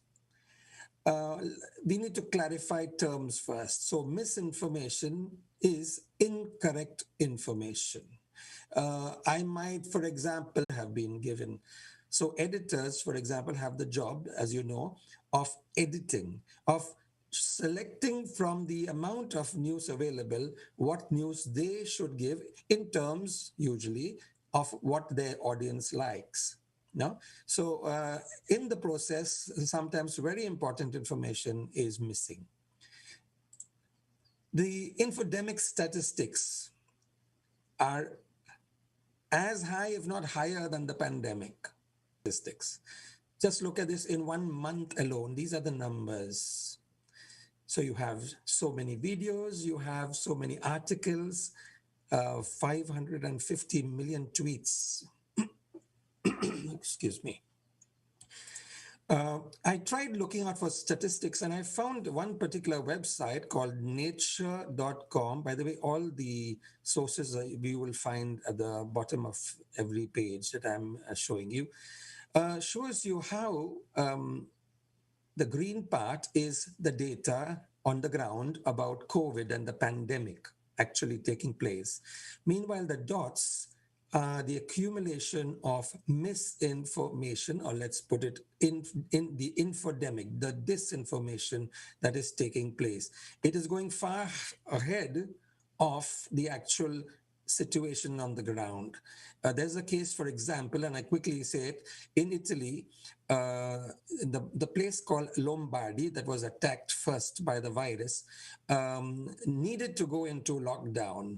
And while the politicians were planning this, CNN released already before the lockdown that portion of Italy would be locked down.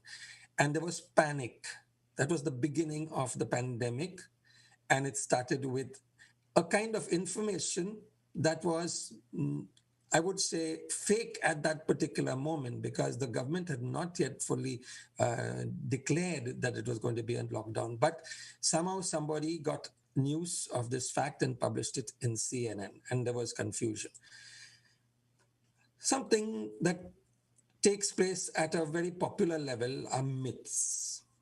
So you have so many myths being spread, myths to get cured from the virus, myths to tell you how you will get the virus, myths to tell you that, dangerous things are coming up. So you also have conspiracy theories. I'll just show you, for example, taking a hot bath would kill the virus.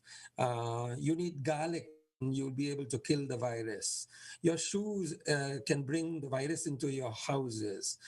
Things like this are basically myths. Why are they myths? Because there is no scientific evidence to validate each of these items. Sometimes it's what you would say, what our grandmothers have taught us. So we use those traditions to say that, okay, these are the ways that we can get cured. Grandmothers and also tradition. What are the causes of the infodemic of fake news? One of the most common causes is the human being himself, the knowledge and the cognitive biases that we carry in our minds because of our emotions. So you have the emotions, deciding what your mind should actually say. It's not the mind taking command. And these emotions are prejudices, are stereotypes, are a sense of belonging to the point of excluding all others, our culture, our education, our religion. So these are biases, tendencies that make us um, uh, publish or want to hear things that we want to hear. You take, for instance, when we read a newspaper, a person can read a whole newspaper, and at the end of it all, he can come up with this statement, no news today. What exactly is he saying? He's saying, no news that interests me today. We usually have an emotional relationship, not a rational one, to information consumption. We read news that suits our interests, but because our emotions are often conditioned by negative biases, we never get the complete picture of a particular reality. This is just an example here. Malicious actors have capitalized, or capitalized on cognitive bias and intentionally spread confusion, fear, and sorrow for profit, for political gain, etc. Here you have another example of fake news. By the way, how do you check that it is fake? There are websites that they're what you call fact-checking websites, and Boom Live is one of them, that has demonstrated that this is a fake news. Fake graphic claims Maharashtra imposes total lockdown from March 1st. Now, the moment this thing comes up, and the government has actually not done it, you see here the similar case of Lombardy, the part in Italy that was under panic. So it becomes very difficult for the government to take charge and organize a real future plan for the area. A second, and I will stop at just these two, second bias that makes fake news or the infodemic really accelerates it is the technological bias itself. When we think in terms of media influence, we often think that content, what the media is saying, the content is dangerous sometimes, is bad. Our children should not see this and see that, etc. But the technology is even more powerful. And that is what we sometimes do not see. The technology, the medium, the media, because we are attracted to it, it acts like a massage. People are unconsciously drawn to new lifestyles, new ways of socializing, new ways of thinking that we never had before. This, my dear friends, was already talked about by Marshall McLuhan way back in 1964 in his book, Understanding Media. And he tried to tell us already at that time, be careful. We are so worried about the content of the stuff that comes across from television, from newspapers, etc. But the medium is the massage or the message that we have to really concentrate on. Today, for instance, we are realizing how true this is because we are working in a world of algorithms which are taking control over the medium that we have created, the technology that we have created, and it has massaged us. Thus, we tend to see what we like because we like what we see. We are therefore caught up in a circular, self-satisfying, self-indulgent world. And therefore we form echo chambers. I put my story out there on Facebook, and then I go 100 times back to Facebook to find out how many people have liked what I have put out there. And we are basically, therefore, self-indulgent. We become echo chambers. We want to hear ourselves. We want to praise ourselves. And that can be dangerous. This is one example of how the technological bias works. Another example, of course, is very similar, but slightly different. We choose what we want to see. So if I want, I choose Google, News, TED, Facebook, and this is my particular world. And in this world, okay, these are my selections, for instance, and in this world, I am in my comfort zone. Any other news item that comes into my Facebook page or my Instagram page, and I'm not in tune with it, and I'm not interested, or I don't like that news, does not form part of my knowledge quotient. Okay, so the technological bias is restricting us not only in our echo chambers, but even in our filter bubbles. There is another part of the disinformation that is taking place, and that is what happens exactly with editors selecting news stories. And that is the selection that is taking place. Now, why is it so dangerous? Because it is sometimes not telling us what is happening to real people in real circumstances. And by real people in this particular case, I would like to say women. One of the areas in which we have few publicized reports is the impact of the pandemic on the lives of women. Now, these are great women. Okay, Germany has women at the head, but yet it has not prompted the news media in these countries to give women experts and women a chance to have their news out there and their stories out there for everybody to see. The sad situation of our own country, Nigeria and India, are perhaps the worst. Only 24% of 25 most frequently featured protagonists in gender equality covered in Nigeria are women. And in India, we have 28% women who are actually covering their stories. So on these measures, South Africa has a far better women representation in news reporting on women's stories. Look at a glance at Google. You just put in a neglect of women stories in COVID-19, and you get a whole list of different types of stories. And it's all there. News mutes women voices. Media has muted the voice of women, missing perspectives of women. The United Nations here takes cognizance of this fact, and it identifies 3 areas. And I will go through this quickly. The first area is the economic impact on women. COVID-19's economic impact on women. You see here, the truth is this. Women earn less than men. So that is a fact. And with the COVID-19, that has been impacted much more forcefully. The saving, therefore, naturally is less in terms of what a woman can save respect to what a man can save.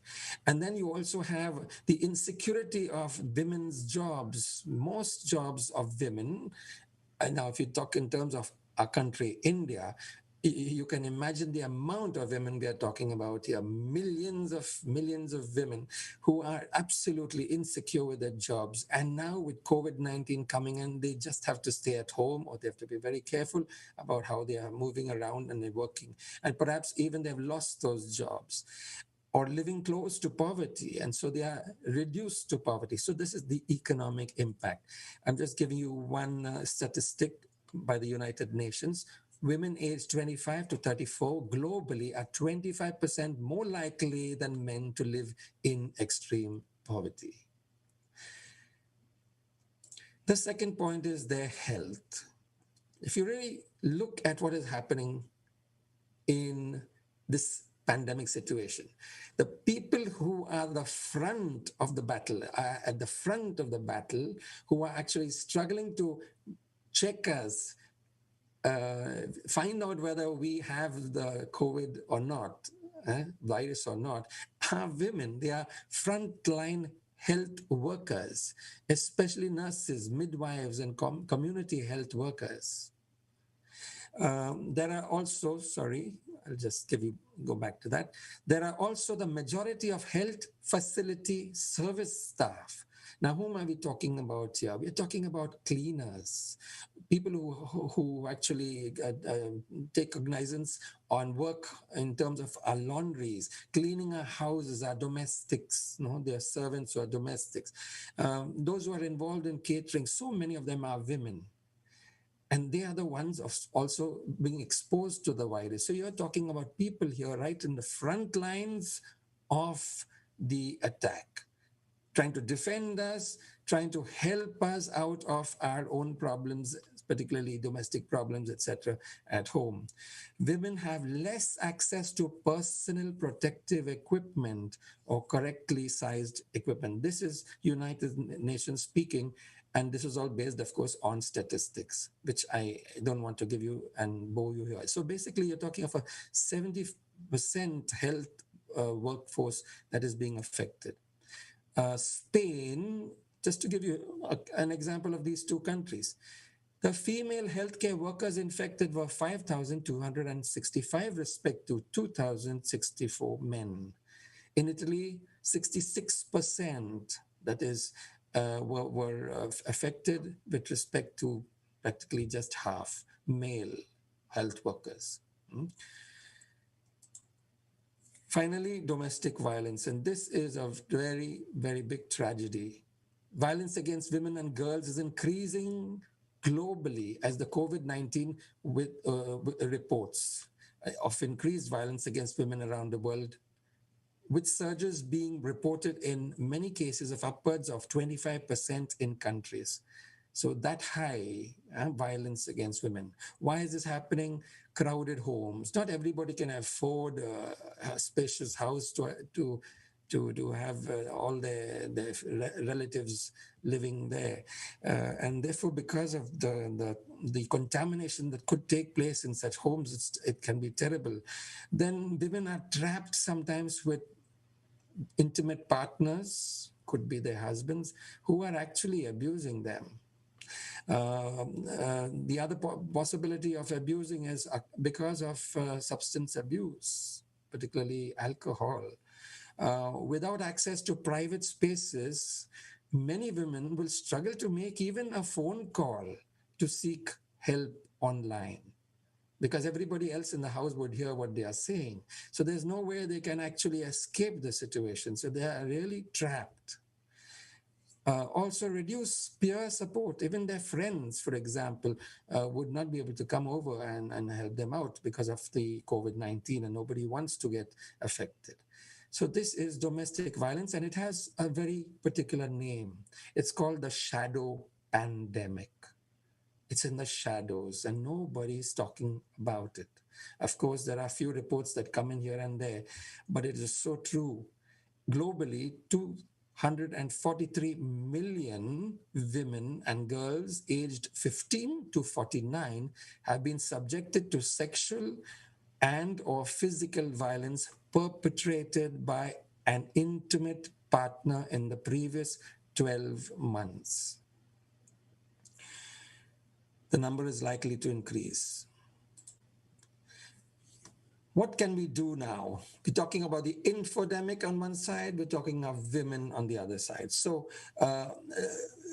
one solution for us, for anybody in this whole period that we are living, this historical period that we are living, is to make sure that we don't spread fake news. This is a beautiful chart that says, see, this person didn't send a rumor to a group chat. This person double-checked his facts or her facts and therefore did not send it forward. This person got the news from trusted sources and therefore decided not to send what he's just received from somebody else. This person asked, how do you know that's true? This is a question that is so important. My dear friends, I know that you are doing media education, and most of the time you understand media education as using the technology and learning to use the technology. But there is another media education that had started way back in 1933 with the British Film Institute and has come down even to our time, and which we were trying to do in India. It's critical reflection on the media, criticizing who says what, to whom, why, through what channel, etc. So these critical aspects are so important because sometimes there is always somebody who's controlling the news that is being spread. And we need to know that. We need to know the sources, and not only the reasons, and also the amount of money sometimes spent only on providing fake news. So quickly, how do we flatten the infodemic curve? To avoid fake news and share information responsibly, this, by the way, is the type of critical media education I'm talking about. First, identify evidence underlying the information shared.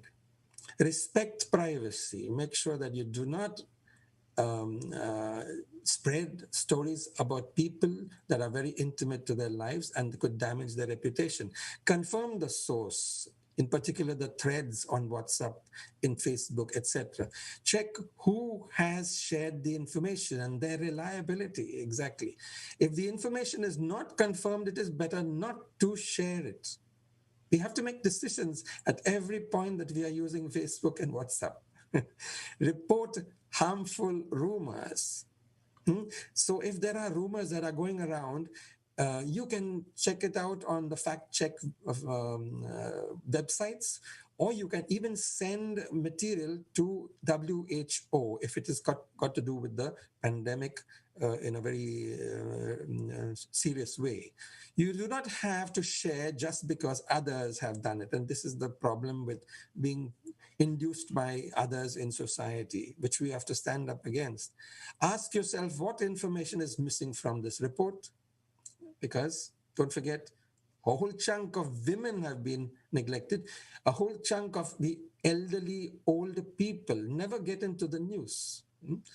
Keep learning, engage responsibly, join social conversations to eradicate disinformation, and be critical, I would add. Prioritize women's responses. The UN Women's Response focuses on 5 priorities. This is what the UN is doing. Gender-based violence, including domestic violence, must be mitigated and reduced. So they're trying to make efforts in this direction. Social protection and economic stimulus packages to be served to women and girls. People, especially women and girls, really need protection. Also physical protection, things that they require actually for their own health. And we cannot neglect this. Domestic support and practice of equal sharing of care work. Those who are husbands should actually volunteer to lessen the burden on the woman who, because of the children always being in the house, for instance, in these times, has a double work to do.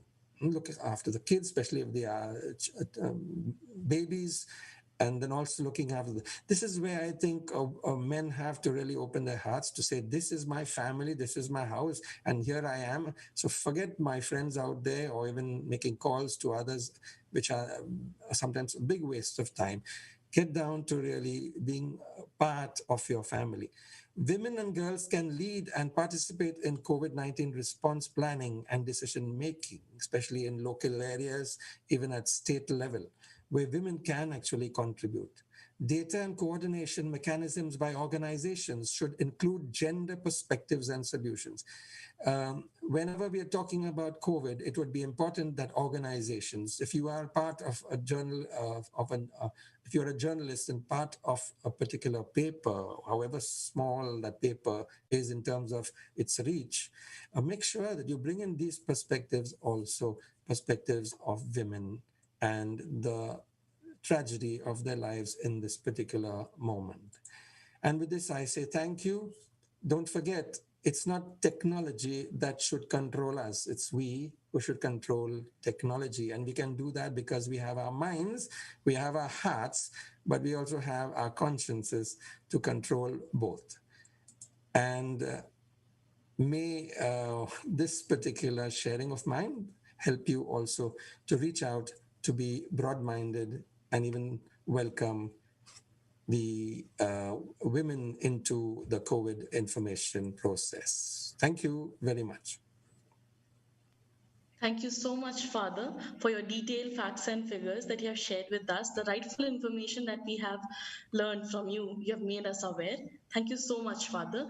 Now, I would like to invite Shalini Rajneesh, IAS officer.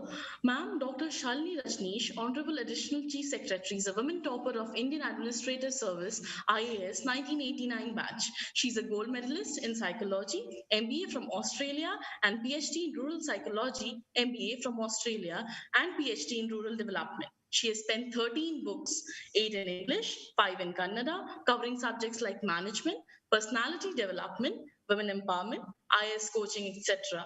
Besides, she regularly writes articles and gives lectures, interviews in TV, radio, seminars to connect to people at large on issues of public interest. She's a receiver of awards like Prime Minister Sakala Award, Griffiths Governance Awards 2015, National E-Governance Award, Google Innovator Award, and many more. We are privileged to have you among us, ma'am. Over to you, ma'am. Thank you.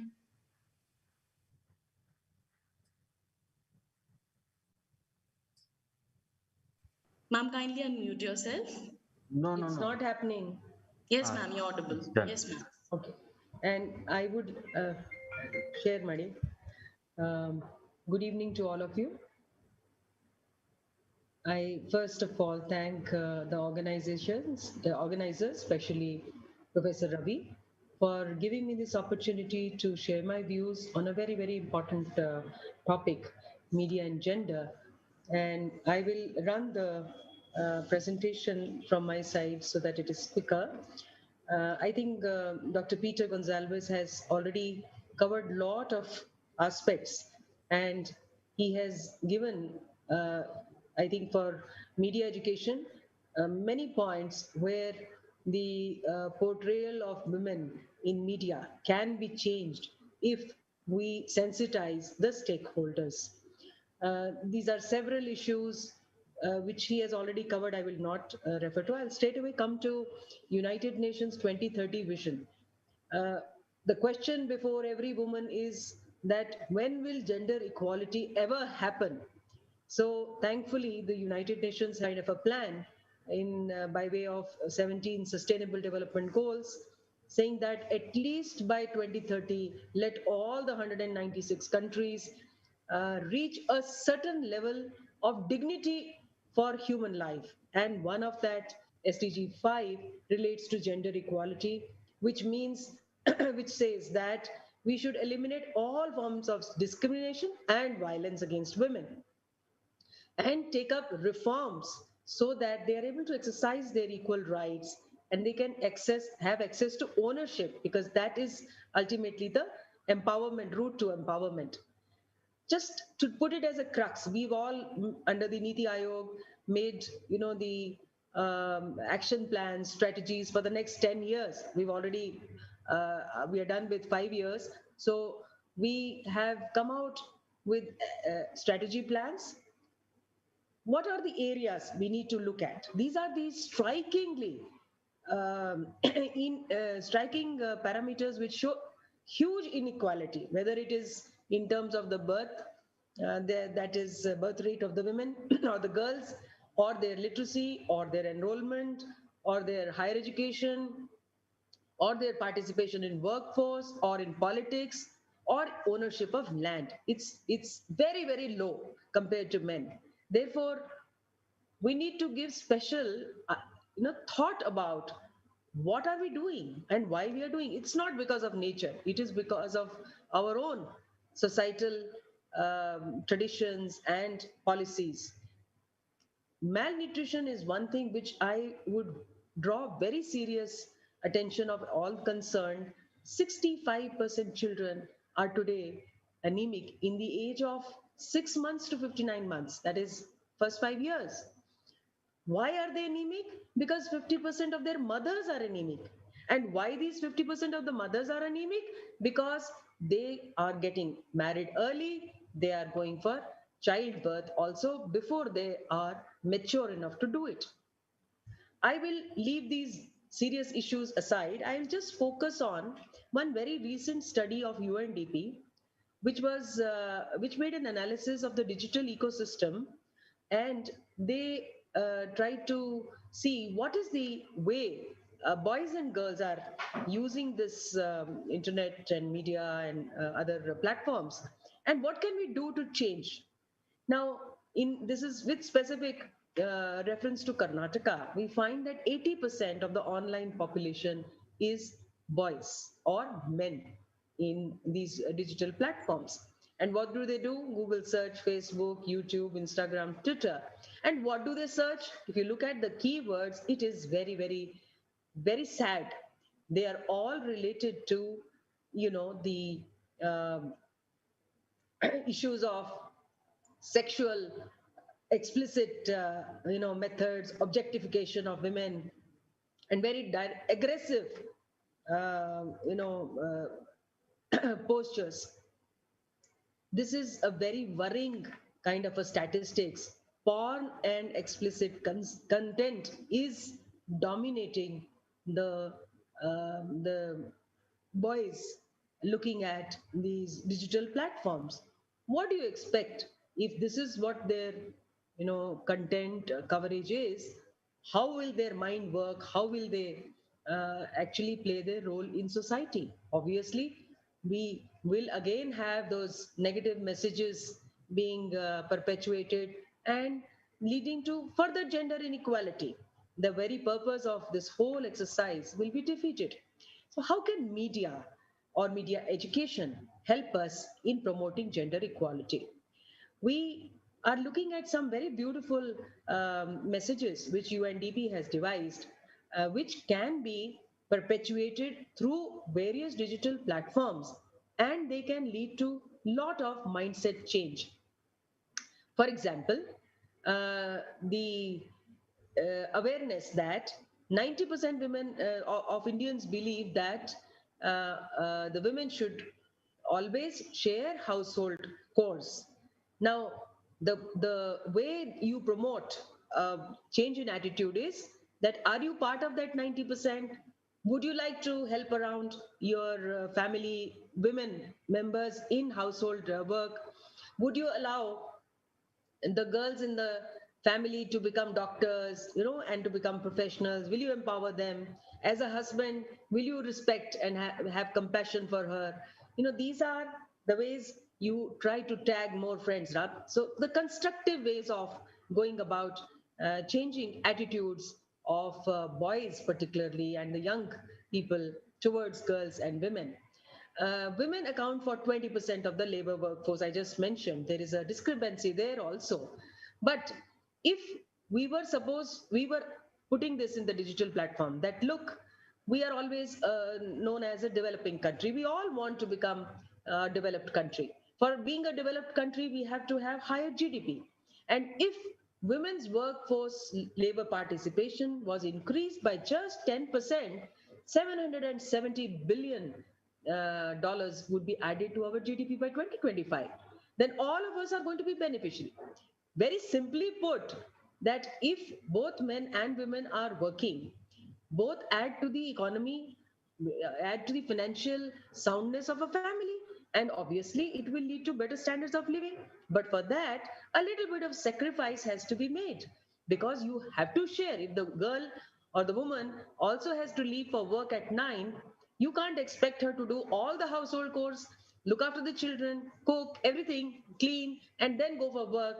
It is not possible. So who is the loser? You are the loser as at the family front as well as at the country front. Another example is that in India, women spend about 300 minutes doing unpaid care work per day, which is 10 times more than the time spent by men. Now, these are all researches based on data collected. If we see these kind of things being put onto the online platform, there is somewhere some change will happen. You do some introspection. There was another study by World Bank saying that if all the unpaid care work was paid for to an average woman, this would amount to a salary of a chief executive officer of any multinational company. That's the value. But do we value it? And there is a way through the media education, we can actually attach value to it and share the burden. Now, this is a usual thing. A man's day off means he'll do nothing, but a woman's day off means her household work, her children, family, everything continues. Another very beautiful concept by Virat Kohli, our cricketer icon. He says that I wasn't aware that I was growing up as a chauvinist, but now I have started to see myself as a feminist. When his wife was carrying, he kind of took leave and he wanted to take care of her. This is something rare, but when the celebrities do it, I'm sure the followers do it too. I'll just share two very important programs of Government of India. One is Beti Bachao, Beti Padhao, which means that we should make our girl child go through the education compulsorily and save her from being, for being killed as part of feticide. So we had a very interesting educational program with the newlywed bride and the groom for almost 2 years. And we found, and in that area, before the education happened, 40% of the girls were born out of the total child population delivered. And when, after 2 years, when this change of education mindset happened to these people, both girls and boys, we found 60% of the girls born were of the total population. Now, nature has by itself selected that way. Why are we interfering with it? And we do not realize the consequences of it. So, if it could happen in a remote district of Karnataka, I'm sure it could happen world over. And this female sex ratio that we keep talking about, it's not so difficult to change and reverse and make it 50-50. Nobody's asking for more than 50. Be fair, be equal. Similarly, on the nutritional front, we find that we have to give special care to the girls. In the same family, everybody's having the same amount of food, but why is it that the girl and the child only is malnourished? Same family, same any caste or any category of people in economic strata. Why is it that women are left with malnutrition? Because she is eating the leftover. She is not keeping the balanced food equally for herself as she's offering to the rest of the family. So these are areas where I feel that the media has the best of power to create a gender sensitive, gender transformative content, break these gender stereotypes, create that environment of safety, move from negativity to positivity, lead to sustainable development, which benefit both. It's not for women alone that we're talking about. And the best practices should be more in news rather than keeping them in minority. Finally, I would say that just as we have different policies, we must have a gender policy for media. Just as we have action plans for bringing in equality in different departments, different programs, I think it is high time media also shares this United Nations goal and says that let's do it now. At least we have 10 years to go.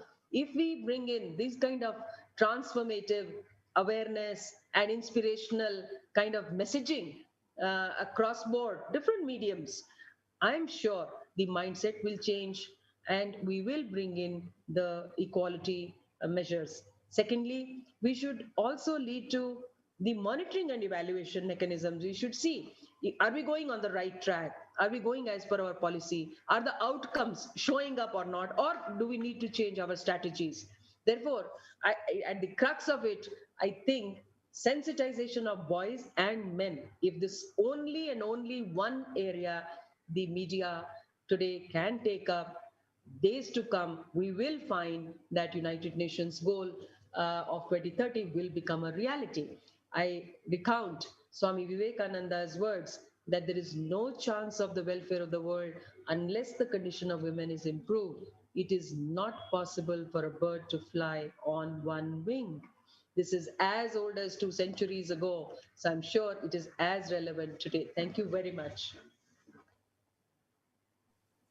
Thank you so much, ma'am, for your valuable words. Now I call upon Dr. Nandini Lakshmikanta, ma'am, who's a professor and former director working for Manipal Institute of Communication, a constituent unit of Manipal Academy of Higher Education, a lead educational institution for India.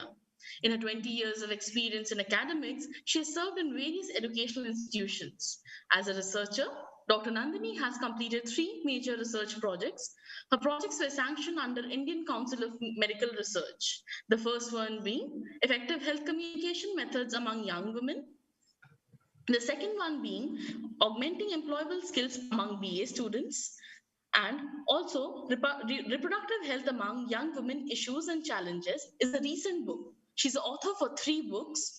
Also, Professor Nandini has presented papers in more than 20 national and international conferences, chaired sessions, delivered plenary talks, special lectures, and published research papers in lead research journals, apart from editing papers. We are happy to have you among us, ma'am. Over to you, ma'am.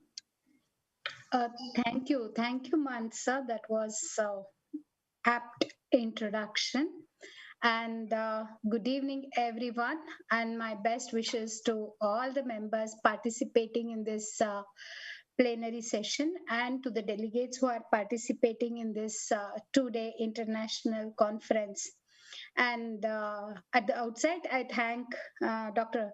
Professor B.K. Raviso, Chairman, Department of Communication, Gnanabharati Campus, and also the authorities of St. Paul's College for involving me in this conference.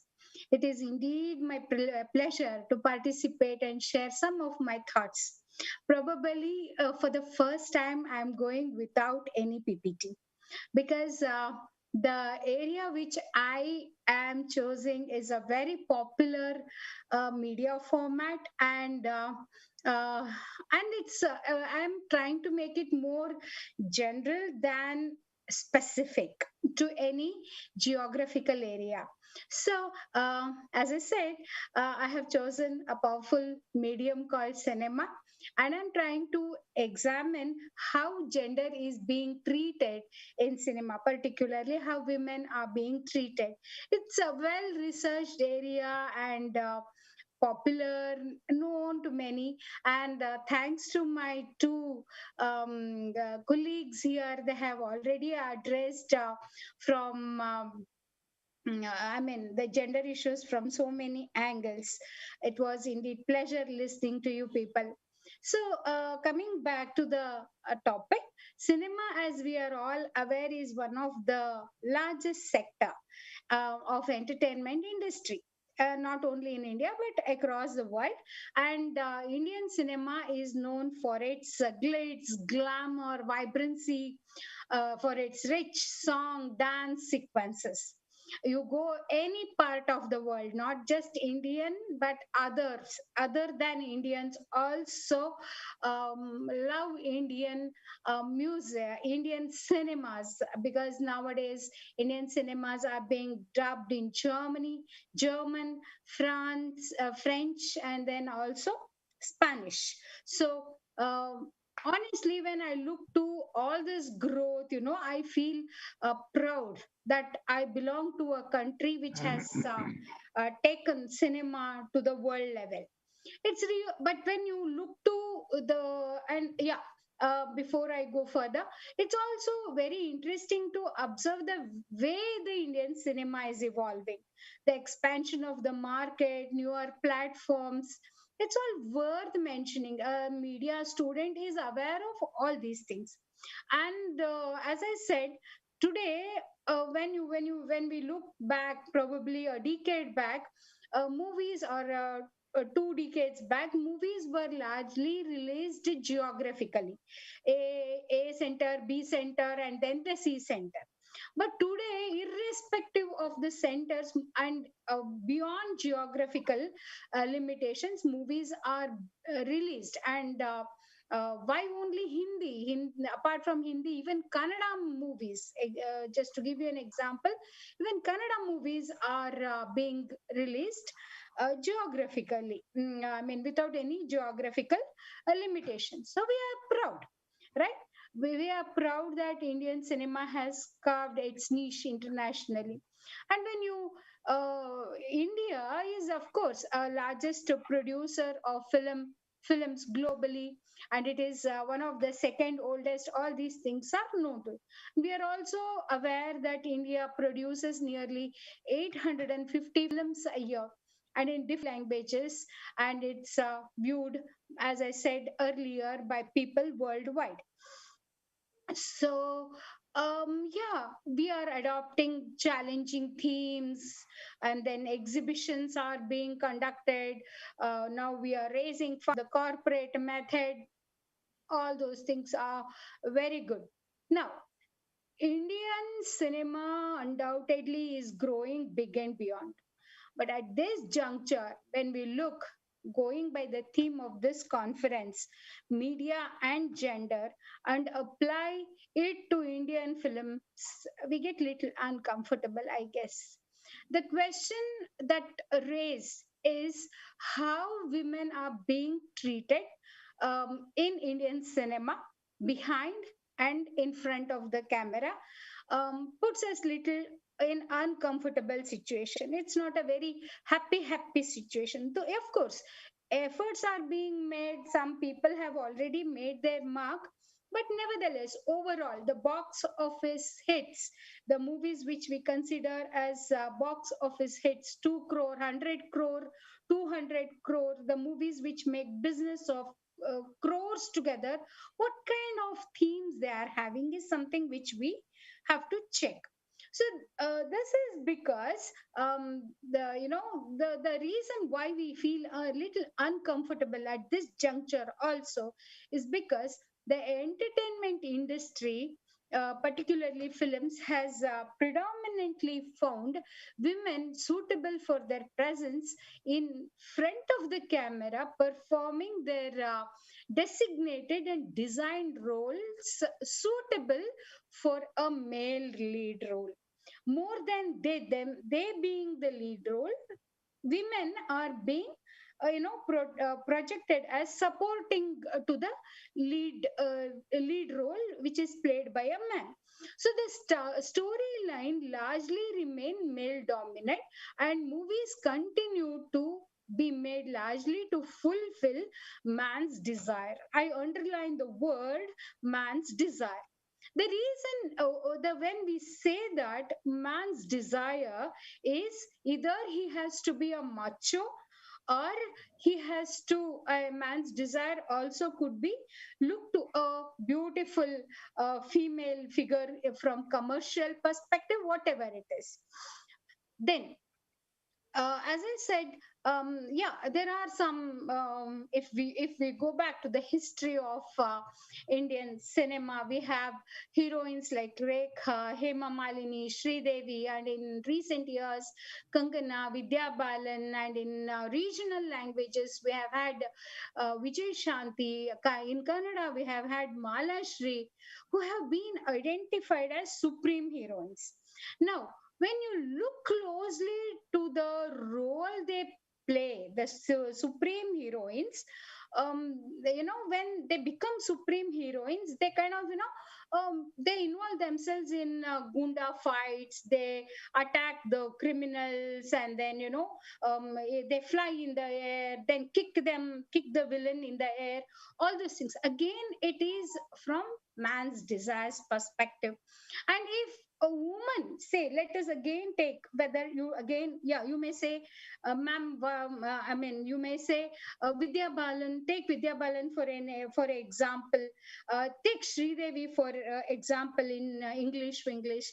Where did they do all those things? But here, one thing I have to bring it to your notice is, if one woman is in the lead and she's carrying the movie on her shoulders, then there is an absence of popular hero. But on the other hand, if the story is hero focused, right, then there is a there is a popular heroine to support him in him singing around him, dancing around him, blah blah. So she's always been largely in majority of the movies she has been portrayed as supporting character to male protagonist, and she continues to portrayed in the same way in a majority of Indian movies. So when the situation has not changed much in front of the camera, we can imagine it is beyond our imagination how she's going to be or she's being treated behind the camera. Her life becomes more challenging if she wants to direct a movie because she faces predominantly two types of challenges.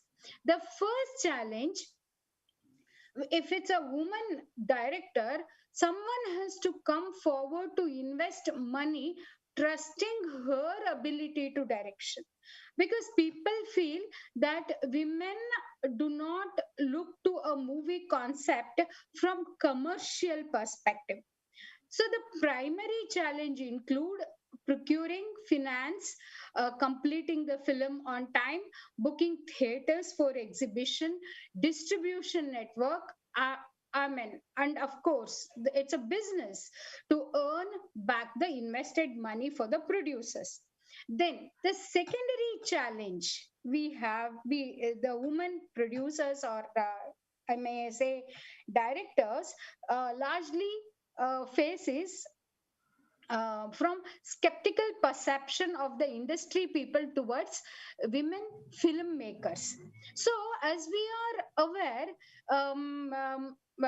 you know, when you look to Hindi cinema, probably it is a little better when compared to, it is more systematic maybe in recent years when compared to other Indian regional languages films.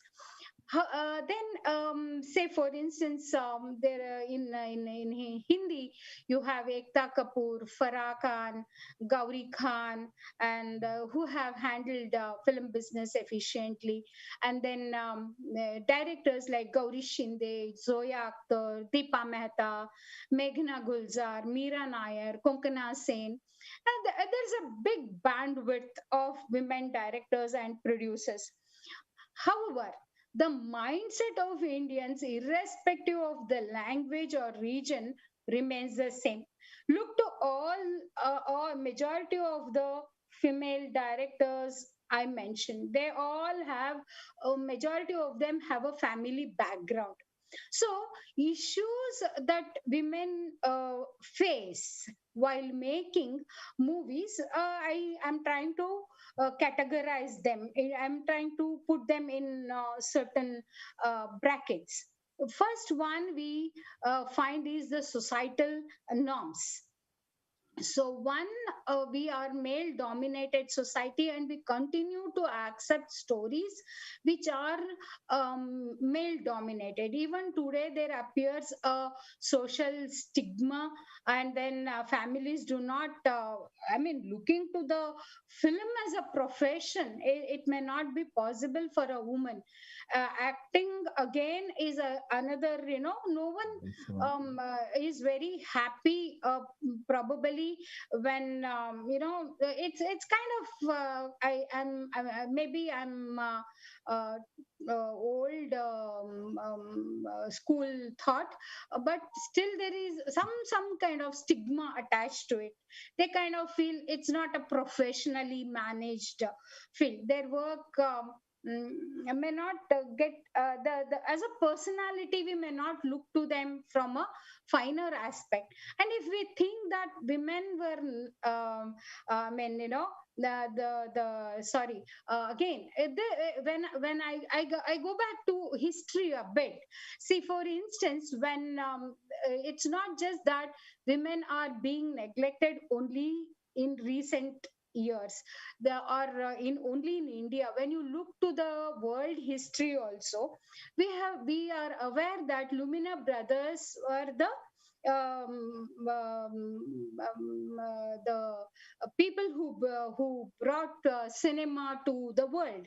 So you also remember George Melis, their A Trip to Moon, or Edwin Porter's The Great Train Robbery. They have all these names have etched deep in our common psyche. They bring we recognize them as our early pioneers. But do we remember Alice Guy Black? Because Black was also contemporary of Lumina Brothers, and she also made significant contribution to the world of cinema, right? She was also the first female director. She was also first filmmaker. She produced and supervised about 1,000 short films. But who remembers her? Right. So by say for instance, by 1896 itself, when she was 23-year-old, she had made a lot of adventures in the field of cinema. So how is that her how is other story men's stories are all remembered, and why this female story is not remembered? Why do we not recollect her as profoundly or as lovingly as we recollect others?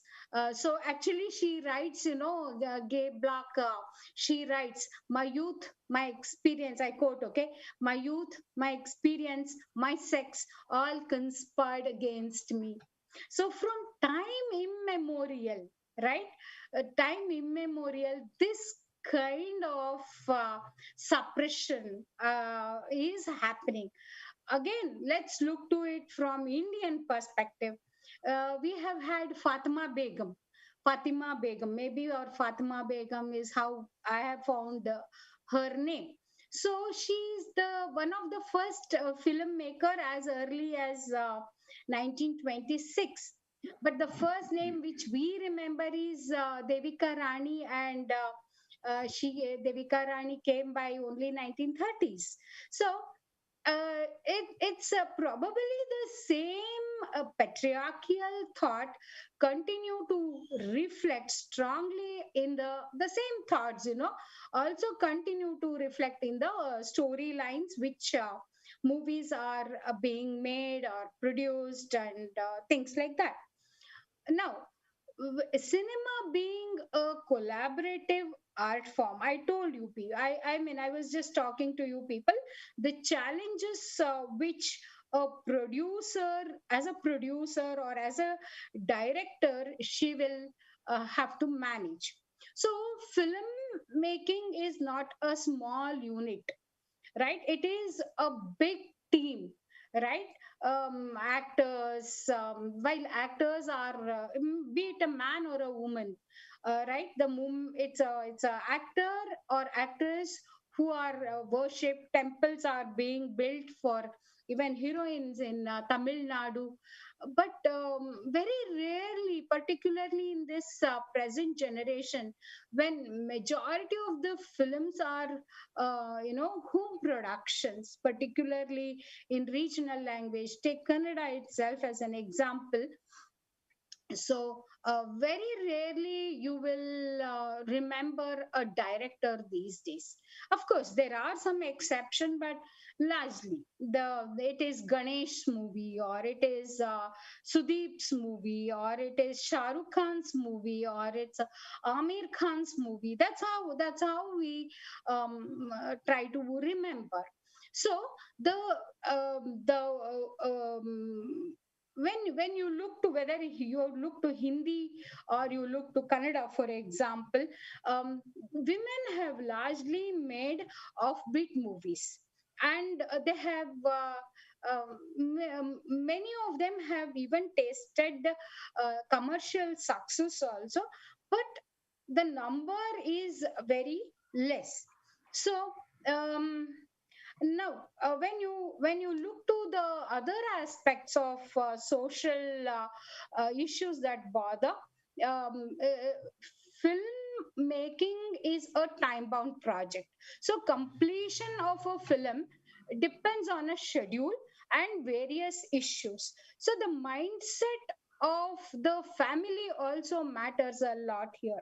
So the girls have to come back at a particular time, and if the woman is married, like just now Shalini ma'am was talking about, she also has to do the household work and also come and do the work. So all these issues bother a woman, whichever field she is, and it bothers her, and particularly it bothers more in cinema because of the time frame in which they are working. And again, girls marriage, it almost all the parents feel it is their responsibility to get the girl child married, and it is their responsibility. So the girl will usually go to the husband's place wherever he is. So if the girl is in Bangalore or Mumbai, or so she has to be in a particular place to be involved in movie business, right? And if she goes away to some other place, then that connectivity is lost. And again, that even if she's a trained technician or an editor or a photographer, the talent goes waste. Then the next one, which majority of film directors, female directors, even male also face, but it is more so in women, is irrespective of all the advancements of technology and all that, the financial burden, the investors, how do they consider women while investing their money? That I have kind of given a brief thought about it in the initial stage. They always look to it from commercial perspective. Will she be able to, will she be will if we invest our money in a movie made by her, will she can she expose a woman the way a man can expose her, right? Maybe a woman may feel hesitant to expose, or may not feel very comfortable to expose the way man has been doing a woman. And for a woman, and the eyeball capturing in any commercial movie is just body show, right? The body show of a heroine, maybe from Ram Teri Ganga Meli to Satyam Shivam Sundaram to the recent film. You take any film, it's largely that. So the eyeball capturing, again from man's desire perspective, is predominantly question, and it may also reflect on the financial aspects, investments from perspective. Now again, there are film business is something uncertain, right? So we find largely women are producers, but we find three, and you can categorize them largely into three types of film producers. One, the first group of film producers are largely, if you go by the list of film producers, film name, production house, film producers, and things like that, you will find n number of female producers, but they're all family relatives of the film people who are involved in film production, and not actually, they may not involve themselves in film production.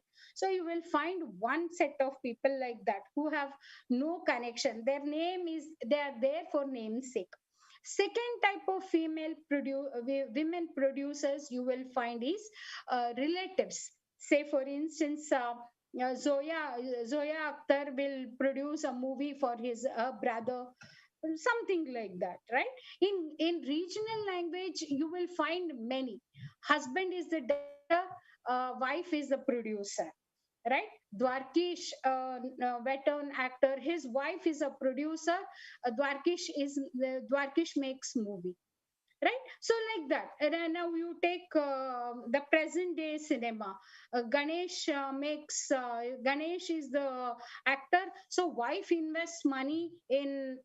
So how we do not know whether they are really involved. Again, the question is that. Then the third one, same thing may happen to even Gauri Khan also. We do not know. Then the third group of we also have third group of actress who turn themselves into producers, and you will find them abundantly in Kannada. Particularly, at least I have seen many. Say for instance, Jaimala produced Tai Saheba. She also acted. Soundarya produced Dweepa, and she also acted. Leelavati produced movies for the sake of her son.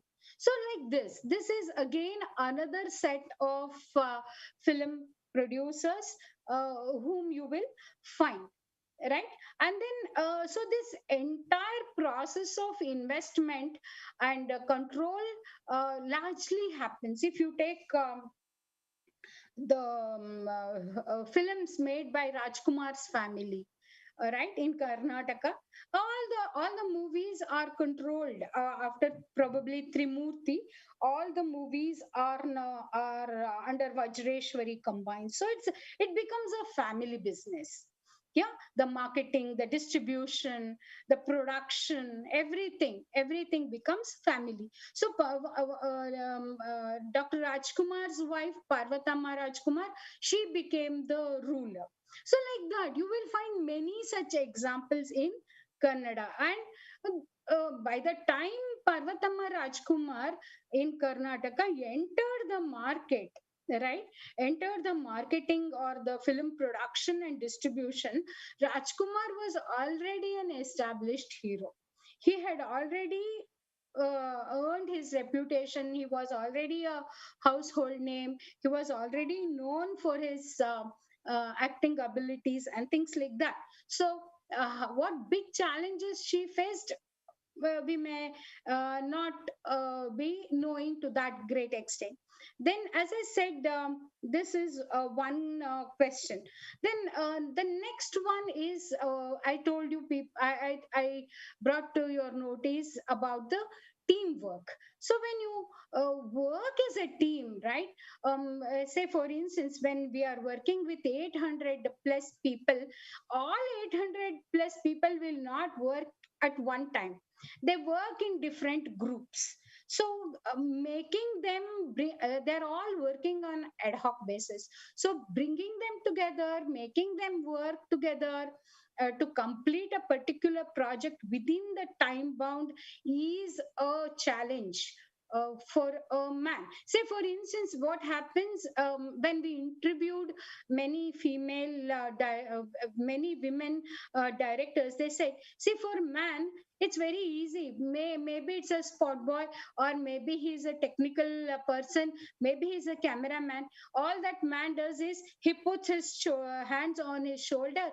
He'll take him for a cup of tea or a drink, and the things get sorted very easily. But a woman cannot do that. That is the question. That is the problem. A woman cannot put her hands around the shoulder of a man and take him for a cup of coffee or a drink.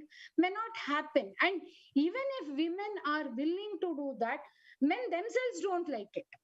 Is what the women directors in their interview have told me. And another issue is men can use abusive language also. But whereas to get their work done, but when it comes to a woman, her challenge is again in using that kind of a foul language. It is not that women are not successful. Women have been doing great work, like in Karnataka you have Sumana, you have Kavita Lankesh, you have I think Rupaya. So many people are all there. They're all, and then Vijayalakshmi Singh.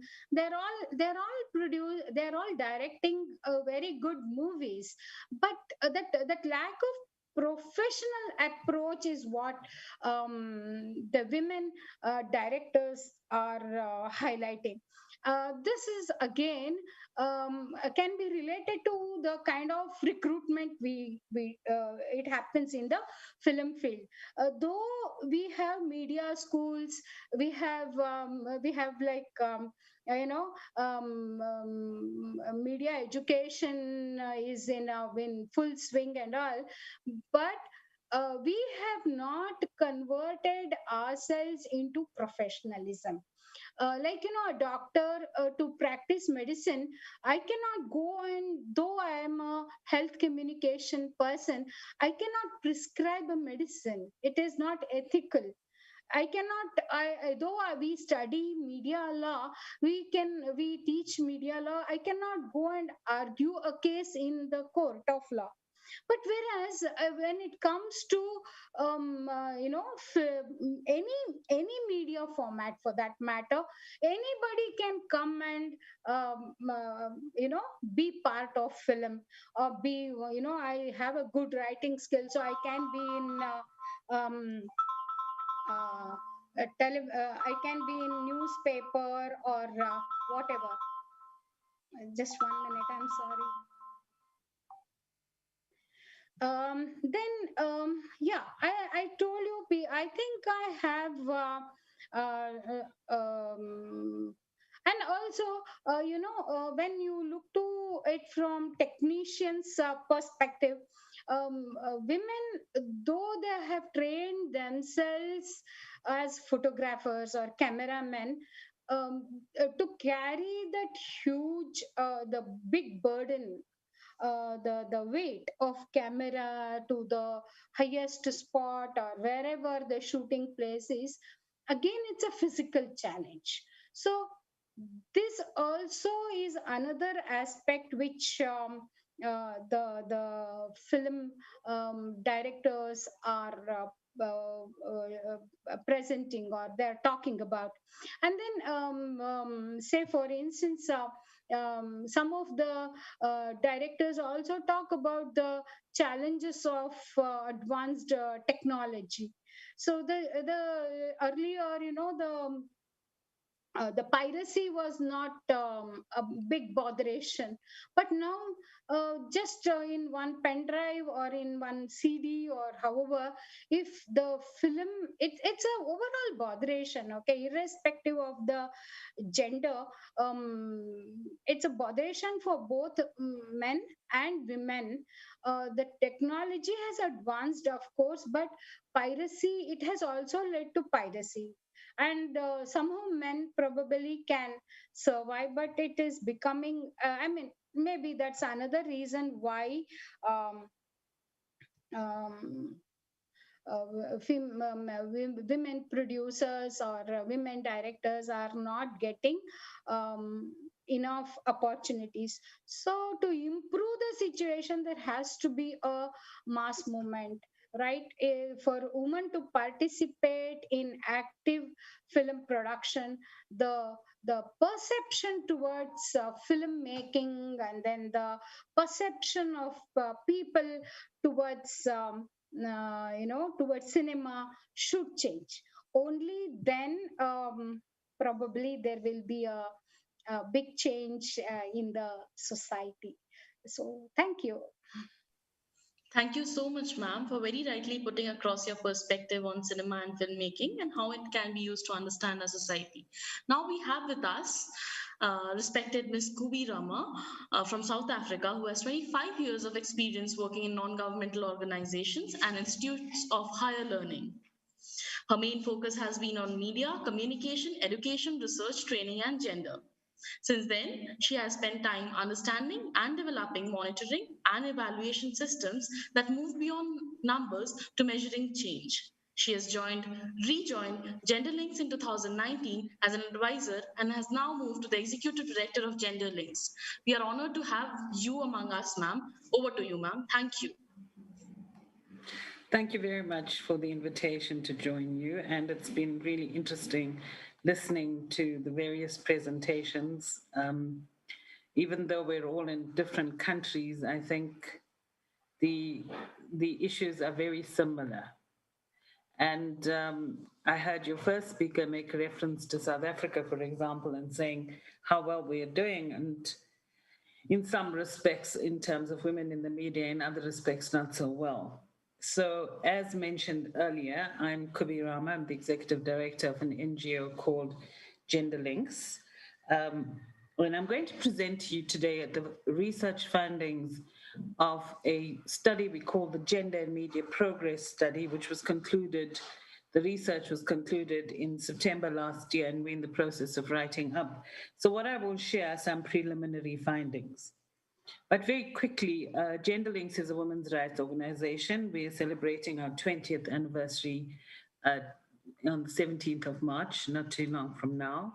We have offices in 10 countries in Southern Africa and project sites in 5. And we're about to expand to the Comores. Just for information, the SADC, the Southern African Development Community, is comprised of 16 countries in Africa. And the Comores joined quite recently. So we work across all of these countries. It's a challenge, but very, very interesting. Very quickly, because I'm in the presence of academics, and I think one of my ex-students is a doctoral candidate at the University of Bangalore.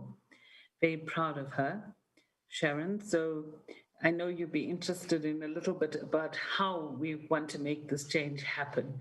So we use the ecological model to explain how we would like to make change, and we believe one of the comments I heard quite early on is how are we going to achieve gender equality? Because we've tried and it seems like it's a very unattainable goal.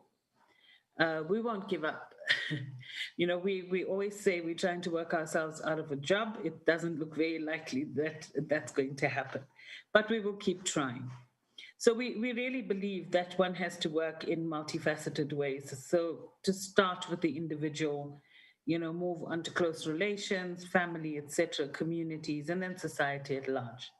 And of course, media is one of those institutions in the social system that influences certainly not how we think, but it certainly puts issues on the agenda.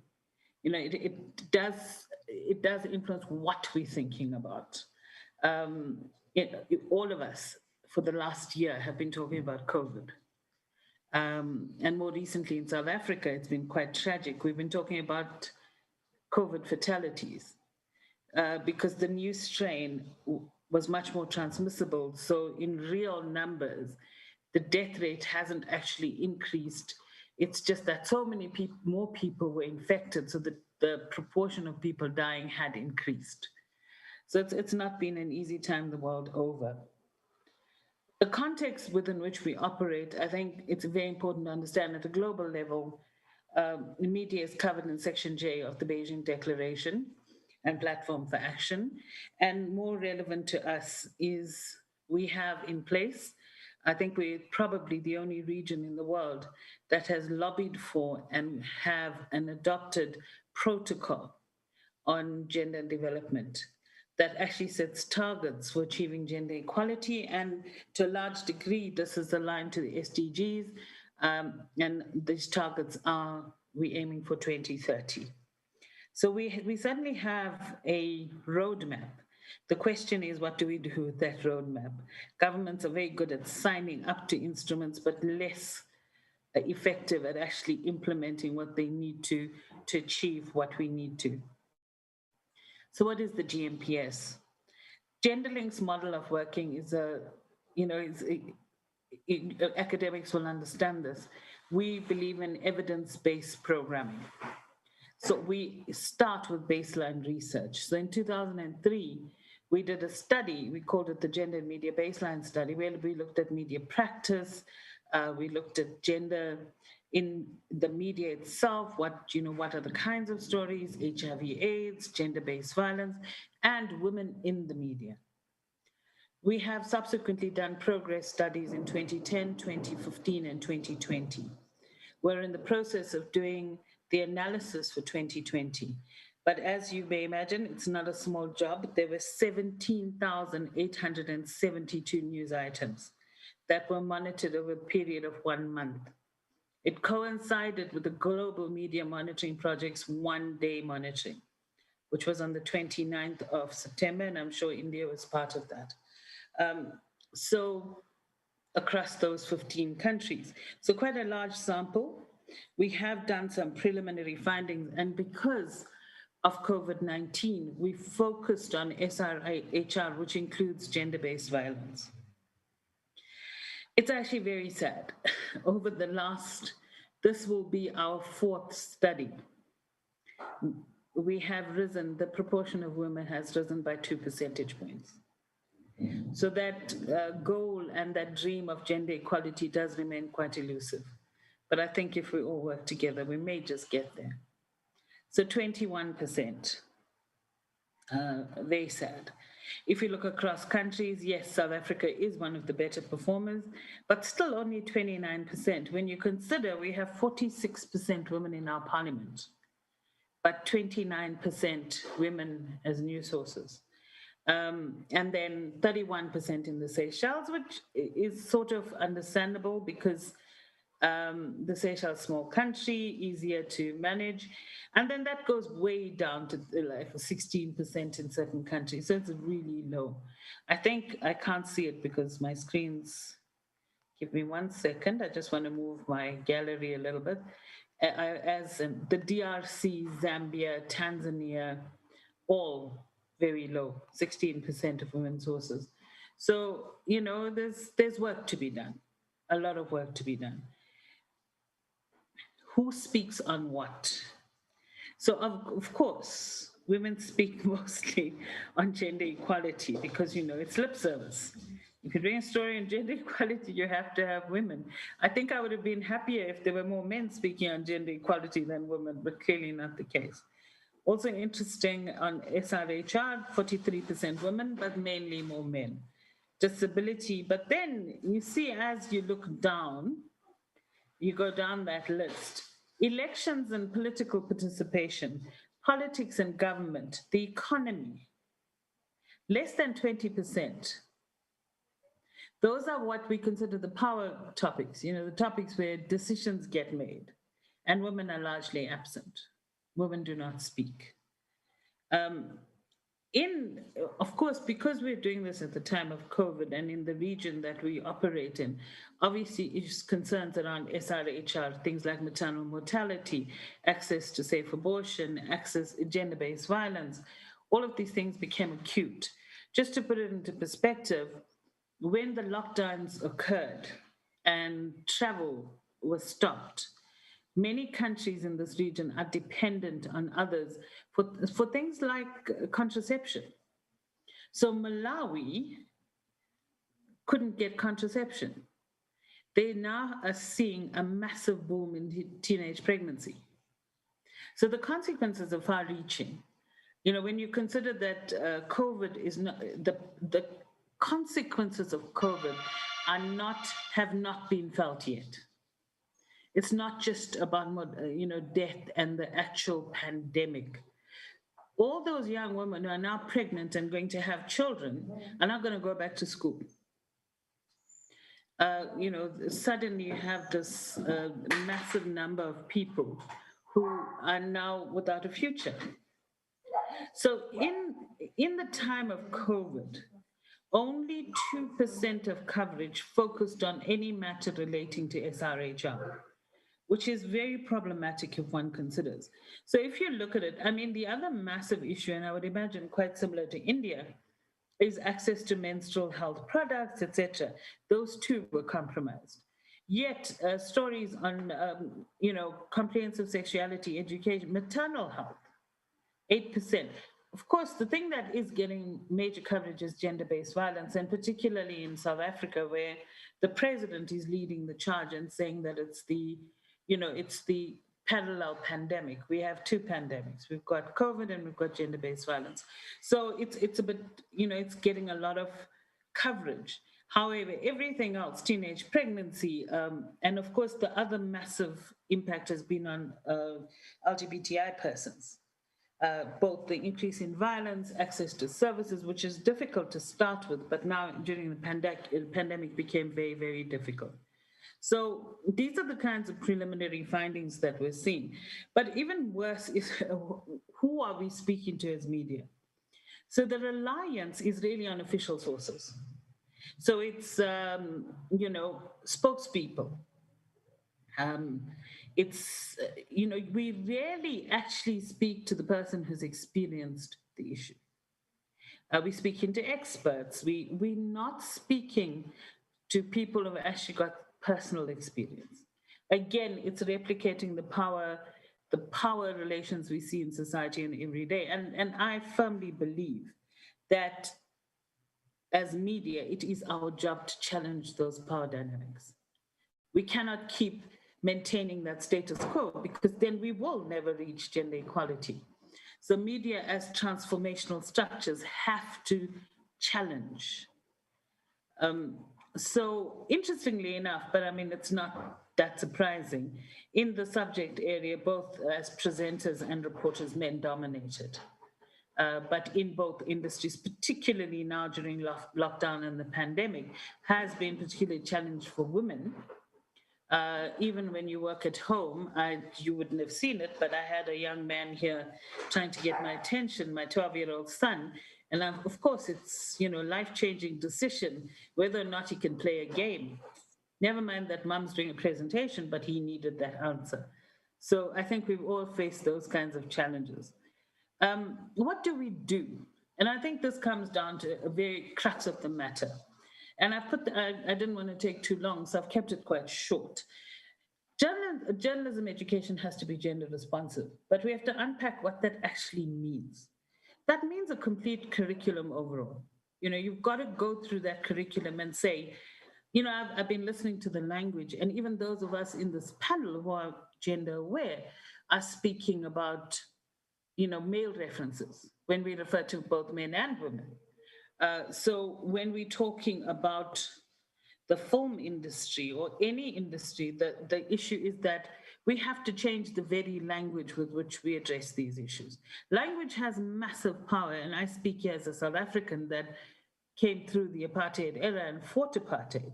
Language was power. How and what you say is critical. So my children know to be very careful and not refer to mankind, and it starts there. It starts in your home, it starts in their schools, and it starts in your schools. So to look at the language with what we teach, but also what we are teaching. We have to be critical in how we teach and what we teach. Why is the representation of women so low in parliaments? Who is speaking? What are they speaking about? How do we change that rhetoric? And yes, there will be resistance in every single place. There will be resistance, but ultimately, and I always say this, and it'll make it's a South African example, but would we be okay with racial references? No, we won't. But we accept women being called all sorts of names. Whores. And I see parallels in the Indian media. When a woman is raped, some of the media blames her. Why was she there? What was she doing there at that time of the night? Why? That should never be the question we're asking. Rape is a crime. Rape is not a social issue. It's a crime and needs to be treated in that way, and the media needs to present it in that way.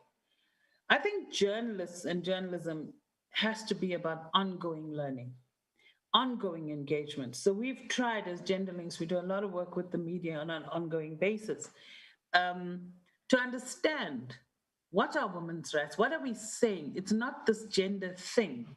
It's actually something very important. And ultimately what we want is even when you're reporting, it has to be rights-based. You are expressing a world, you should not be reflecting the status quo if it is not just and it's not equal. You challenge that. And, Sharon will tell you one of the biggest things that when I used to teach journalism, which I did for 7 years, I would say to my students, you question everything.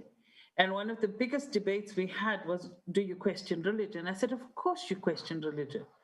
If in the name of religion and culture, we are doing things to women or anyone that is harmful, like in the dowry system in India, child marriage, yes, you question it. If people are being harmed and dying or in any way being prejudiced as citizens as a result, we have to question it. It was quite a debate in my class, and it always, and it's not about telling people to change their belief systems, but we cannot just accept our belief systems as God-given without questioning if it is harmful. And I think, the biggest issue is, as media and journalists, we have to understand our role in the society as more than just news producers. We are change agents, and we have to see ourselves that way. We have to see ourselves as people who have the power to make people start thinking about the issues that need to change. Thank you.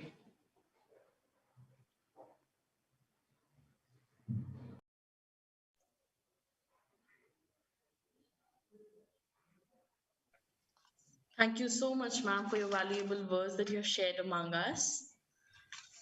With this, we come to the end of the day one of our international conference. I, Shreya Chakrabarti, on behalf of St. Paul's College, Bangalore, take this privilege to thank all the eminent speakers and guests from different walks of life who have spared their valuable time to share their knowledge and vast experience with media fraternity, scholars, academicians, and the student community. I extend my warm regards on behalf of St. Paul's family to all the speakers, each one of them being a pioneer in their own field, and thus embracing the occasion with their endless and remarkable achievements. I also apologize for the technical glitches as we are using our digital platform due to COVID-19 pandemics. Sorry to each one out there, the dignitaries, the speakers. It's my humble request, please forgive us for that. So one announcement for tomorrow that we have an exclusive Indian plenary at 10 a.m. featuring eminent speakers like Dr. Purnananda DS, Kuvempu University, Dr. Kiran Prasad, Padmavati Mahila University, Dr. V.S. Sudesh, Bangalore University. We request you on behalf of St. Paul's College to join with us at sharp 10 a.m. Thank you all. With this, we come to the end of the meeting. Thank you everyone present here. Thank you.